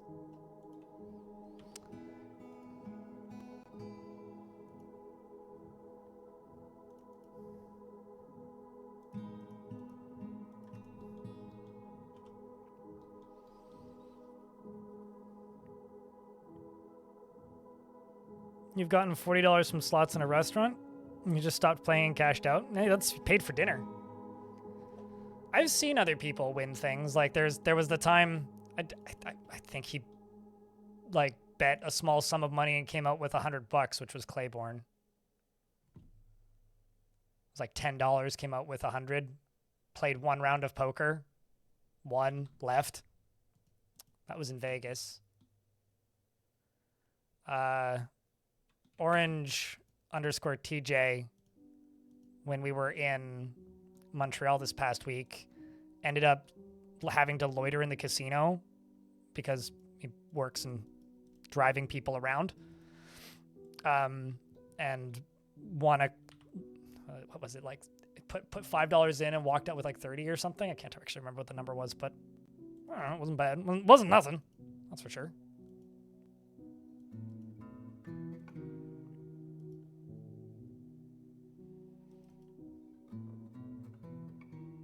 There we go. All these finally got set up and good to go now.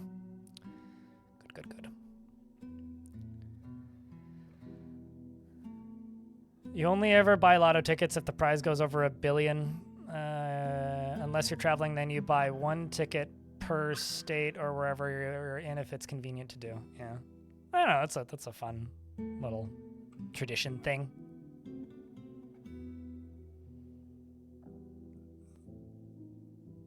You got that with Coke bottles? Seems a whole lot got winners in them. Coke bottles? Like, as in, like, random item sweepstakes? I want a $100 Tim... This is very Canadian. Want a $100 Tim Hortons gift card on a roll up the rim to win. And if you don't know what that is, you're not from Canada, and it's okay. Or you've never watched Canadian television. Which was fucking baller because I got free bagels for like 2 months. It's awesome. Because I used to get bagels 4 days a week from Timmy's on the way home from work. You don't really like luck-based games once you get some free boons for a casino for resting in the hotel next to it. So went in and checked in the free money and played a few turns of roulette to get it out you couldn't do directly, and then got the money and went to eat ice cream. Yeah, that's the way to do it. I don't mind casinos. Hold up. I don't mind just hanging out in casinos, but I'm also not a huge fan of gambling just in general.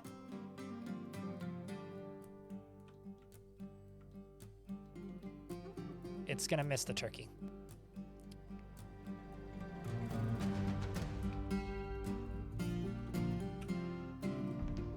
Yep. It's going the wrong direction. There's another one over here.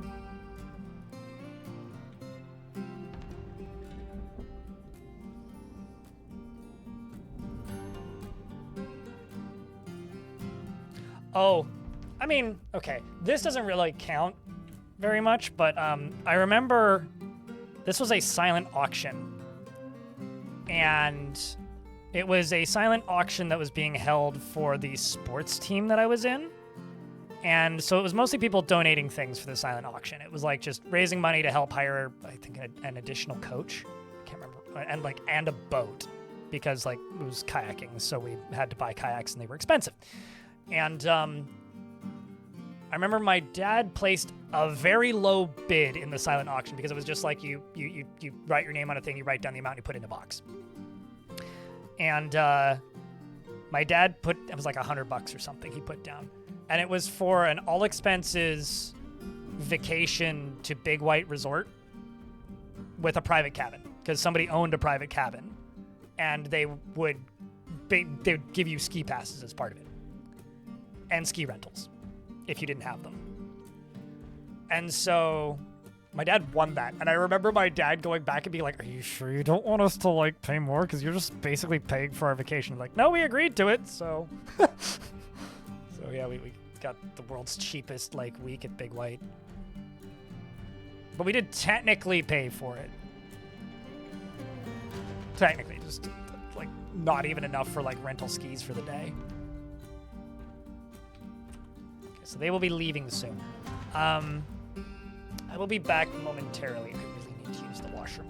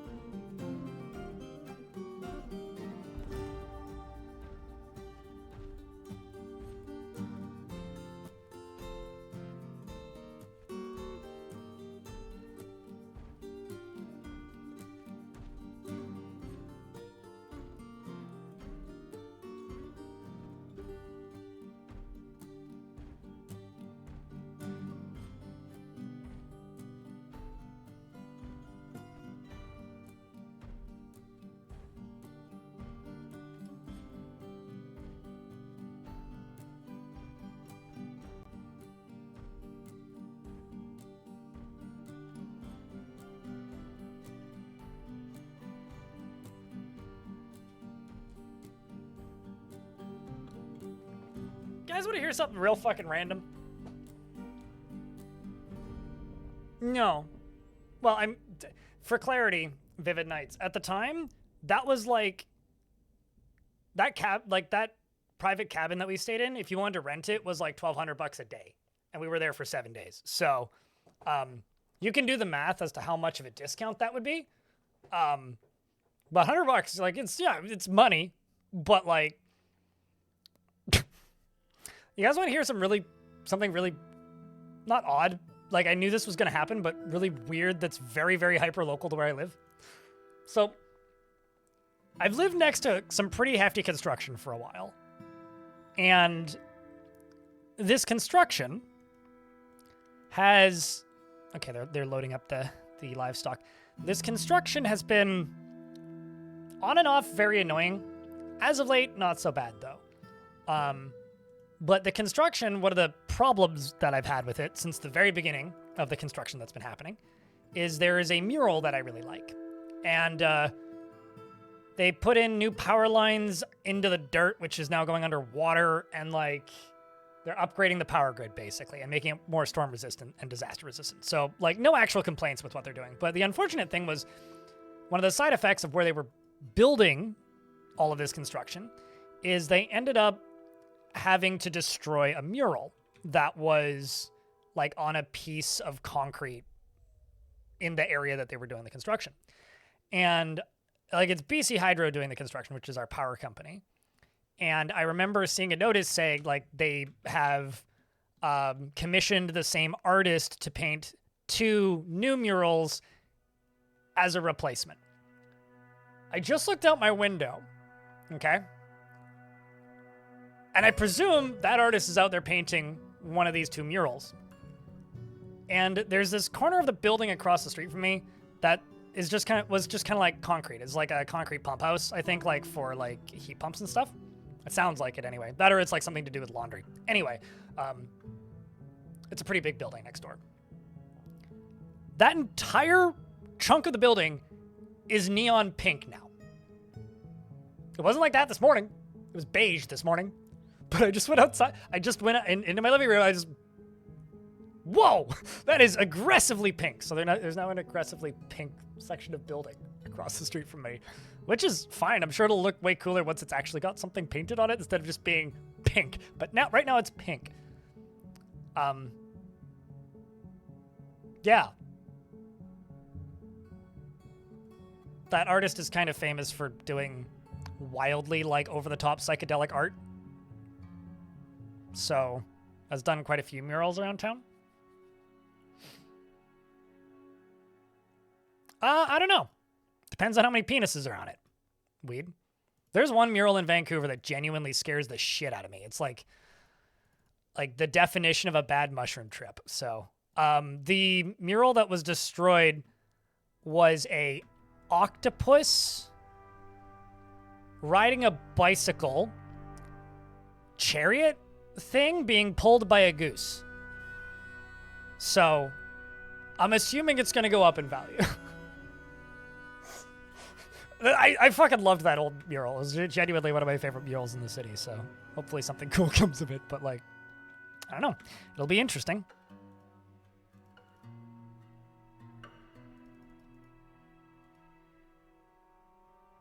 Sounds like not that much was lost. I was so fucking bummed out when it got destroyed, so I could not disagree more. It was one of the greatest murals in the city.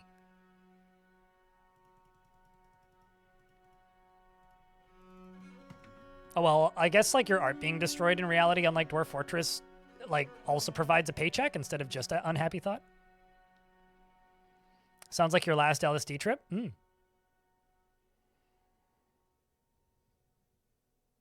One thing's for sure, it will be pink. Well, it will include the color pink. Honestly, like, I'm very pro-mural, weird or not.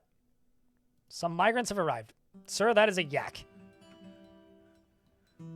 Doesn't look like a dwarf to me. Oh, hey! It's Smoking Top Hat! You were in the chat earlier, weren't you? You might still be here. If you're still here, you just showed up as a migrant.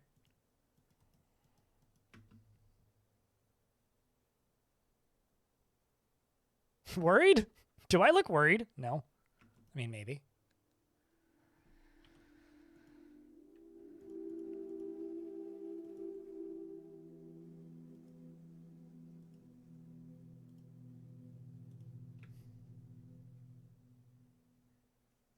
Who, what, where?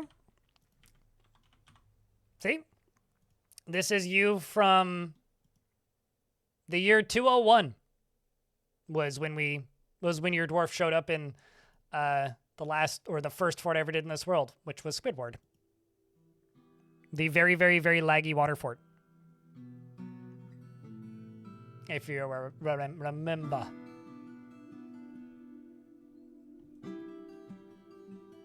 You want a lady dwarf?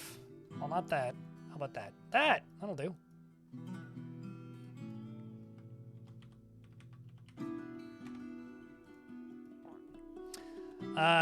She is not readily moved by art or natural beauty, and she's conflicted by this for more than one reason.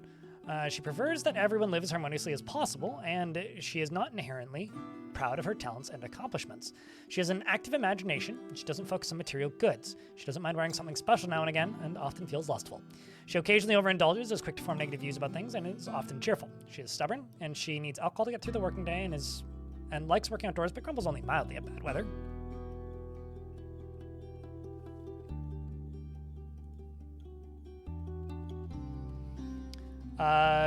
She personally has a deep respect for animals, plants, and the natural world, values loyalty and sees competition as reasonably important, does not really value skills related to fighting, and dreams of seeing great natural places of the world.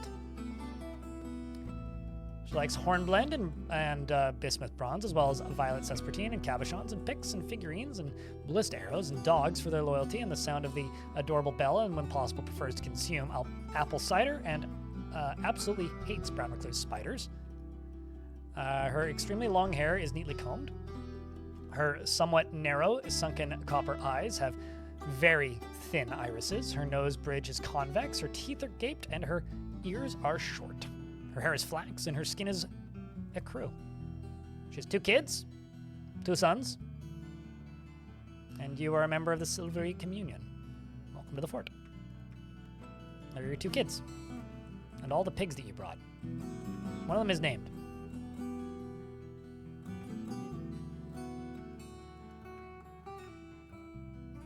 Well, this one is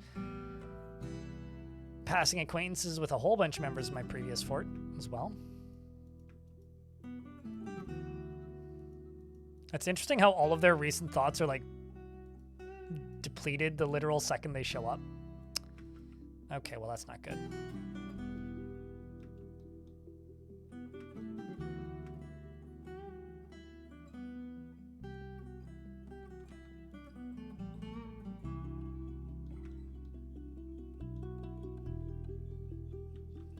There it is.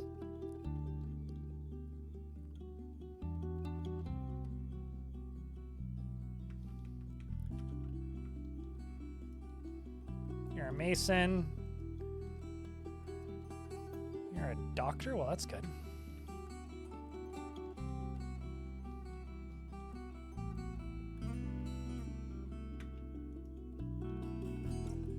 Someone's pet.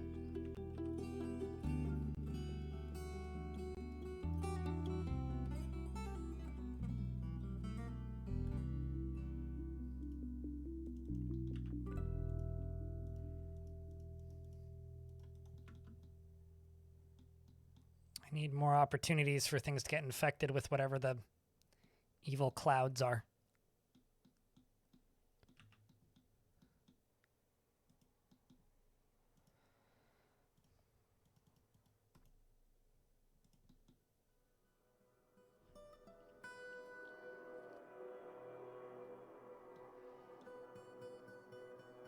Crypt beer indeed, Nessim. Crypt beer. Well, now I got 2 opportunities.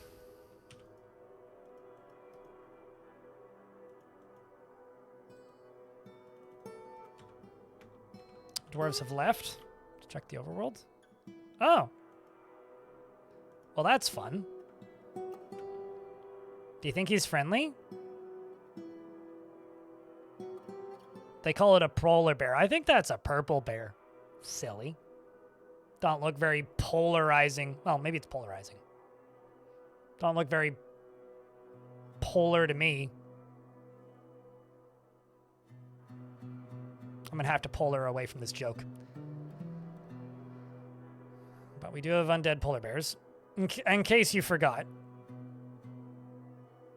New fort, who dis? This is the Fortress of Drunkenfrost and the Oblivion Gate, where I am building a very tall tower with a fort in it to be above the evil smoke down below.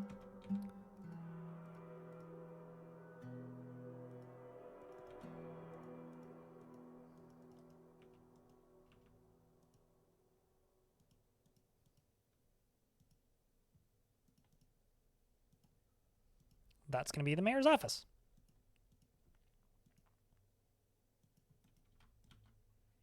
Who now is somewhat functional mostly-ish. Who also wants a weapon rack and an armor stand. Okay. I don't blame him for not being happy with his, like, dining hall because it is literally, like, empty right now. Like, there's nothing in it.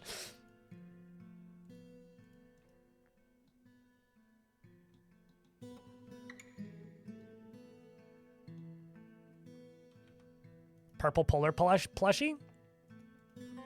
The purple polar plush. The best kind of polar plush. This is mostly the entire fort, hey?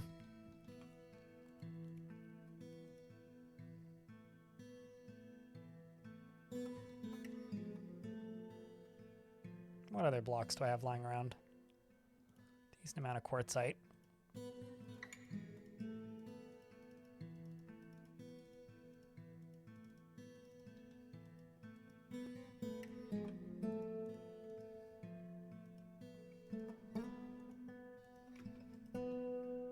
And this can be a craftsdwarf shop.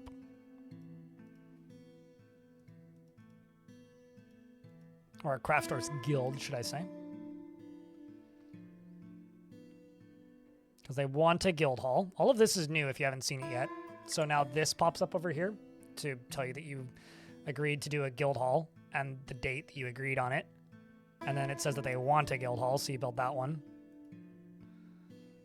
Let's just leave that one as specific members only. And then it will tell you the value when you hover over it.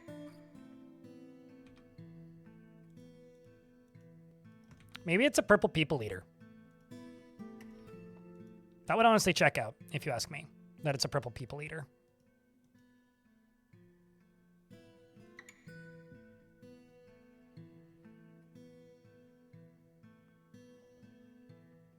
Which might or might not instantly turn anything it touches into a husk zombie. Yeah, might or might not. We don't know.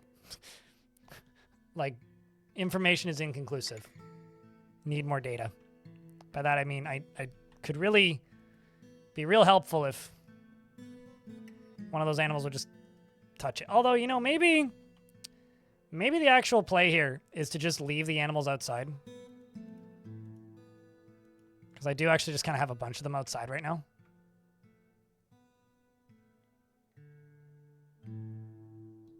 Maybe that is actually the play. I also now need to make a farmer's guild. Great! What's the value of you? 1,000 Dwarf bucks.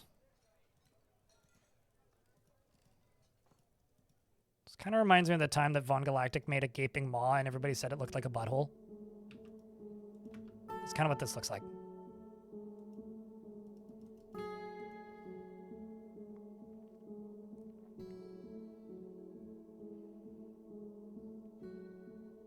Sorry, what only has 2? Vivid? You get your own migrants as you need. I previously believed that you said in order to get your own migrants, you need to start as the same faction, same world after retiring a fortress. Generally, this is the case, yes, with some exceptions. But if you want to consistently get your own previous dwarves, you have to play as part of the same faction twice. Is correct.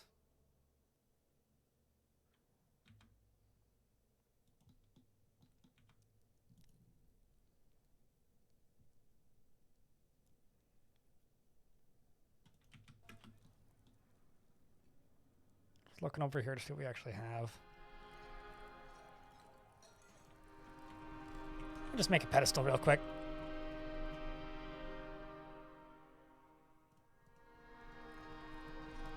Why can't I click you?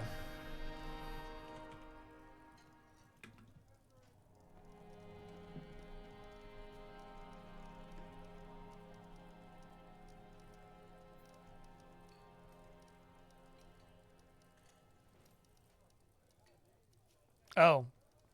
I mean, if it was born in an evil place with murder weather, then that's not that unlikely.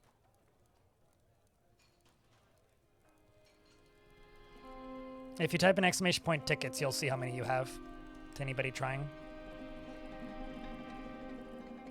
Although there was a big reset for reason being I'm an idiot.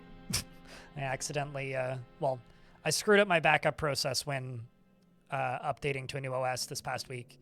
And so we lost about 2 years worth of data. I mean, it's been running since 2016, so we did a server reset. Could throw the large gem in there. Why don't we do that?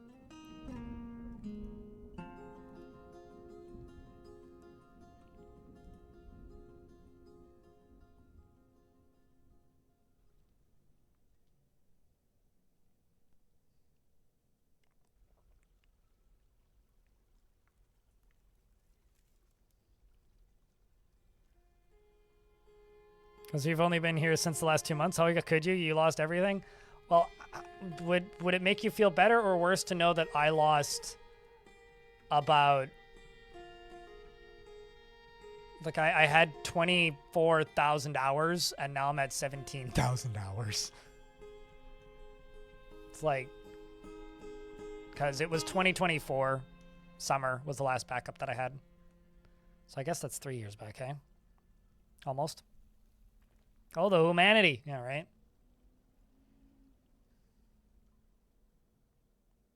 Anyways, guild hall's done, so that should disappear in a moment. Now I need to make a farmer's guild. Oh, the humanity.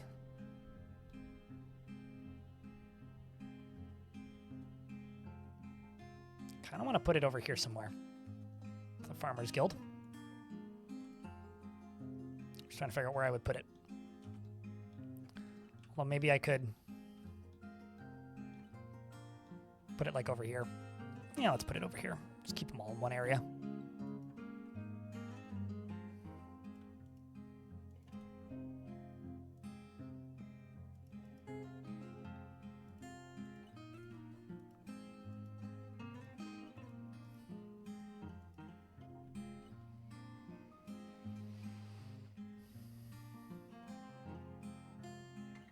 Yeah, you've got negligible difference. Although I will say, literally no sound commands are working because my bot still has the commands for them. It just doesn't know where, like, the actual, how do I put this? sounds are. I do. My bot doesn't. But it's gotten me thinking maybe it's time to do a clean break and redo them all, like, properly.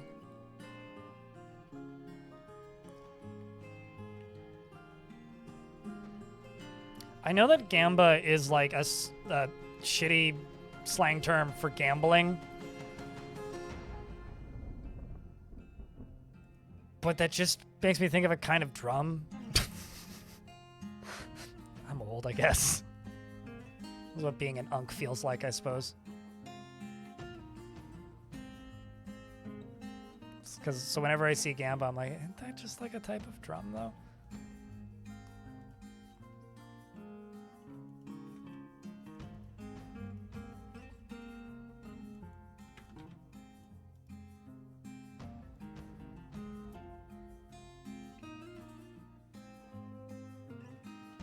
Embrace the unk?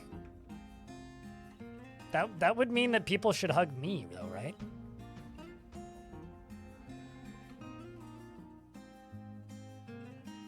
I don't know if I want to be impromptu hugged. Only if you ask first.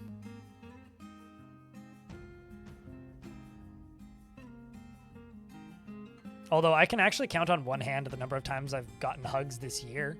I think I'm up to like 4. That's like almost a hug per month, so.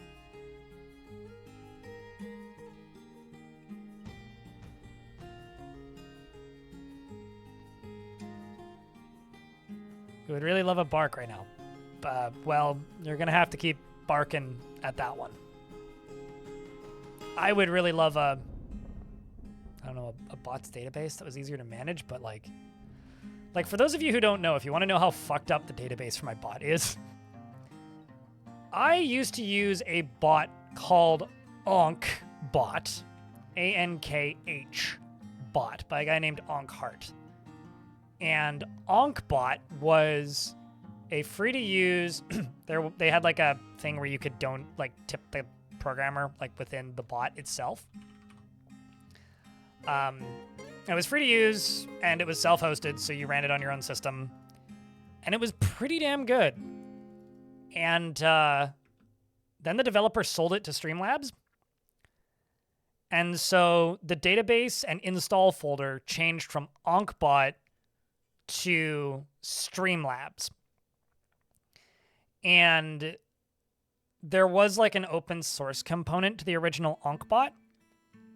And so what happened was the Streamlabs version became closed source, but still was initially still self-hostable. And then eventually it got wrapped in with Streamlabs OBS and all that crap, and they stopped allowing you to self-host it, so it just became a only online feature, so you had to run it through their web client, at which point, around the time they stopped updating it and things stopped working for it, I moved to a different bot which had an import function for AnkBot installs, okay? So I went from AnkBot to Streamlabs bot, which changed the database and built a new install folder, but still used the old install folder. Then I installed another bot, which is called Firebot, which is also an NFT platform, unrelated, which is free and open source. And the new bot that I use now, which is Firebot, uses the database imported from Streamlabs bot. So I have 3 different databases in the same folder. It's a mess. When people describe tech debt in the context of video games and stuff, I sit here and I go, yeah, you're just describing my bots. It's actually kind of nuts. And somehow, maybe this is the most shocking thing, is I've been doing this transfer of different bots since 2016. And they've worked on, I guess, 2 different operating systems now without reinstalling anything. Literally just click, pick up, drag, move to new OS, still works.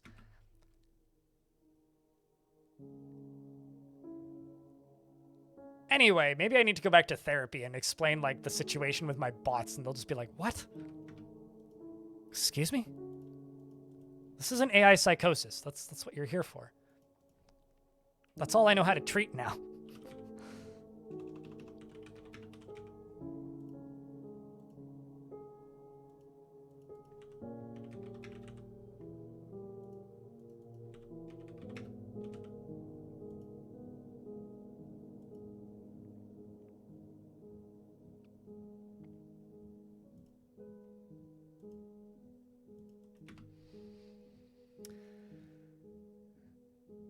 It's worked as well as it has, TBH. I mean, it's just .json files. Like, they're not. I don't know who Jason is, but he makes all these files, and somehow they just work with everything. It has been kind of an incredible run of consistent compatibility and also updates. But like, yeah.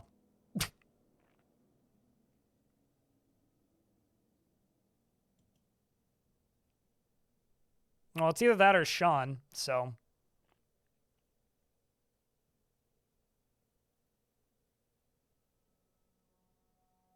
Wait, what? So Wolf in YouTube chat, this is a little bit behind, says, makes sense since I'm from Hungary and in Hungarian, mushroom is Goomba? I mean, I said Gamba, G-A-M-B-A, not, which is like Zoomer slang term for gambling. Gamba, you know?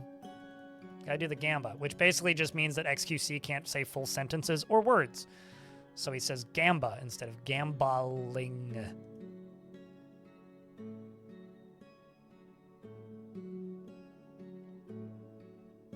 Jason, son of Jay. Yep. That's it. That's exactly what it is.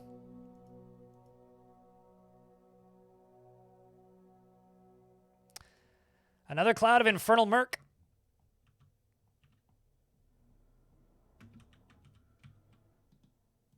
Well, I go here to finish this. And make you. I still haven't made a tavern, by the way. I feel like they may have weighted some things to be slightly less punishing recently.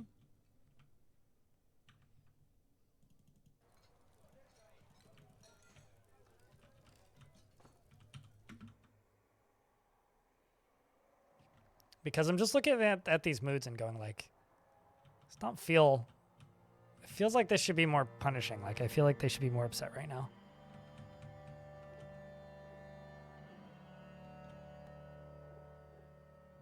Which direction is that going? Nowhere super concerning.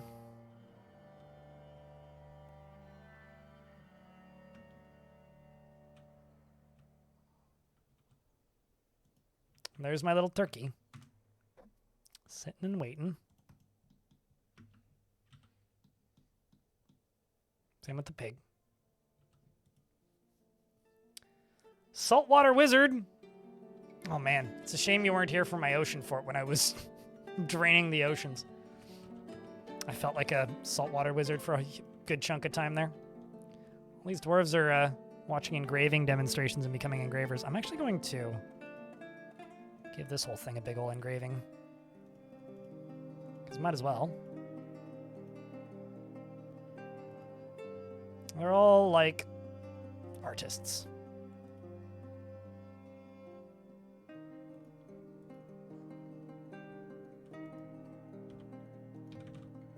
Our Baron. You really do look like you're from Drunkenfrost.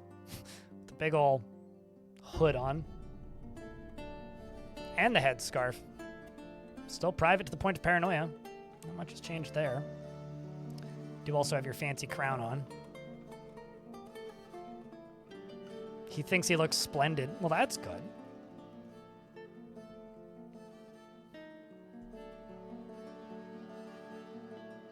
Been watching for a minute and you've been happy to support? I know that means you've been watching for a while, but I really want to make a joke about how you've been watching for a minute. It's like, wow. Must have been a solid first impression. But appreciate it, man. Thanks. Oh. Oh, chat. Maybe we're going to find out. What does it do? Okay, so it's currently dizzy and numb. Okay, so that's not so bad, actually. Dizzy Numb unconscious. Injured.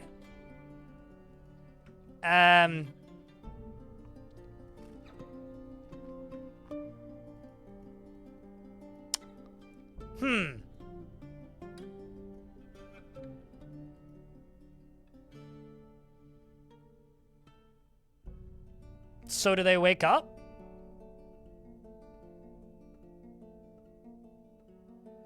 So drowsy, dizzy, numb, then falls unconscious, now has an injury.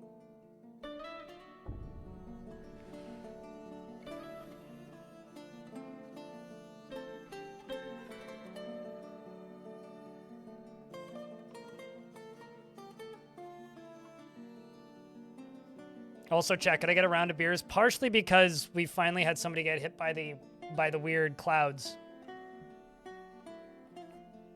Or because it tumbled. It would have a combat log if it tumbled. It doesn't have a combat log. So if it like had an impact injury or something, it literally just lay down and went to sleep. Or got knocked unconscious. But there's like no visible wounds because I would have to like do a diagnosis on it.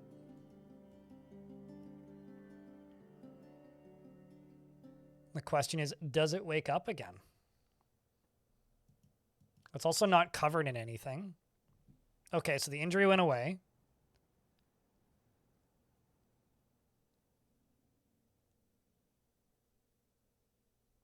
Hungry is unrelated.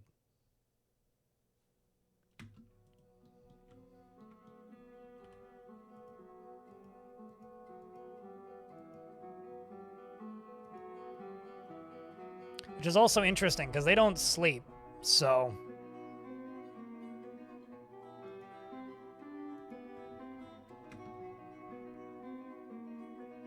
Let her in. Thank you very much for the 13 months.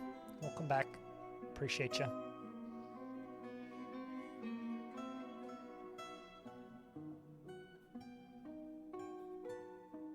But no, it shouldn't fall asleep at all.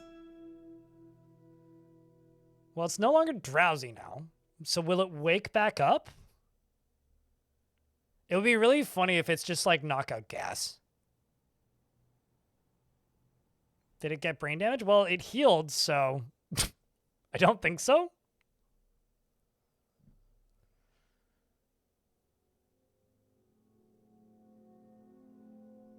So it's currently the 4th.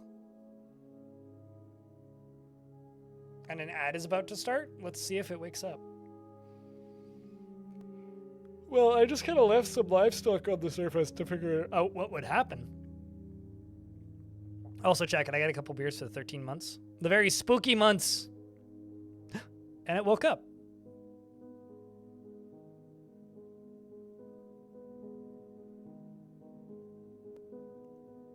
Okay. So that would be real bad if it... Okay, so can I just say that I think one of the funniest things in the world would be if we got invaded and then they got hit by one of those clouds and we just ran out there and killed them all before they woke up? But yeah, no, it's kind of laughing gas or like knockout gas or something. Like a stun gas. Maybe it becomes super yak. It gets a cape and stuff. If this yak can now fly, I will be very surprised.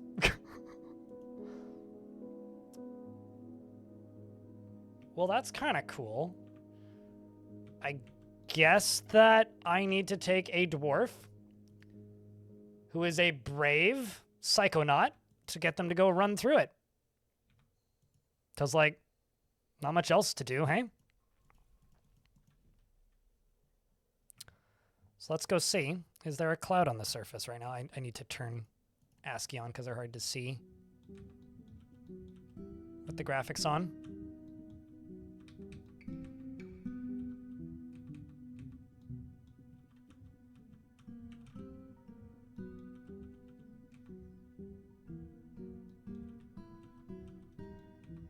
I also don't have a hospital yet. Maybe I should build the hospital. I'm gonna build a hospital first.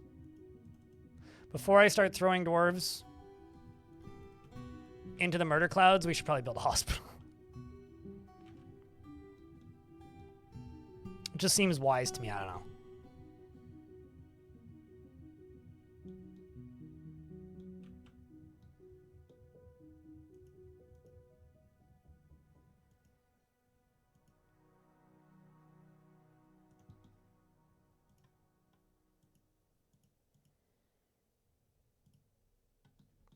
Jess, thank you very much for the raid. Appreciate it. It's the first raid in a while. At least first raid in the last couple hours. Thanks a ton. How was Strum today? What you been playing? There's a non-zero chance that you'll get one, Necron tier, but you want a happiest, beardless Morrigan. Well, you can't be Nomald, so you are the second happiest beardless. You're married to Daggett. Who is Morrigan? But, hi, Jess. Hi, Raiders. Hello. What were you playing today? Also, hi, Smitchell. Never mind. I have to take back what I said about raids. 2 in a minute. I love how that happens. It's like you get, like, one raid right at the start of the stream, or you don't get any, and then suddenly, like, they all come in 5 minutes. Hi, Smitchell. Hi, Jess. So, I know what you were doing, Smitchell. How's the fort? We just learned that when you touch the evil clouds, you get really numb, and then you fall asleep for a bit and develop injuries, and then you sleep for an abnormally long amount of time, and then you wake up. So when the next evil cloud arrives, I have to send a dwarf to go, yeah, Leroy Jenkins, and dive into it. We'll see how that goes. Stream was cool. You were playing some more Satisfactory. 1.2 went live today. Cool. We're so tired today, so you ended early. Yeah, I'm still rebuilding my streaming endurance. I was gone for 10 days, so today won't be a super long stream today, probably, but you got candy? Ooh. I like how the Radu Constantine has just, like, infected everybody with the times comment. It's like, we got the candy times. Yeah, it's like, I know exactly what you mean, and I read that in Radu's voice. Button push and fancy stream, you know? You would never chase cloud sickness. Who says it's sickness? But glad you had a fun stream today, Jess. And thank you very much for the raid as well. It's Mitchell. And welcome, Raiders. This is Dwarf Fort. We are doing the Dwarf Forting. The game has gotten a lot of updates recently, but this fort is a gimmick, and this will make Weed really, really happy in chat if he's still here. I'm going to do a quick save. I'm going to show you what this fort's gimmick is. You guys want to see? It does require a save and reload, though.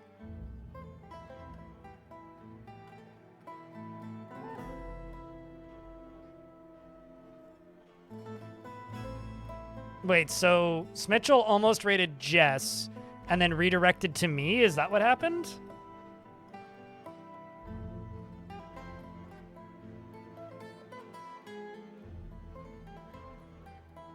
That is decidedly not true. There has been streams that you've missed, Weed. I know this for a fact, which is why you have a kappa.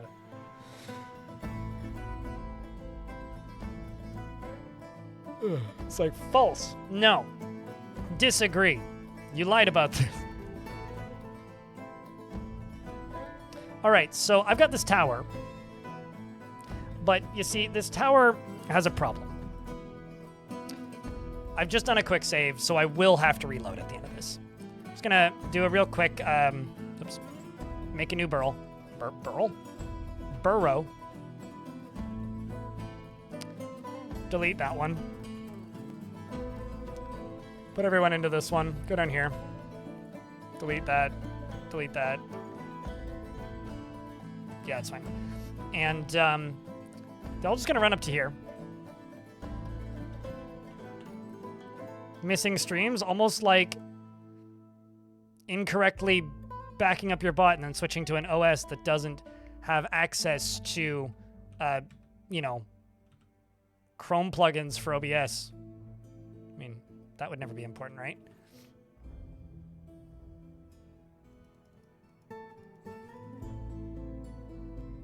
Get up here, dwarves.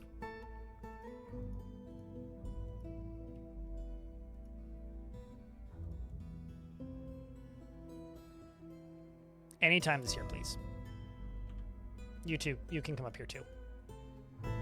Here they come. Excellent.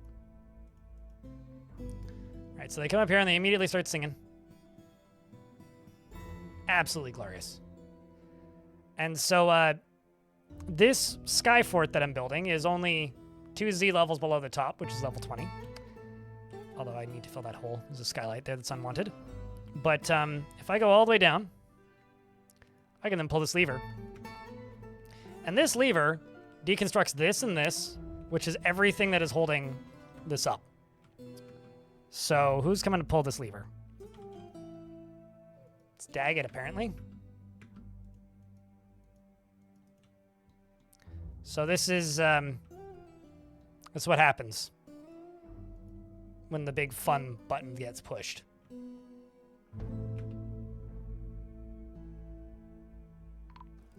Surprise, motherfucker.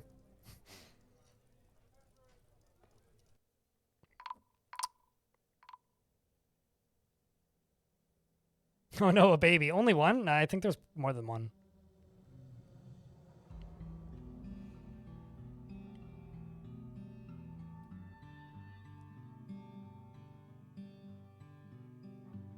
You're guessing Big Pit to Demon Land? Not quite. I mean, I've only been in this fort for like 2 years, man.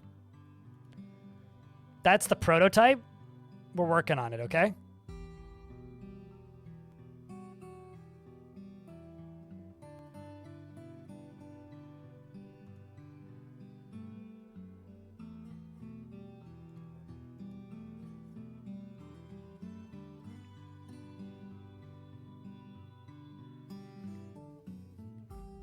But that would be cool. I'm not against that idea. Big old pit to Demon Land.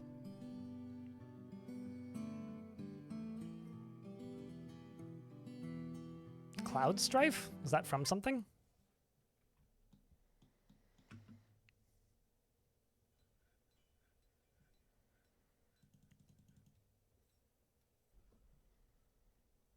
You'd like to see it? What, go straight down to hell?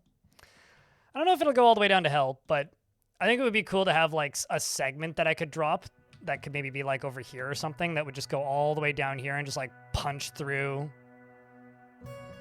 all the way down, all the way down, all the way down, all the way down, all the way down to the Magma Sea. Is that his last name? I just learned Cloud's last name. Can you tell I never played Final Fantasy VII?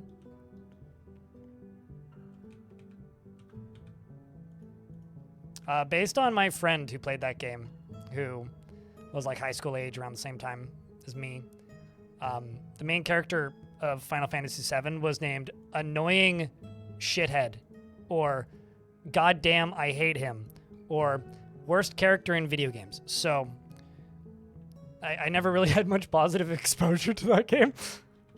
Mostly because I didn't have any friends that had a PlayStation, and the one friend I knew who had a PlayStation sold it before I really got to play with it much. So then eventually those games came to PC and I kind of didn't care at that point.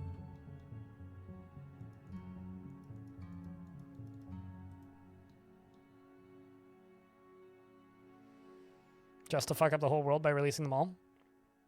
So the Adventure Mode soundtrack, the discs on the inside are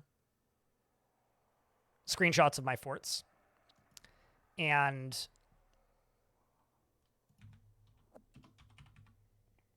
one of the labels includes a screenshot of one of my favorite forts ever, actually, Fire Orb.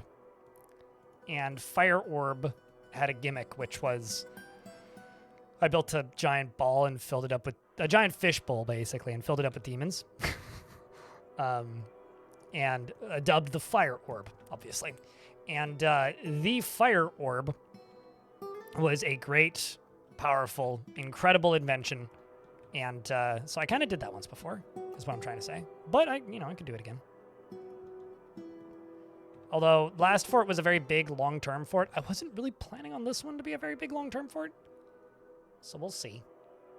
We'll see where it goes. Maybe, maybe not. We'll see when we get there.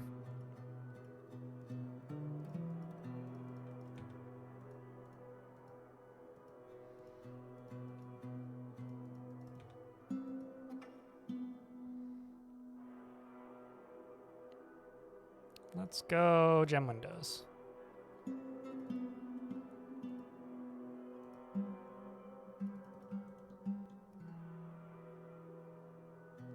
Gotta feed yourself.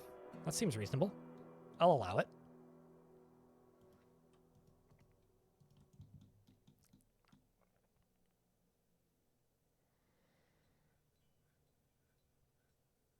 So, fun fact about artifacts. They won't ask for items that you've never had in your fortress before. So if you have a dwarf requesting shells, you've had shells in your fort at some point before. Don't ask me how. It could be from a mega beast. It could be from many things. But if you've had shells once, you've had shells before. So if they're requesting shells for an artifact and you're like, I need shells. Well, you did, just so that you know, you did this to yourself. Somehow.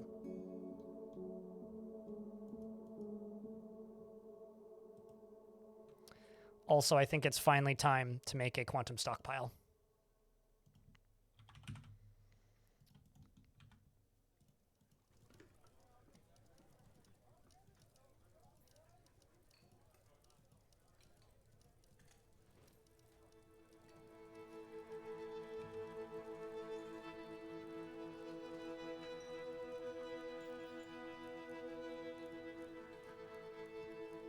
Let's load from here and get rid of these.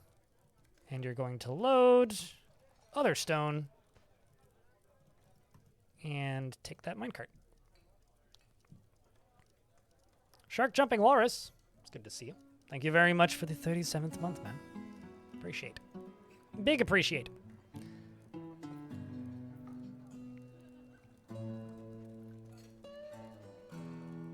Sure, but like they'd need to be the raw items. So if they're made out of something else, I don't think that counts.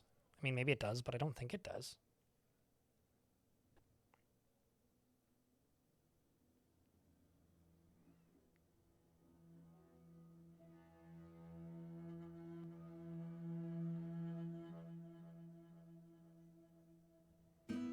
So there's our quantum stockpile. Look at that.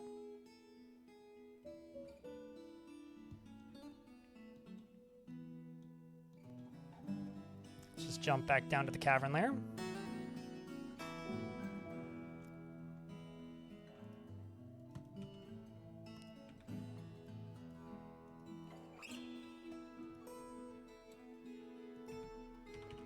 It's the block I have the most of. Sure, we'll just use more bauxite.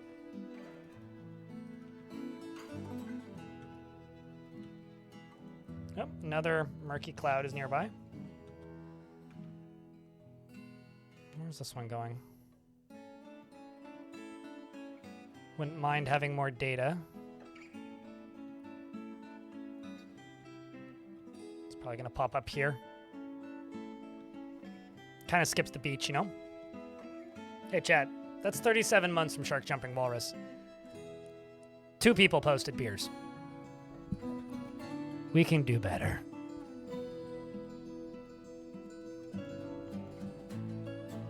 Also, I just would like to inform you, YouTube chat, that I just disconnected and reconnected to chat. I don't know why.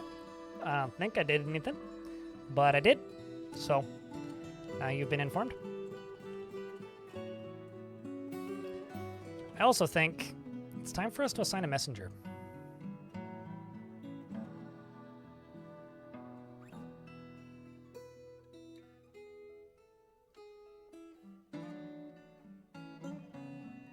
Kaz, you're now my messenger. There we go, much better, chat. We're gonna go make contact with my old dragon fort. See what happens. I'm really hoping that a dragon shows up from there, or a hydra, or a rock. All I want is just for the game to rock my socks, you know?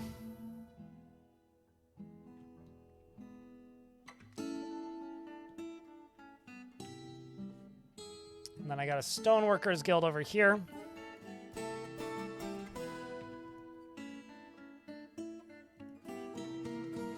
What if I make you into a Stoneworkers Guild?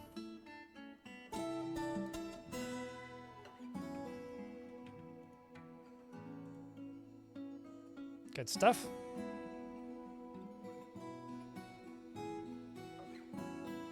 I am making a video. And also, dragons in Dwarf Fort don't fly for pathing reasons. They're just giant fire-breathing lizards. I also need an Engraver's Guild, which I have over here. Which isn't quite valuable enough anymore. How did I get a dragon to begin with? Wait and watch the video when it's out. When the video's out, you'll find out. Alongside of everybody else. Or go watch the VODs. I don't know. They are up on the VOD channel.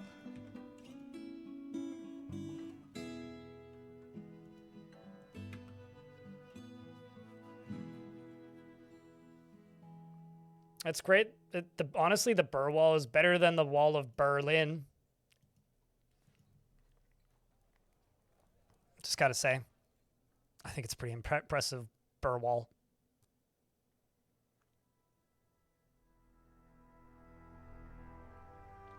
Anvil. That's what we'll put in there. That'll clear up all of the needs for different guild halls. Because many of these dwarves are taking... Look at all the dwarves taking engraving demonstrations at the minute. Oh my god. Actually, I'm just going to go to farmers and just say... Let's just increase everybody to that. Just let everybody plant now that we've got more dwarves. I'm also going to need a bit of a smelting industry, and I need to know what's deeper.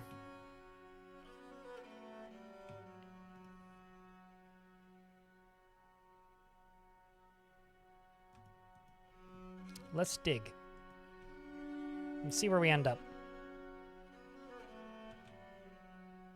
Chat, what's your biggest achievement in Dwarf Fort? Like, what do you look at and go, that is the craziest thing I've ever done?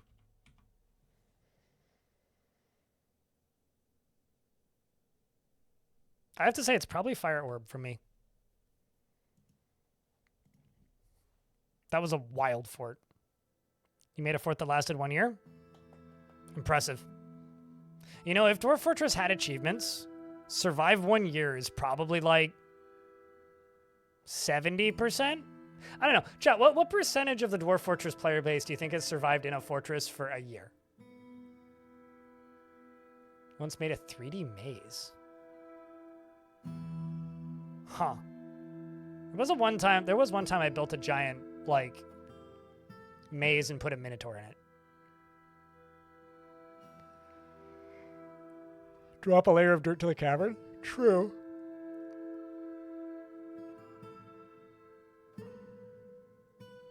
Whatever you consider to be your highest achievement, your coolest achievement, whatever you think is the most impressive thing you've done.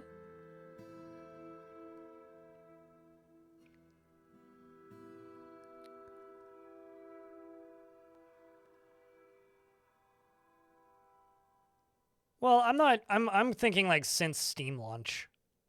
Mental breakdance. I'm not including the old school version. People had a hard time figuring out how to extract it from the zip file back then. Like for quite a while, allegedly the most common bug report was the error code that you get when you try and like load an exe from within a zip file.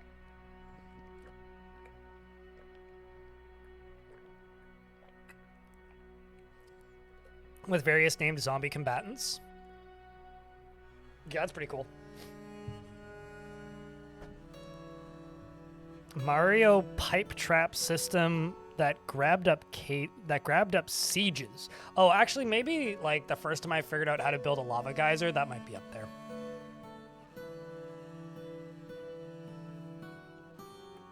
there. People are better at the game without the lazy noob pack, though.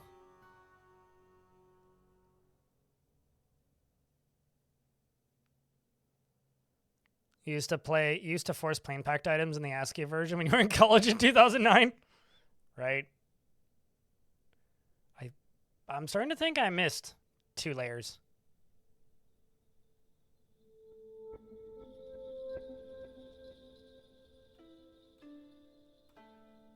really starting to think I missed 2 layers.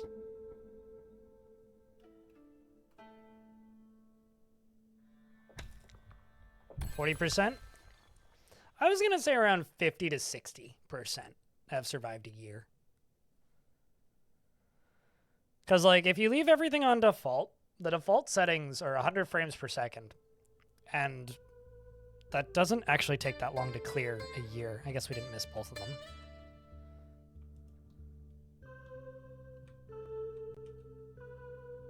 There's a bunch of water in there.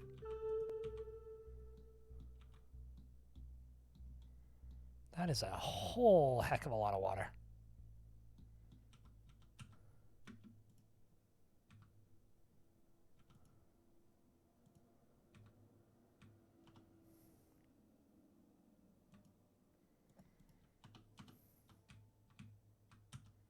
Although that does look like the bottom one.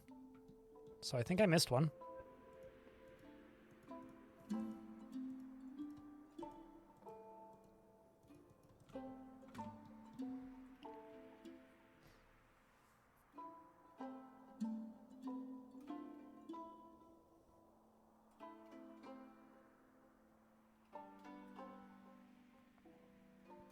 Maybe I'm more optimistic than chat is then.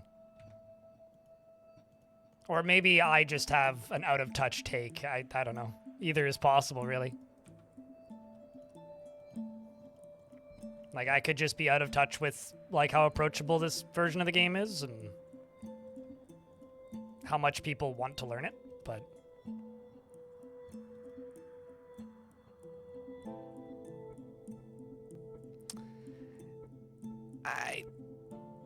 I do genuinely think that people over-exaggerate how difficult this game is to learn, but I've also felt that for a long time about this game. Like, I don't know, I've seen people, like, allegedly never look up anything about this game and learn it. So, like, it's not that difficult these days.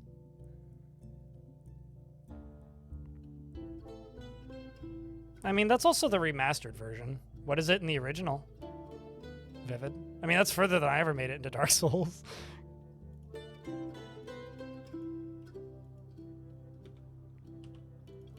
Oops. I'm supposed to click that twice.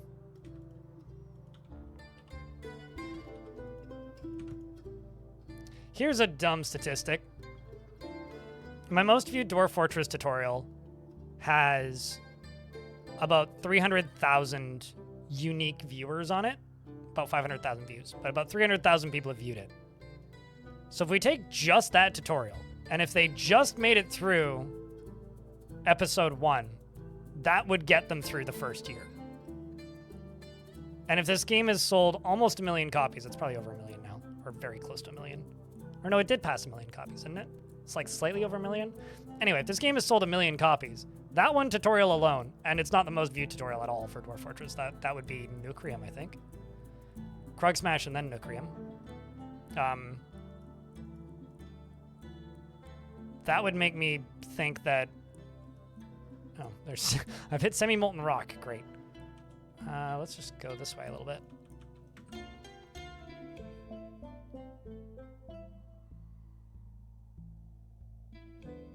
I think that the majority of the reason people think this game is hard to learn is because people keep saying that it's hard to learn and people are intimidated. It's like if you reinforce a presumed reality enough, then yeah, people will believe you. That's been my opinion for quite a while.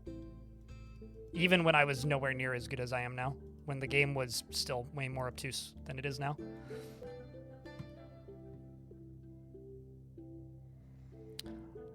No, I hit Semi-Molten Rock. I hit Bedrock. It's a lot to learn to be good at. I don't think it's as much to learn to be able to survive for a year, though. Because effectively, I just tell people it's like, I wouldn't say that, Geek 2 Games. It's different in almost every single way. I think it's like objectively worse than RimWorld in some ways, but also objectively better in some ways. I don't know if that's necessarily an in good faith way to describe it. It's like RimWorld if you knew nothing about how to play RimWorld, basically. I mean, RimWorld is the harder game, though. Tosid the Engraver is taken by a Feymud. And that's an opinion I'm going to have for forever, is that RimWorld is the harder game.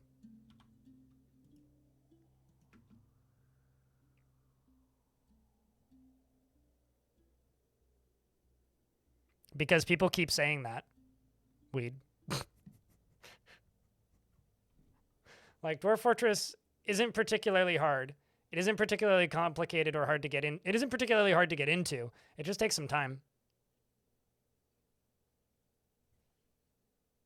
Like, it's a very forgiving game. Like, you could survive a year in Dwarf Fortress, assuming you're not in, like, a terrifying biome, or, like, right next to a goblin fortress or a necromancer tower.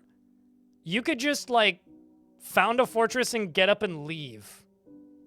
And you'll probably not die in a year. Because if there's a source of water nearby, and they can scrounge for food between the stuff that's in the wagon and the stuff that's on the ground, they'll survive for a year. Like,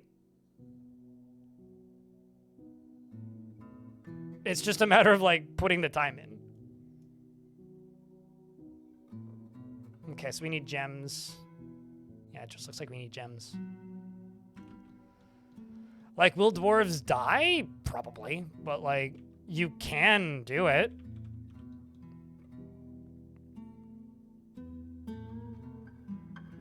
RimWorld just plays more like a video. Anyway, I don't like having this discussion. I just feel you guys can babble about this, but I'm gonna stop. Just makes me feel like I'm going crazy.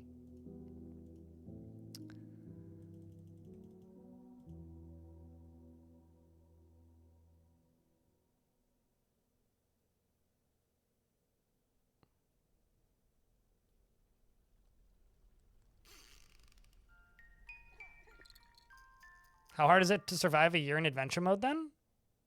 Adventure mode isn't a fun video game. Adventure mode is an interesting way to experience a world in Dwarf Fortress, but on its own, it's not a fun video game, and I don't recommend you play it. How hard is it to survive a world in adventure mode? Extremely easy. If you're willing to wait, eat, wait, eat, wait, eat, drink, wait, eat, wait, eat, wait, eat. Like, it's not fun. Like, I like adventure mode in concept, but as, like, a video game to play, I don't actually recommend anybody play it. Like, I recommend you play it if you've played enough Dwarf Fortress to understand why it's interesting or want to learn a lot more about Dwarf Fortress. I don't think it's great on its own terms, which it hurts to say, but it could get there with a few things that seem pretty simple, but, like, until it has some meaningful reason to do almost anything, and quests that are more reasonable to complete, and some form of interactivity with the world itself outside of just expanding legends, which is interesting if you like playing it, but if you like Dwarf Fortress. But if you are playing adventure mode as its own thing or to survive, it's not fun. There's a reason I don't do it on stream. Like, I like the concept of adventure mode, and I like what it's capable of showing. I don't think it's fun to play. No, absolutely. And it's, like, a well-known fact if you've played a ton of it. And, like, even the people who love it and play a ton of it play it purely because it is a way to learn more about how the game works under the hood. Like, I always tell people, it's like, if you want to learn how the combat in Dwarf Fort works, play some adventure mode. That doesn't mean it's a great game, though. Yeah, don't even need to wait or eat. Yeah, just play a goblin. Or play a elf. Same thing.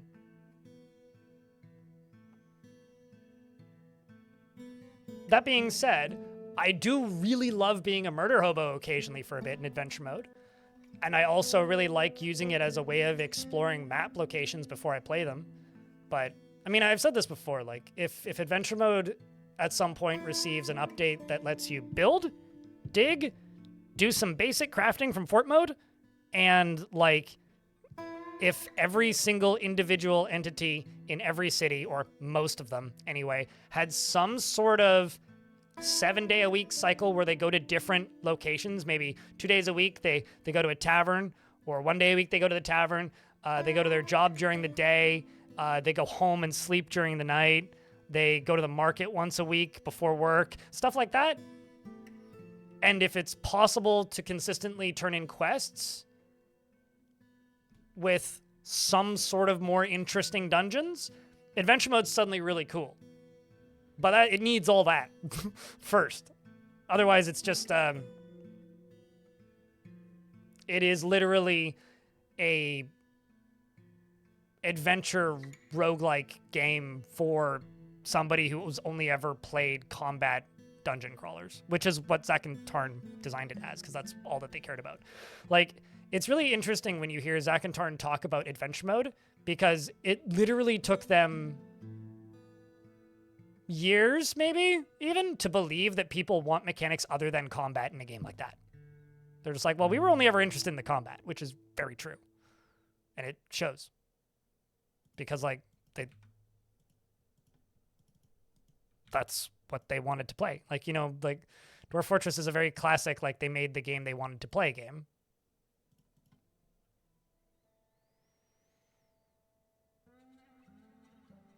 It's not even a walking simulator. But...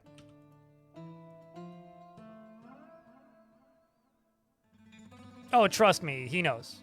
Bubble Page, he knows. He knows. And I hope we'll see it, you know? Because, like, I think they... Dwarf Fortress's own ambition is, like, some of the biggest problems with Dwarf Fortress. Like, like...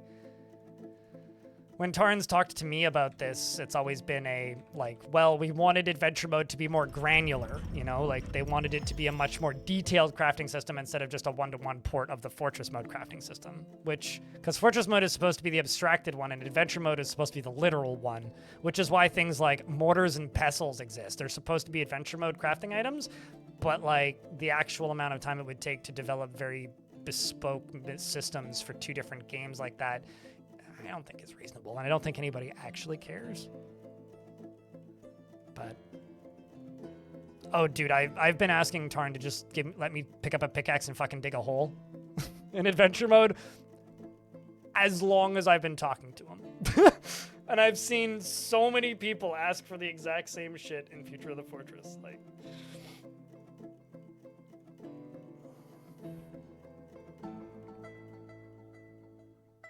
no, absolutely. Like when D&D first was a thing, like, it was a rule set entirely about, like XCOM combat scenarios, right?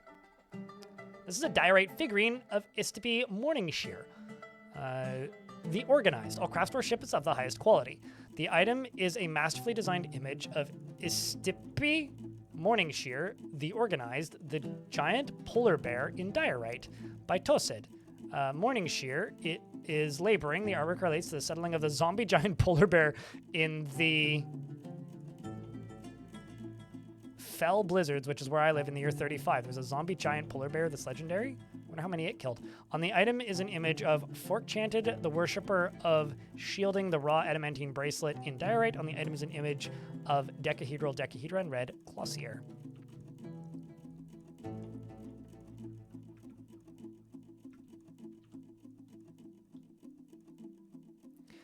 But they really need to change the engine level thing. It's not easy, but yeah, blind with that more lively adventure mode. I mean, I said this once on stream, and someone in chat said if that's the coolest thing that's happened to adventure mode, we're cooked. Which is, I said once on stream that the coolest thing to ever happen to adventure mode in the time that I've played is tables have items on it now. Like, I think and now it's actually more accurately... I think at this point now it's more so more so the coolest thing I've seen since I've started playing this game is that in adventure mode like crossbows work now. It's probably are like usable now. That's probably actually the coolest thing. It's been a bit, but The reality is the development of Dwarf Fortress is pretty slow. It's a lot faster now than it has been in the past. Directly porting features from Fortress mode to Adventure mode is actually pretty quick from what I've seen historically in comparison to other things that they've done. So I'm not like, you know, worried or thinking that we're never going to see any of this stuff. I think what's happening right now is Tarn fucking hated making the graphics and the UI. And that was very evident. Like, talking to him and talking to Zach, like, Tarn wasn't having a good time during that period. Like, at all. More evil clouds. And I obviously, I'm not Zach and I'm not Tarn. But I am a creative person on the internet. Let me tell you. If you don't like the thing that you're working on, it's real hard to be quick and efficient. Especially when, like, you don't really have anything other than your own paychecks to, like, make you work faster or more efficiently. And Tarn made all of the stuff for Fortress mode. And then immediately went, after admittedly getting a giant paycheck, to then do the exact same thing for Adventure mode. With help from Putnam at that point. I think that Tarn is just defaulting to doing all the magic stuff for two reasons right now. One, it has been something that he has quite literally been promising since as the fucking dawn of time. I don't even know. For a very long time, I'll say, for a very long time, he has been talking about adding magic systems to Dwarf Fortress. So I think, like, there's a part of it where he just kind of feels that he has to, because otherwise there will be, like, some sort of apocalypse.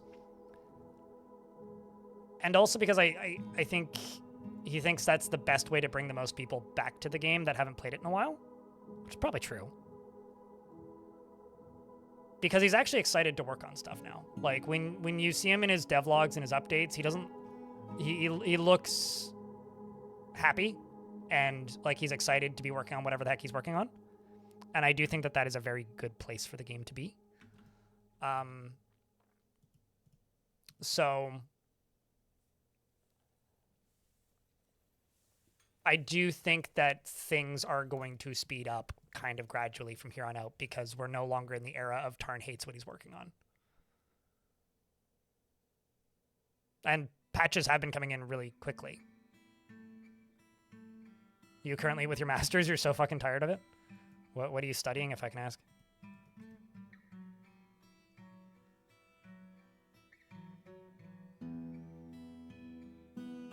It makes your job suck and you're not even close to doing creative work, right? I guess, like, on paper, creative work is inherently more enjoyable than the alternative.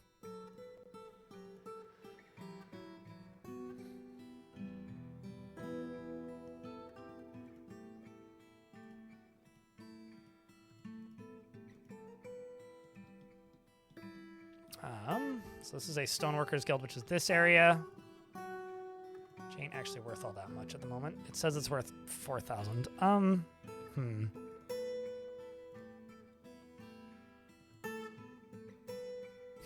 Meanwhile, YouTube chat, bring back the economy!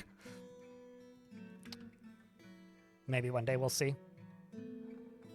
Biology and computer science related, you had to redo the data so much that you personally just want to burn it all down? Well, don't ask what Hobo did. I know a few people who've been taking, like, some variety of, like, computer science and the like, and then just...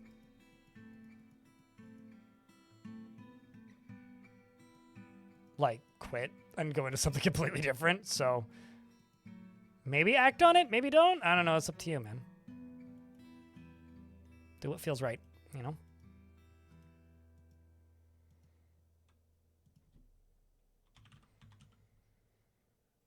You know, the economy apologists have, like, slowly started to show up in my chat over the years of like the people who are like, I played the game back in the day, and like those systems were actually very simple to use. Just nobody understood how they worked, so we're how to balance them, and just kept printing dollars. So it was the player's fault. I'm like, oh my god.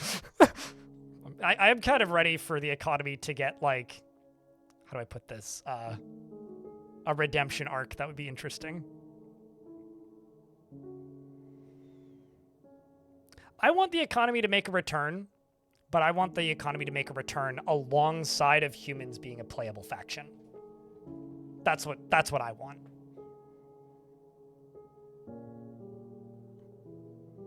Like, that's truly what I want. Like, I want the dwarves to stay anarcho-communist. It's like, oh, pff, you human player. I just can't wait for those. Those memes will be golden, man. It'll be a good time. Let me tell you.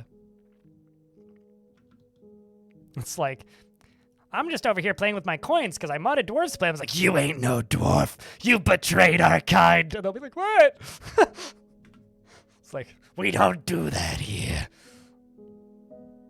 Alcohol is a dwarven right. I was going to say human right, but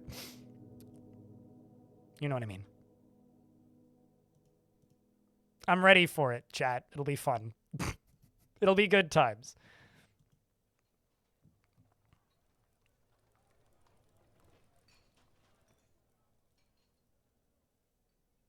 You see, Snatcher Hardcore in YouTube chat says, I dream of the day when I can make stores and set prices for my visitors. Oh, I completely agree.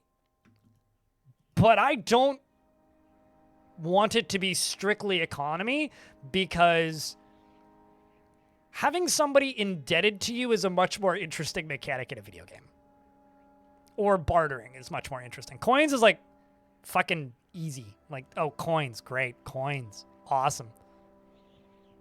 It's like, no, I want you to go out and I want you to bring back 15 mussel shells, 35 ratweed plants, and 16, I don't know, googly eyes, so that I can make the death potion to kill the queen of that faction. With my wizard. That's what I want. Or maybe make the potion of beard enlargement. I don't know, some dwarf named Domas Weremy has been telling me that if I put enough of these plump helmets into this wine, and then top it off with, I should have thought about this joke before I started it, sunshine, then it'll enlarge my beard.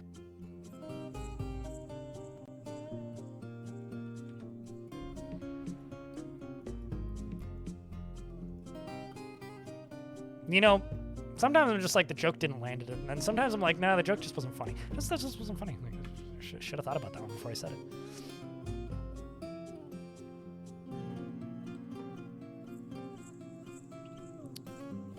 You know, I've just learned that a whooper is a thing from Pokemon.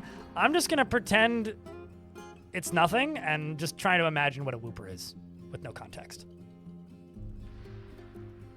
Just don't tell the Pokemon company, they might sue you. I used to know somebody who had a bunch of Pokemon emotes on Twitch, and he didn't get sued, but he did get a bunch of takedown requests at one point, which was kind of funny, actually, in hindsight. Like, what the fuck did you expect, man?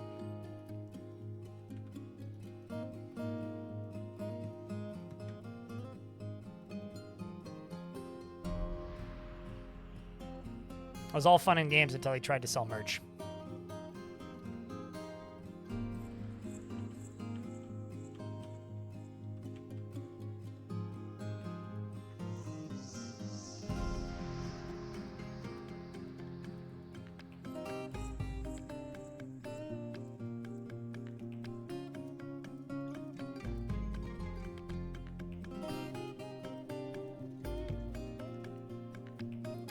Probably not.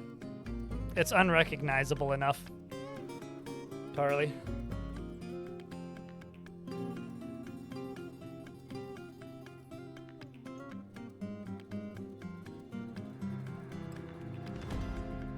can just post it in the chat if you want, Letteran.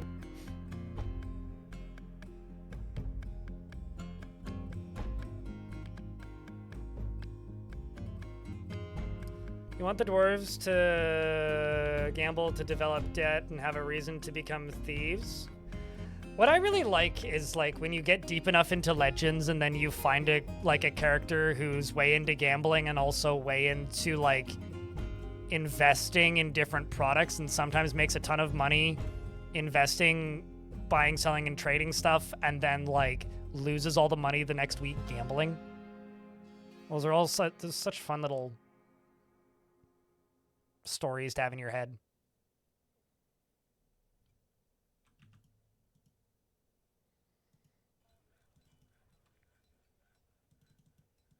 Such fun little stories. Okay, you. Let's make 10 charcoal. I'm just going to make a smelter shop. I need to also see if we found the magma sea. I guess not. I'm going to smelt some gold. But I just want to go down to the... Oh, that's good. Big channel.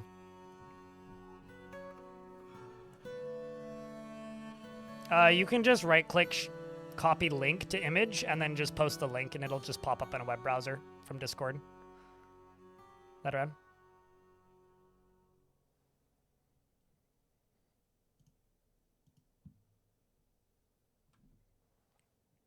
Yeah, I do it all the time.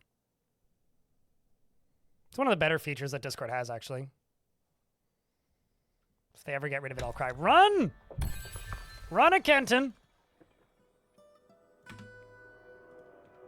Let's just forbid that so nobody dumb enough to try and move it.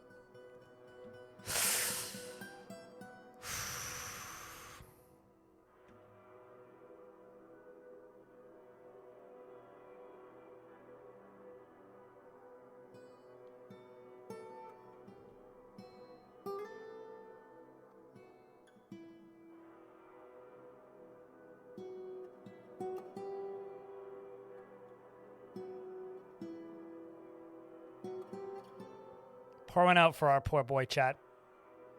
That was one of the starting 7 dwarves of the first fortress I built in this world.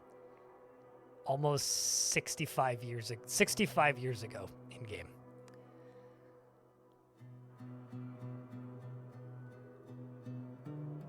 Goodbye, sweet soul. It's good to be back, Thomas. YouTube chat.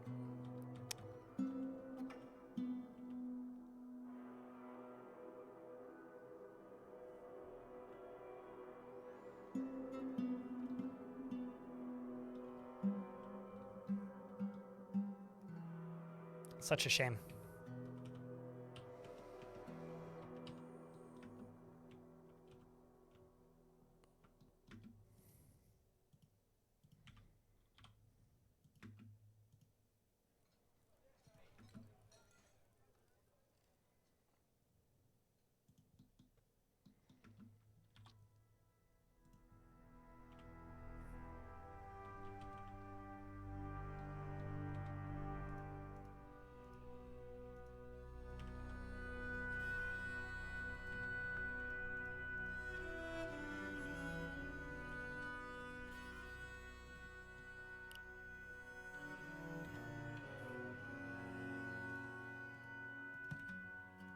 Lived fast.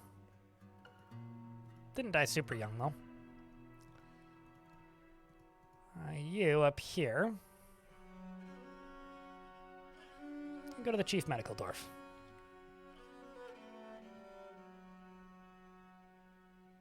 Oh, actually, how did that discussion go with Kaz? Did you not leave the map yet?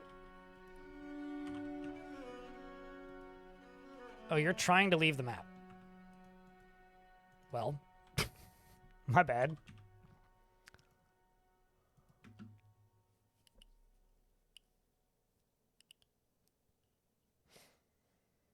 You should be able to leave the map now, though.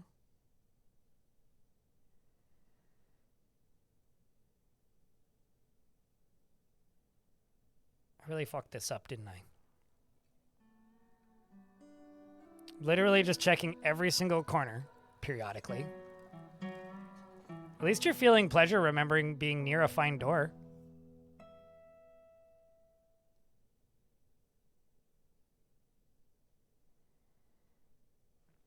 I'm gonna actually cancel this task.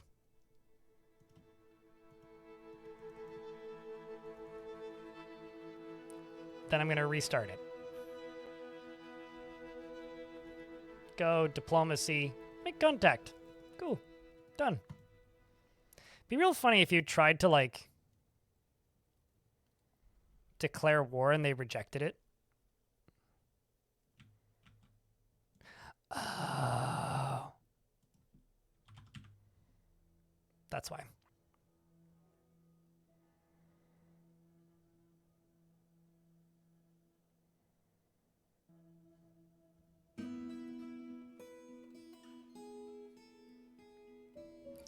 It's like when I used to watch the maze in Windows 95, the maze screensaver, and just be like, come on, just take all the lefts.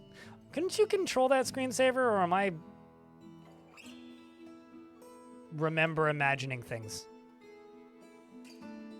I feel like if you hit space or something, you could steer it. We declare war. Just go home. See you next week for trading season. That's what they would say.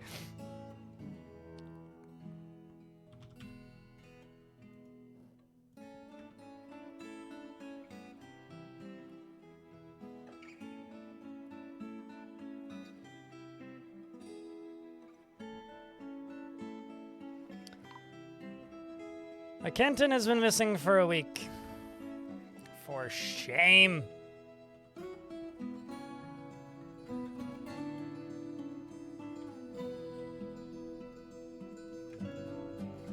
For shame.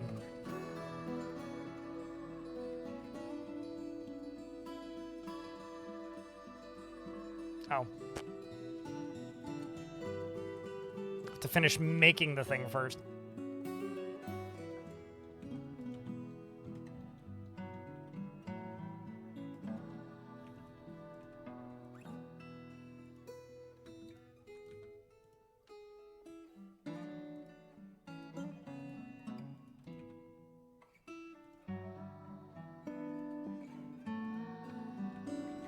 Because they need the military stuff, why don't we also just give you an archery target? It's a constant reminder that you're on watch. And being watched.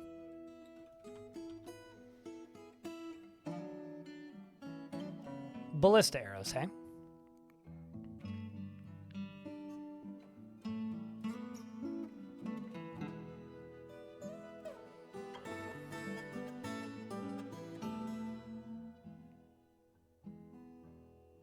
Uh-huh. Weed? That certainly does sound like a German saying. Diplomacy, what pleasant surprise. Not a single tree here weeps from the abuses meted out with such ease by your people. Joy, have the dwarves turned a new page? Clearly not, because I did chop down trees the year before, I think. Anyway, a travesty. Perhaps it's better said that the dwarves have turned over a new leaf. And the springtime for our two races has only just begun. Are we racing to the bottom? Or are we erasing our goodwill with you?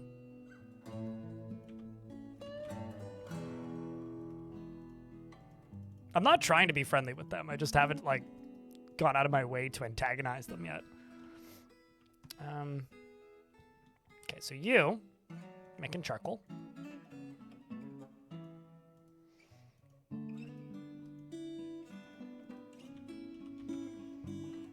Smelt native gold.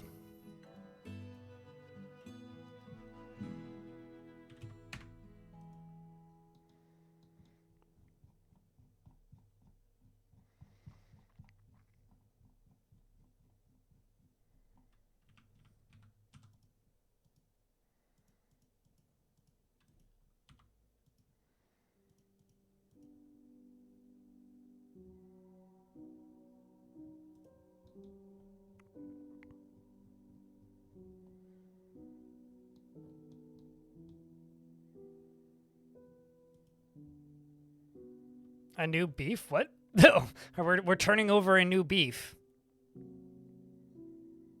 If these dwarves ran an Arby's, that's what they'd say.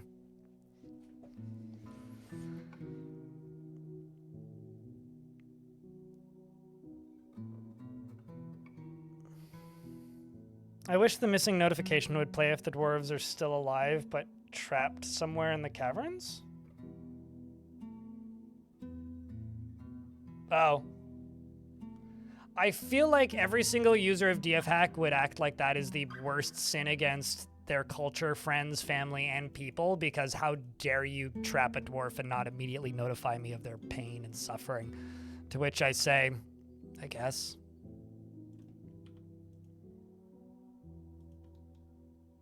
I'm not super bothered by dwarves dying like that. I think it's like part of the game and kind of hysterical when dwarves get stuck somewhere.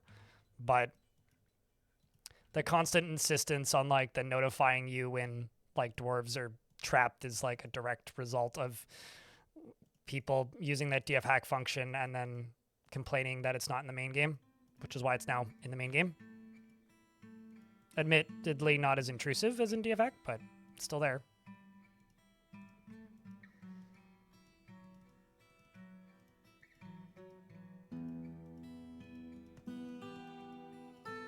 Like, I'm attached to my dwarves, but if I screw up, let them die. Damn it.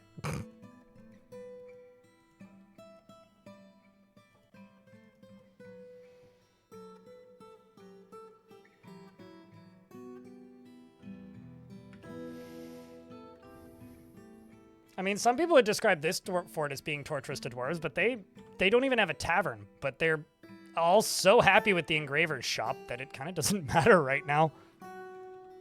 Also, I'm just going to smooth everything, because why not? Except for maybe that. And this. And also this, because we're just putting flooring in there anyway.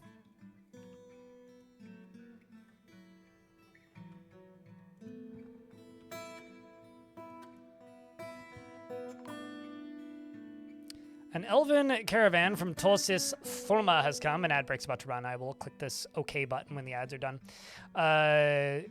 Your status as a minor land has attracted a bit more trade than usual. It's a minor land? Huh. However, the overall trade sentiments are tenuous as best. I wonder what a minor land means. Huh. I love all this new text. It's good.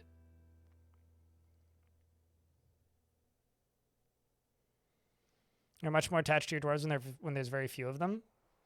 I mean, you know, not at some point, nobody has main character armor in most of my forts, but it depends on how much I'm paying attention.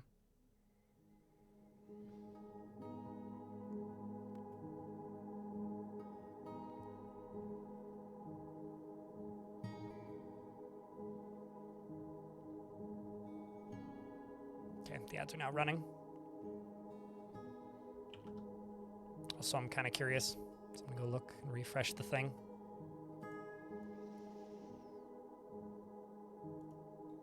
All right, folks. We are currently $5 USD away from the daily minimum, which means I'll probably make it up in ad revenue by the end of the stream, so. Cools. We done did it.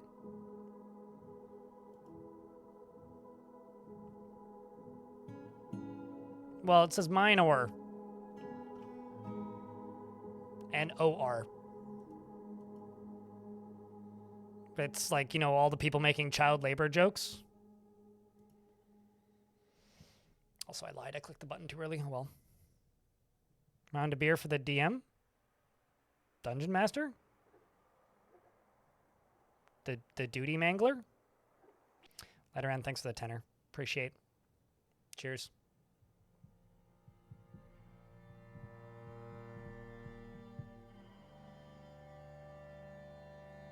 You know, the other stream on Saturday, we were talking about naming sourdough starters, and I made the joke that you should name it Jesus so that the dough will rise after 3 days. And you could put it in the fridge and then take it out and be like, after 3 days, he rise again. And the person said that their mom might disown them. And you saying Daily Min is just like, made me think of Daily Min, Daily Bread. Anyway, if I ever, I'm keeping 2 sourdough starters. I'm naming one of them Jesus because that is just way too fucking funny.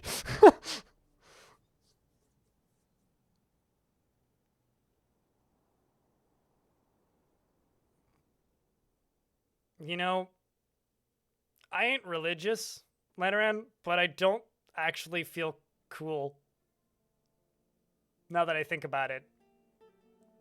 Repurposing the Lord's Prayer for my stream. So maybe I should just leave that one where it sits.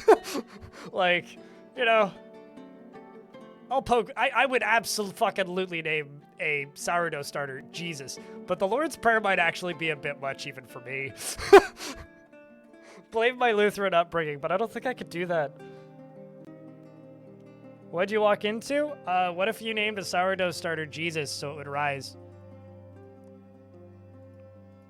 That's what you walked into.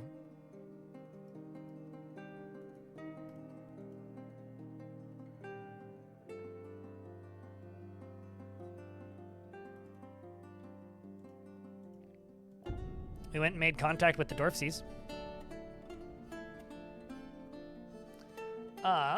The North Guilds made contact with the both the contests at Monster Smash.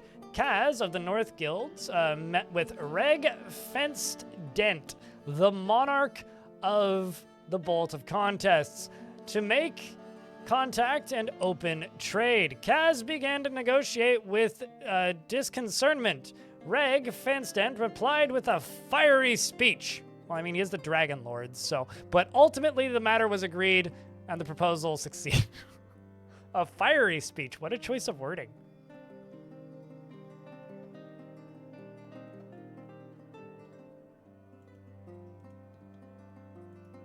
There's something about stabbing goblins and, like, disagreeing with elves in the Dwarves' Prayer.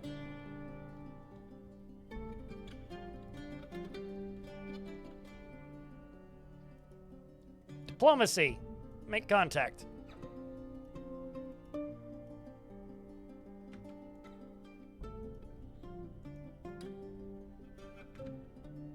Just waiting for my broker to quit leading a demo and get up here.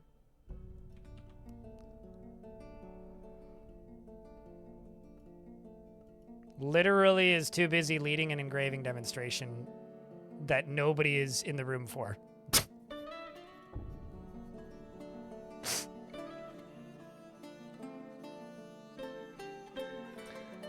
Wait, hold on. I have a question. What makes you think this is an evil fortress? This fortress just happened to be settled somewhere that happens to be evil. But what makes you say that this fortress is evil? I don't think that the fact that, like, a third of the fortress is ready to collapse at the pull of a singular lever makes it inherently evil. Maybe I should make it 2 levers. That might be wise, actually.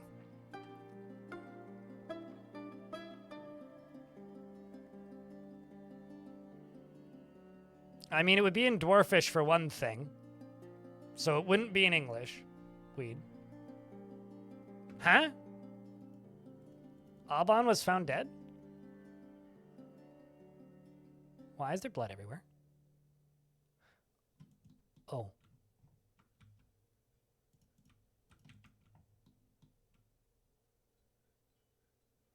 So...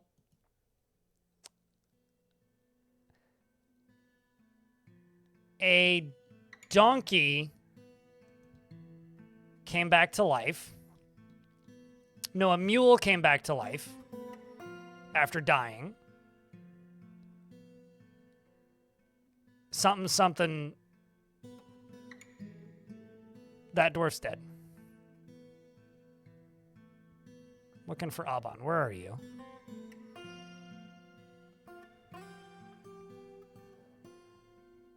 What the hell happened? The mule corpse is fighting. Ah. The engraver punched it. The thresher bites it, naturally. Kicks the engraver. The engraver punches it. Thresher punches it, punches it. The mule bites the engraver in the left cheek, tearing apart the skin. Ow! Mule Corp kicks the engraver in the right hand with the rear hoof, bruising the skin. Huh. Fun. Kicks the engraver in the upper body. Stone worker hacks the mule corpse in the head with a copper battle axe. The injured part was cloven asunder.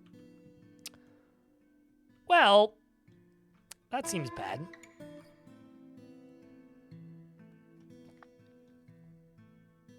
Yeah, that seems bad. I'm gonna...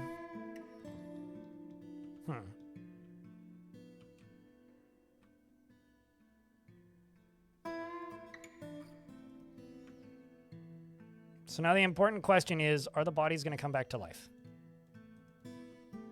We're going to go butcher the corpse. Well, that's good. That's good. I'm going to make a coffin.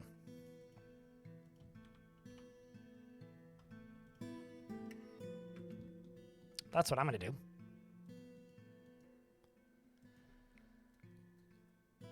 This is an undead resurrecting biome, so presumably it died somehow, either of old age or other means, and this is our life now.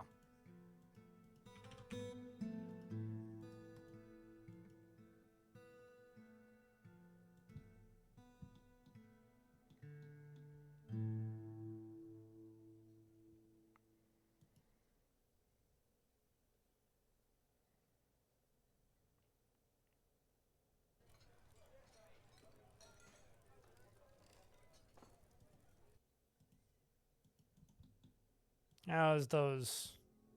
Okay, there's Bauxite's Memorial. The Bauxite Memorial or whatever. There should be a coffin in here somewhere. Yes, there is.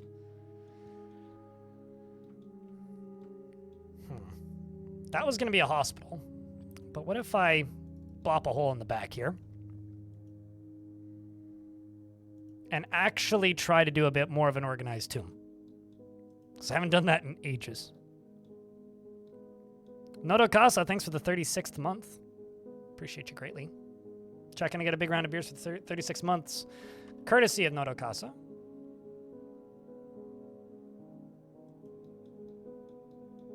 The big old round of beers.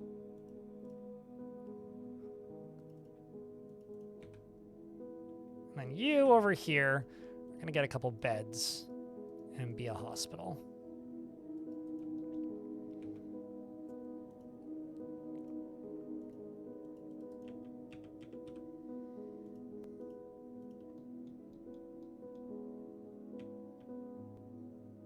Which means I probably need a mechanism.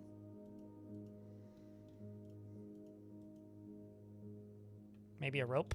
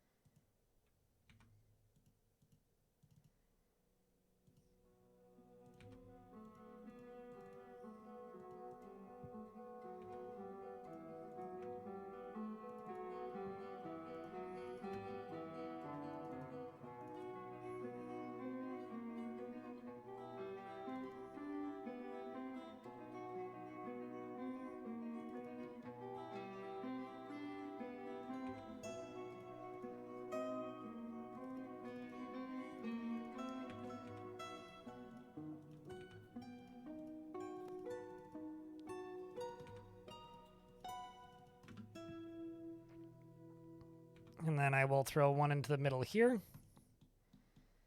Body still there.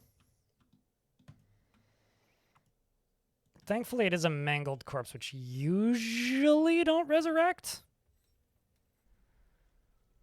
Shortish players snatched by kobolds, lost to sight. Snatched by goblins. Kobolds don't snatch, do they? Snatched by kobolds, lost to sight. There's no part of dwarf kinds, right? Stone guard, children, strong and true from goblins. grubby view. There's health to hearth and home to the dwarf that stands on may our ale flow bright and deep and the goblins flee squealing sleep. Now the real question, can you translate that from English into dwarfish? Don't worry, we don't need to play Go Fish, but not bad though.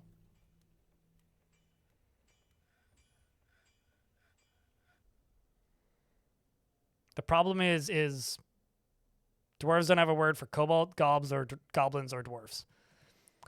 Which is maybe the biggest flaw in their language is they don't have a way to self-refer.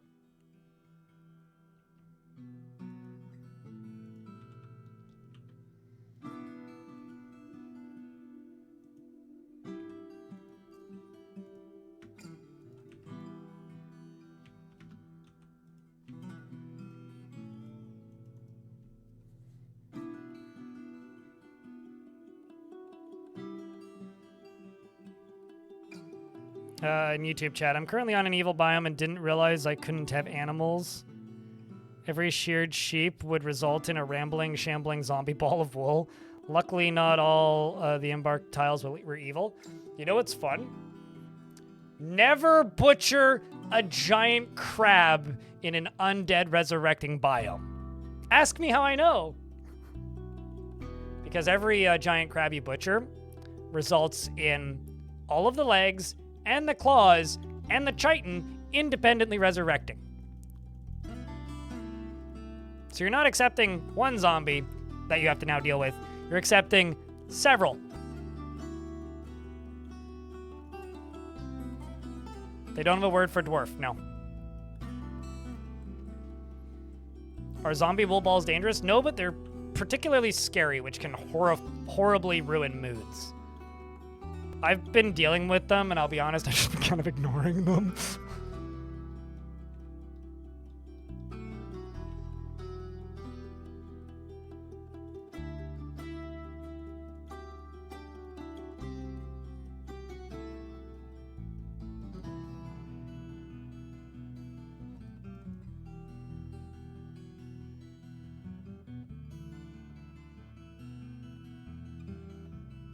I'm not even sure which one of the things I've said in the last few minutes you were asking. How do you butcher a crab in an evil biome, I presume? You know, I just thought of a life hack, chat. This is now a tomb that is assigned to a Kenton because that's his slab. So when I make new tombs now, it won't automatically assign the new tombs because he already has one assigned.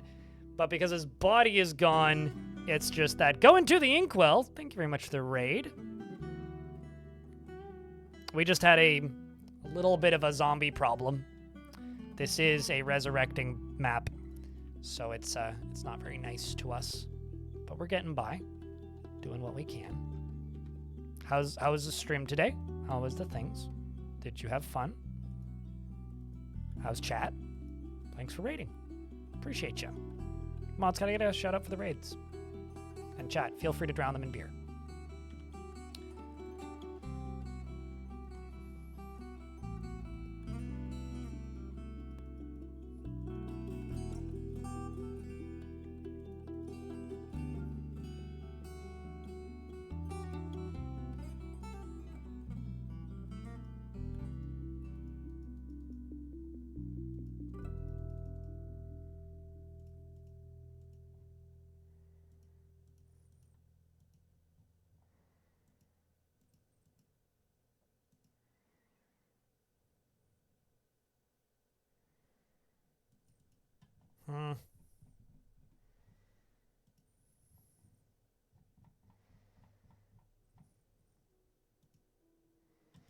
Just gonna throw a ruby on that.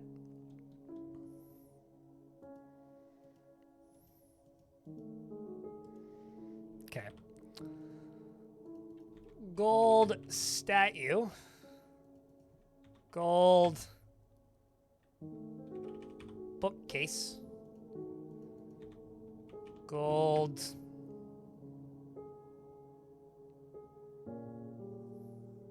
man. looking at different options.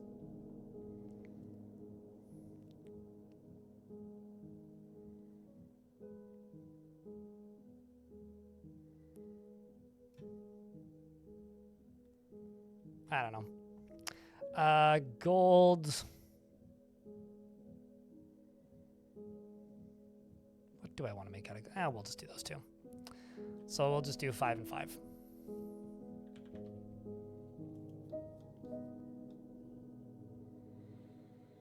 $200 years old? Wow. You're almost half as old as Long Death was. I've got dwarves in this fort that were from a fort that I started 66 years ago, which feels kind of fun for the minute. Long Death made it to what, 471? It's 470 something. I need to actually go look at the last episode to tell you for sure. I found all those save files recently. How long has it taken you, fried onions?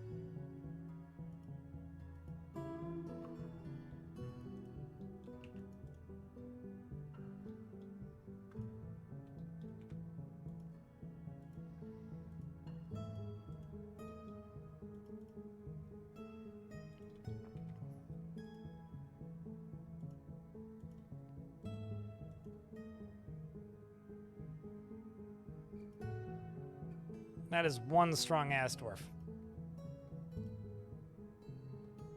How much are you worth?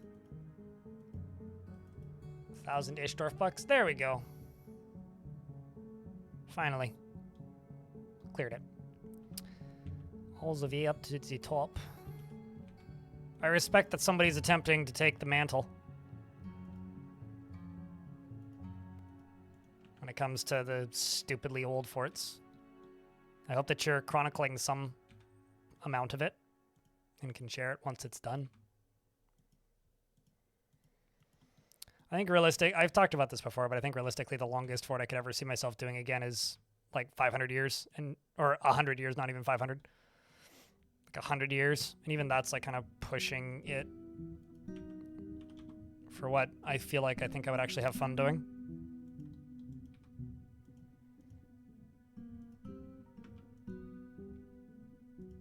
That is not the material I want.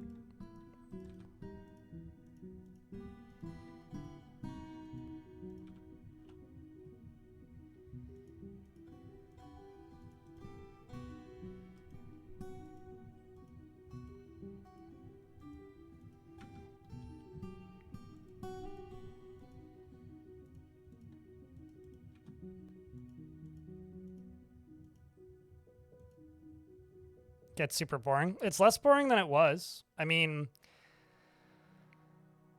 in Long Death, there was the animal cap where you would just stop getting migrants once you hit, was it 3,000 dead, 2,000 dead, something like that. So there was like that hard cap, and that was the fort where I realized just how harsh that actually was. So I stopped getting migrants after, like, of any kind. After the year, it's like, I don't know, 60 to 70 or so. But yeah, at a point it just becomes a screensaver. Chad, have you ever had a game that you like playing, but you felt that the way you were playing it made it boring, but you liked it anyway, so you kept doing it for way longer than you feel like you should have? Because that was me with Long Death. It's just such a oddly specific thing. I don't know. Like, if I'll ever find somebody who's been like, yeah, been there. Hello, DJ Grom? I'm confused by what that means in YouTube chat.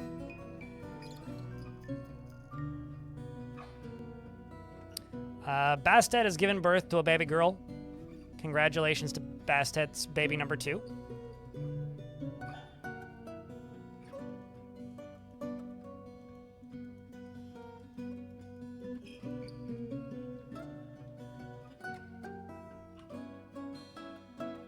Oh, everybody's just smoothing floors, of course. Okay, so this up here is going to become a hospital.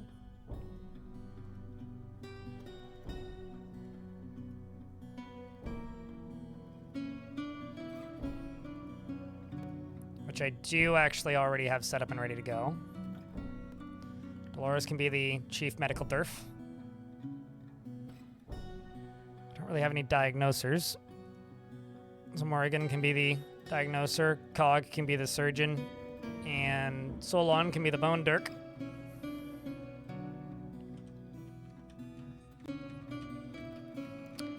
I do think I could probably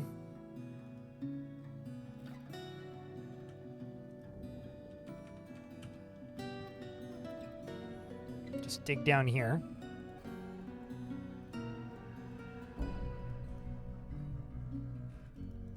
Make 2 wells. Because there's like aquifer right there.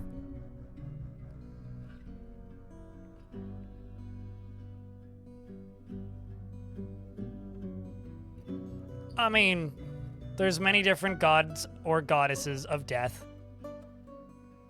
God of death, Schmod of death. Besides, you know, they're an expert in the field. Why wouldn't we appoint them as diagnoser? It's right in the name, see? Diagnoser? I don't even know her. Anyway.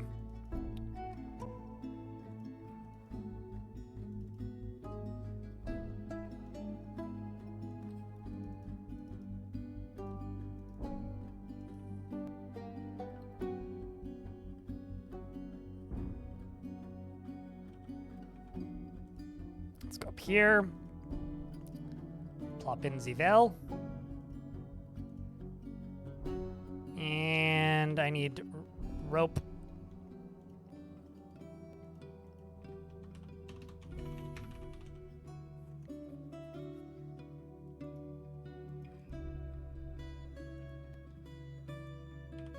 I'm starting to debate how important clothing actually is in the early game now. Because if I go to my starting dwarves, like none of his clothing has started to wear yet. And obviously he's picked up new clothes, but like those trousers are original. Clothing seems to be slow enough now in its degrading that I don't even know how important it is to like make clothing stuff early now. Most of Skyrim, you're glad you turned on survival mode this playthrough. The challenge has kept things interesting for you, and honestly made each new bit of story more savory. I think like Skyrim just became a power fantasy too quickly for me.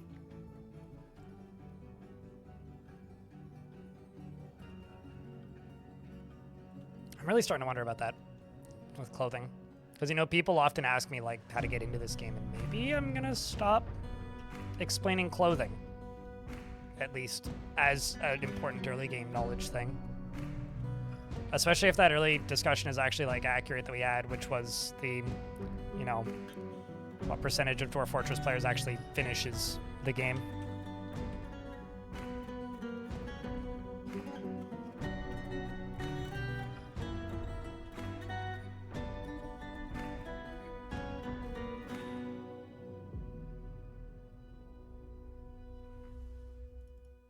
Want those white jades.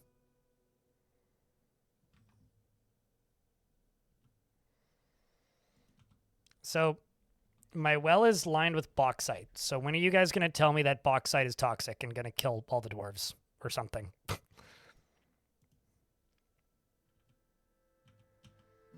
Because I presume that's going to happen soon. Unrelated, but some migrants have arrived.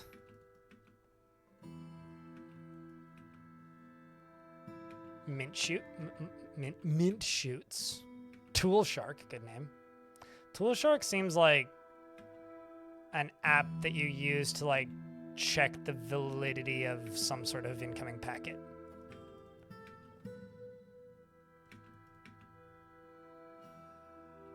Like Tool Shark sounds like a piece of free open source software.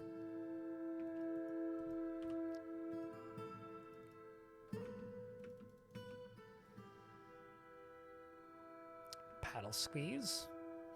Grand Lashes. Pleat Urns. Gorge Bite.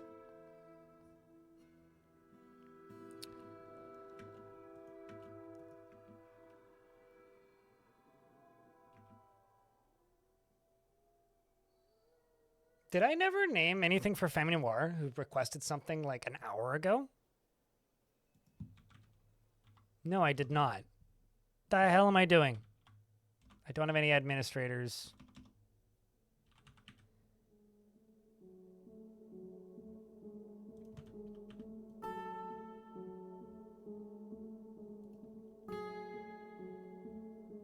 Are you still here, Femme Noir?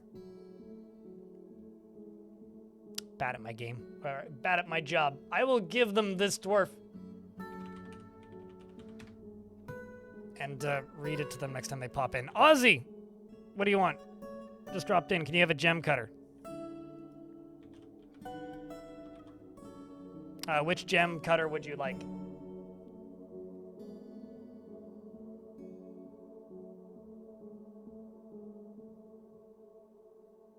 I think you mean lead goblet.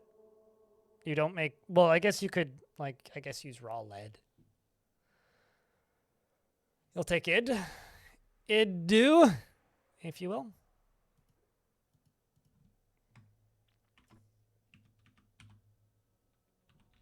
Ozanthium is frequently depressed, but is impervious to the effects of stress. After seeing a dead body in the year 210, it's been a long time. She does not have a great aesthetic sensitivity and is conflicted by this as she values artwork in its creation. She's somewhat quarrelsome and she is bothered by this since she values friendship. She sometimes acts with little determination and confidence and finds helping others emotionally rewarding. She's curious and eager to learn and tends to share her own experiences and thoughts with others. She is quite comfortable with others that have a different appearance or culture, and she is brave in the face of imminent danger. She often gives her knuckles a good crack when she's thinking hard, and she needs alcohol to get through the working day and does not mind being outdoors at least for a time, and doesn't really care about anything anymore. She dreams of mastering a skill and personally values romance and sees working hard as a foolish waste of time, and sees competition as wasteful and silly. She likes native aluminum, and kunzite, as well as silvery gibbon bone, nav fabric, oriole parchment, and the color amber, weapon racks and crutches and ducks for their quacks, unicorns for their horns, and the sound of the tulip of rhyming, and the sight of the lute of poets, and when possible prefers to consume hagfish, leeks, and 2-grain reap beer. You know, you kind of were sounded like a very hoity-toity until the hagfish part. Water buffalo's milk and pendant amaranth flour and oat seeds, and absolutely hates leeches. Okay, you know what? I'm with you on that one. You're good friends with a bunch of dwarves in the fort because you were previously in my other fort, which was very old now. And you felt sympathy after bringing them food. You got quite a personality built up already. Welcome to the fort.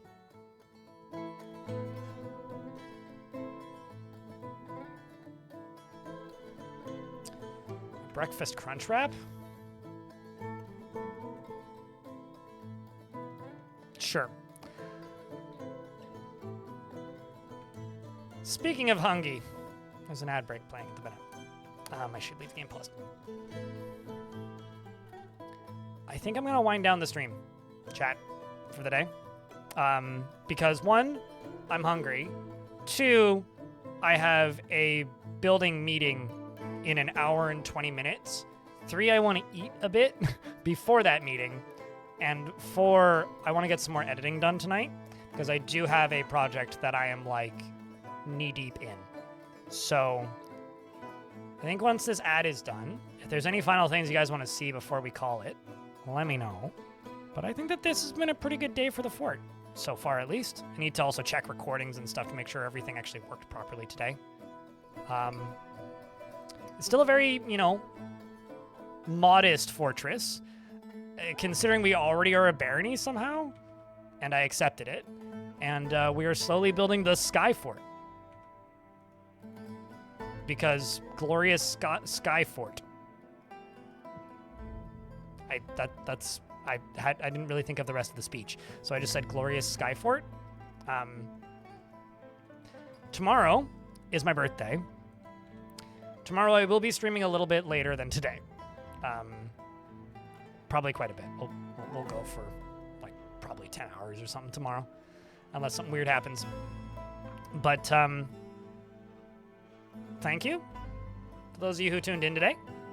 I'm not gonna end just yet. If you're on the Twitch side of things, do stick around so that we can go raid somebody.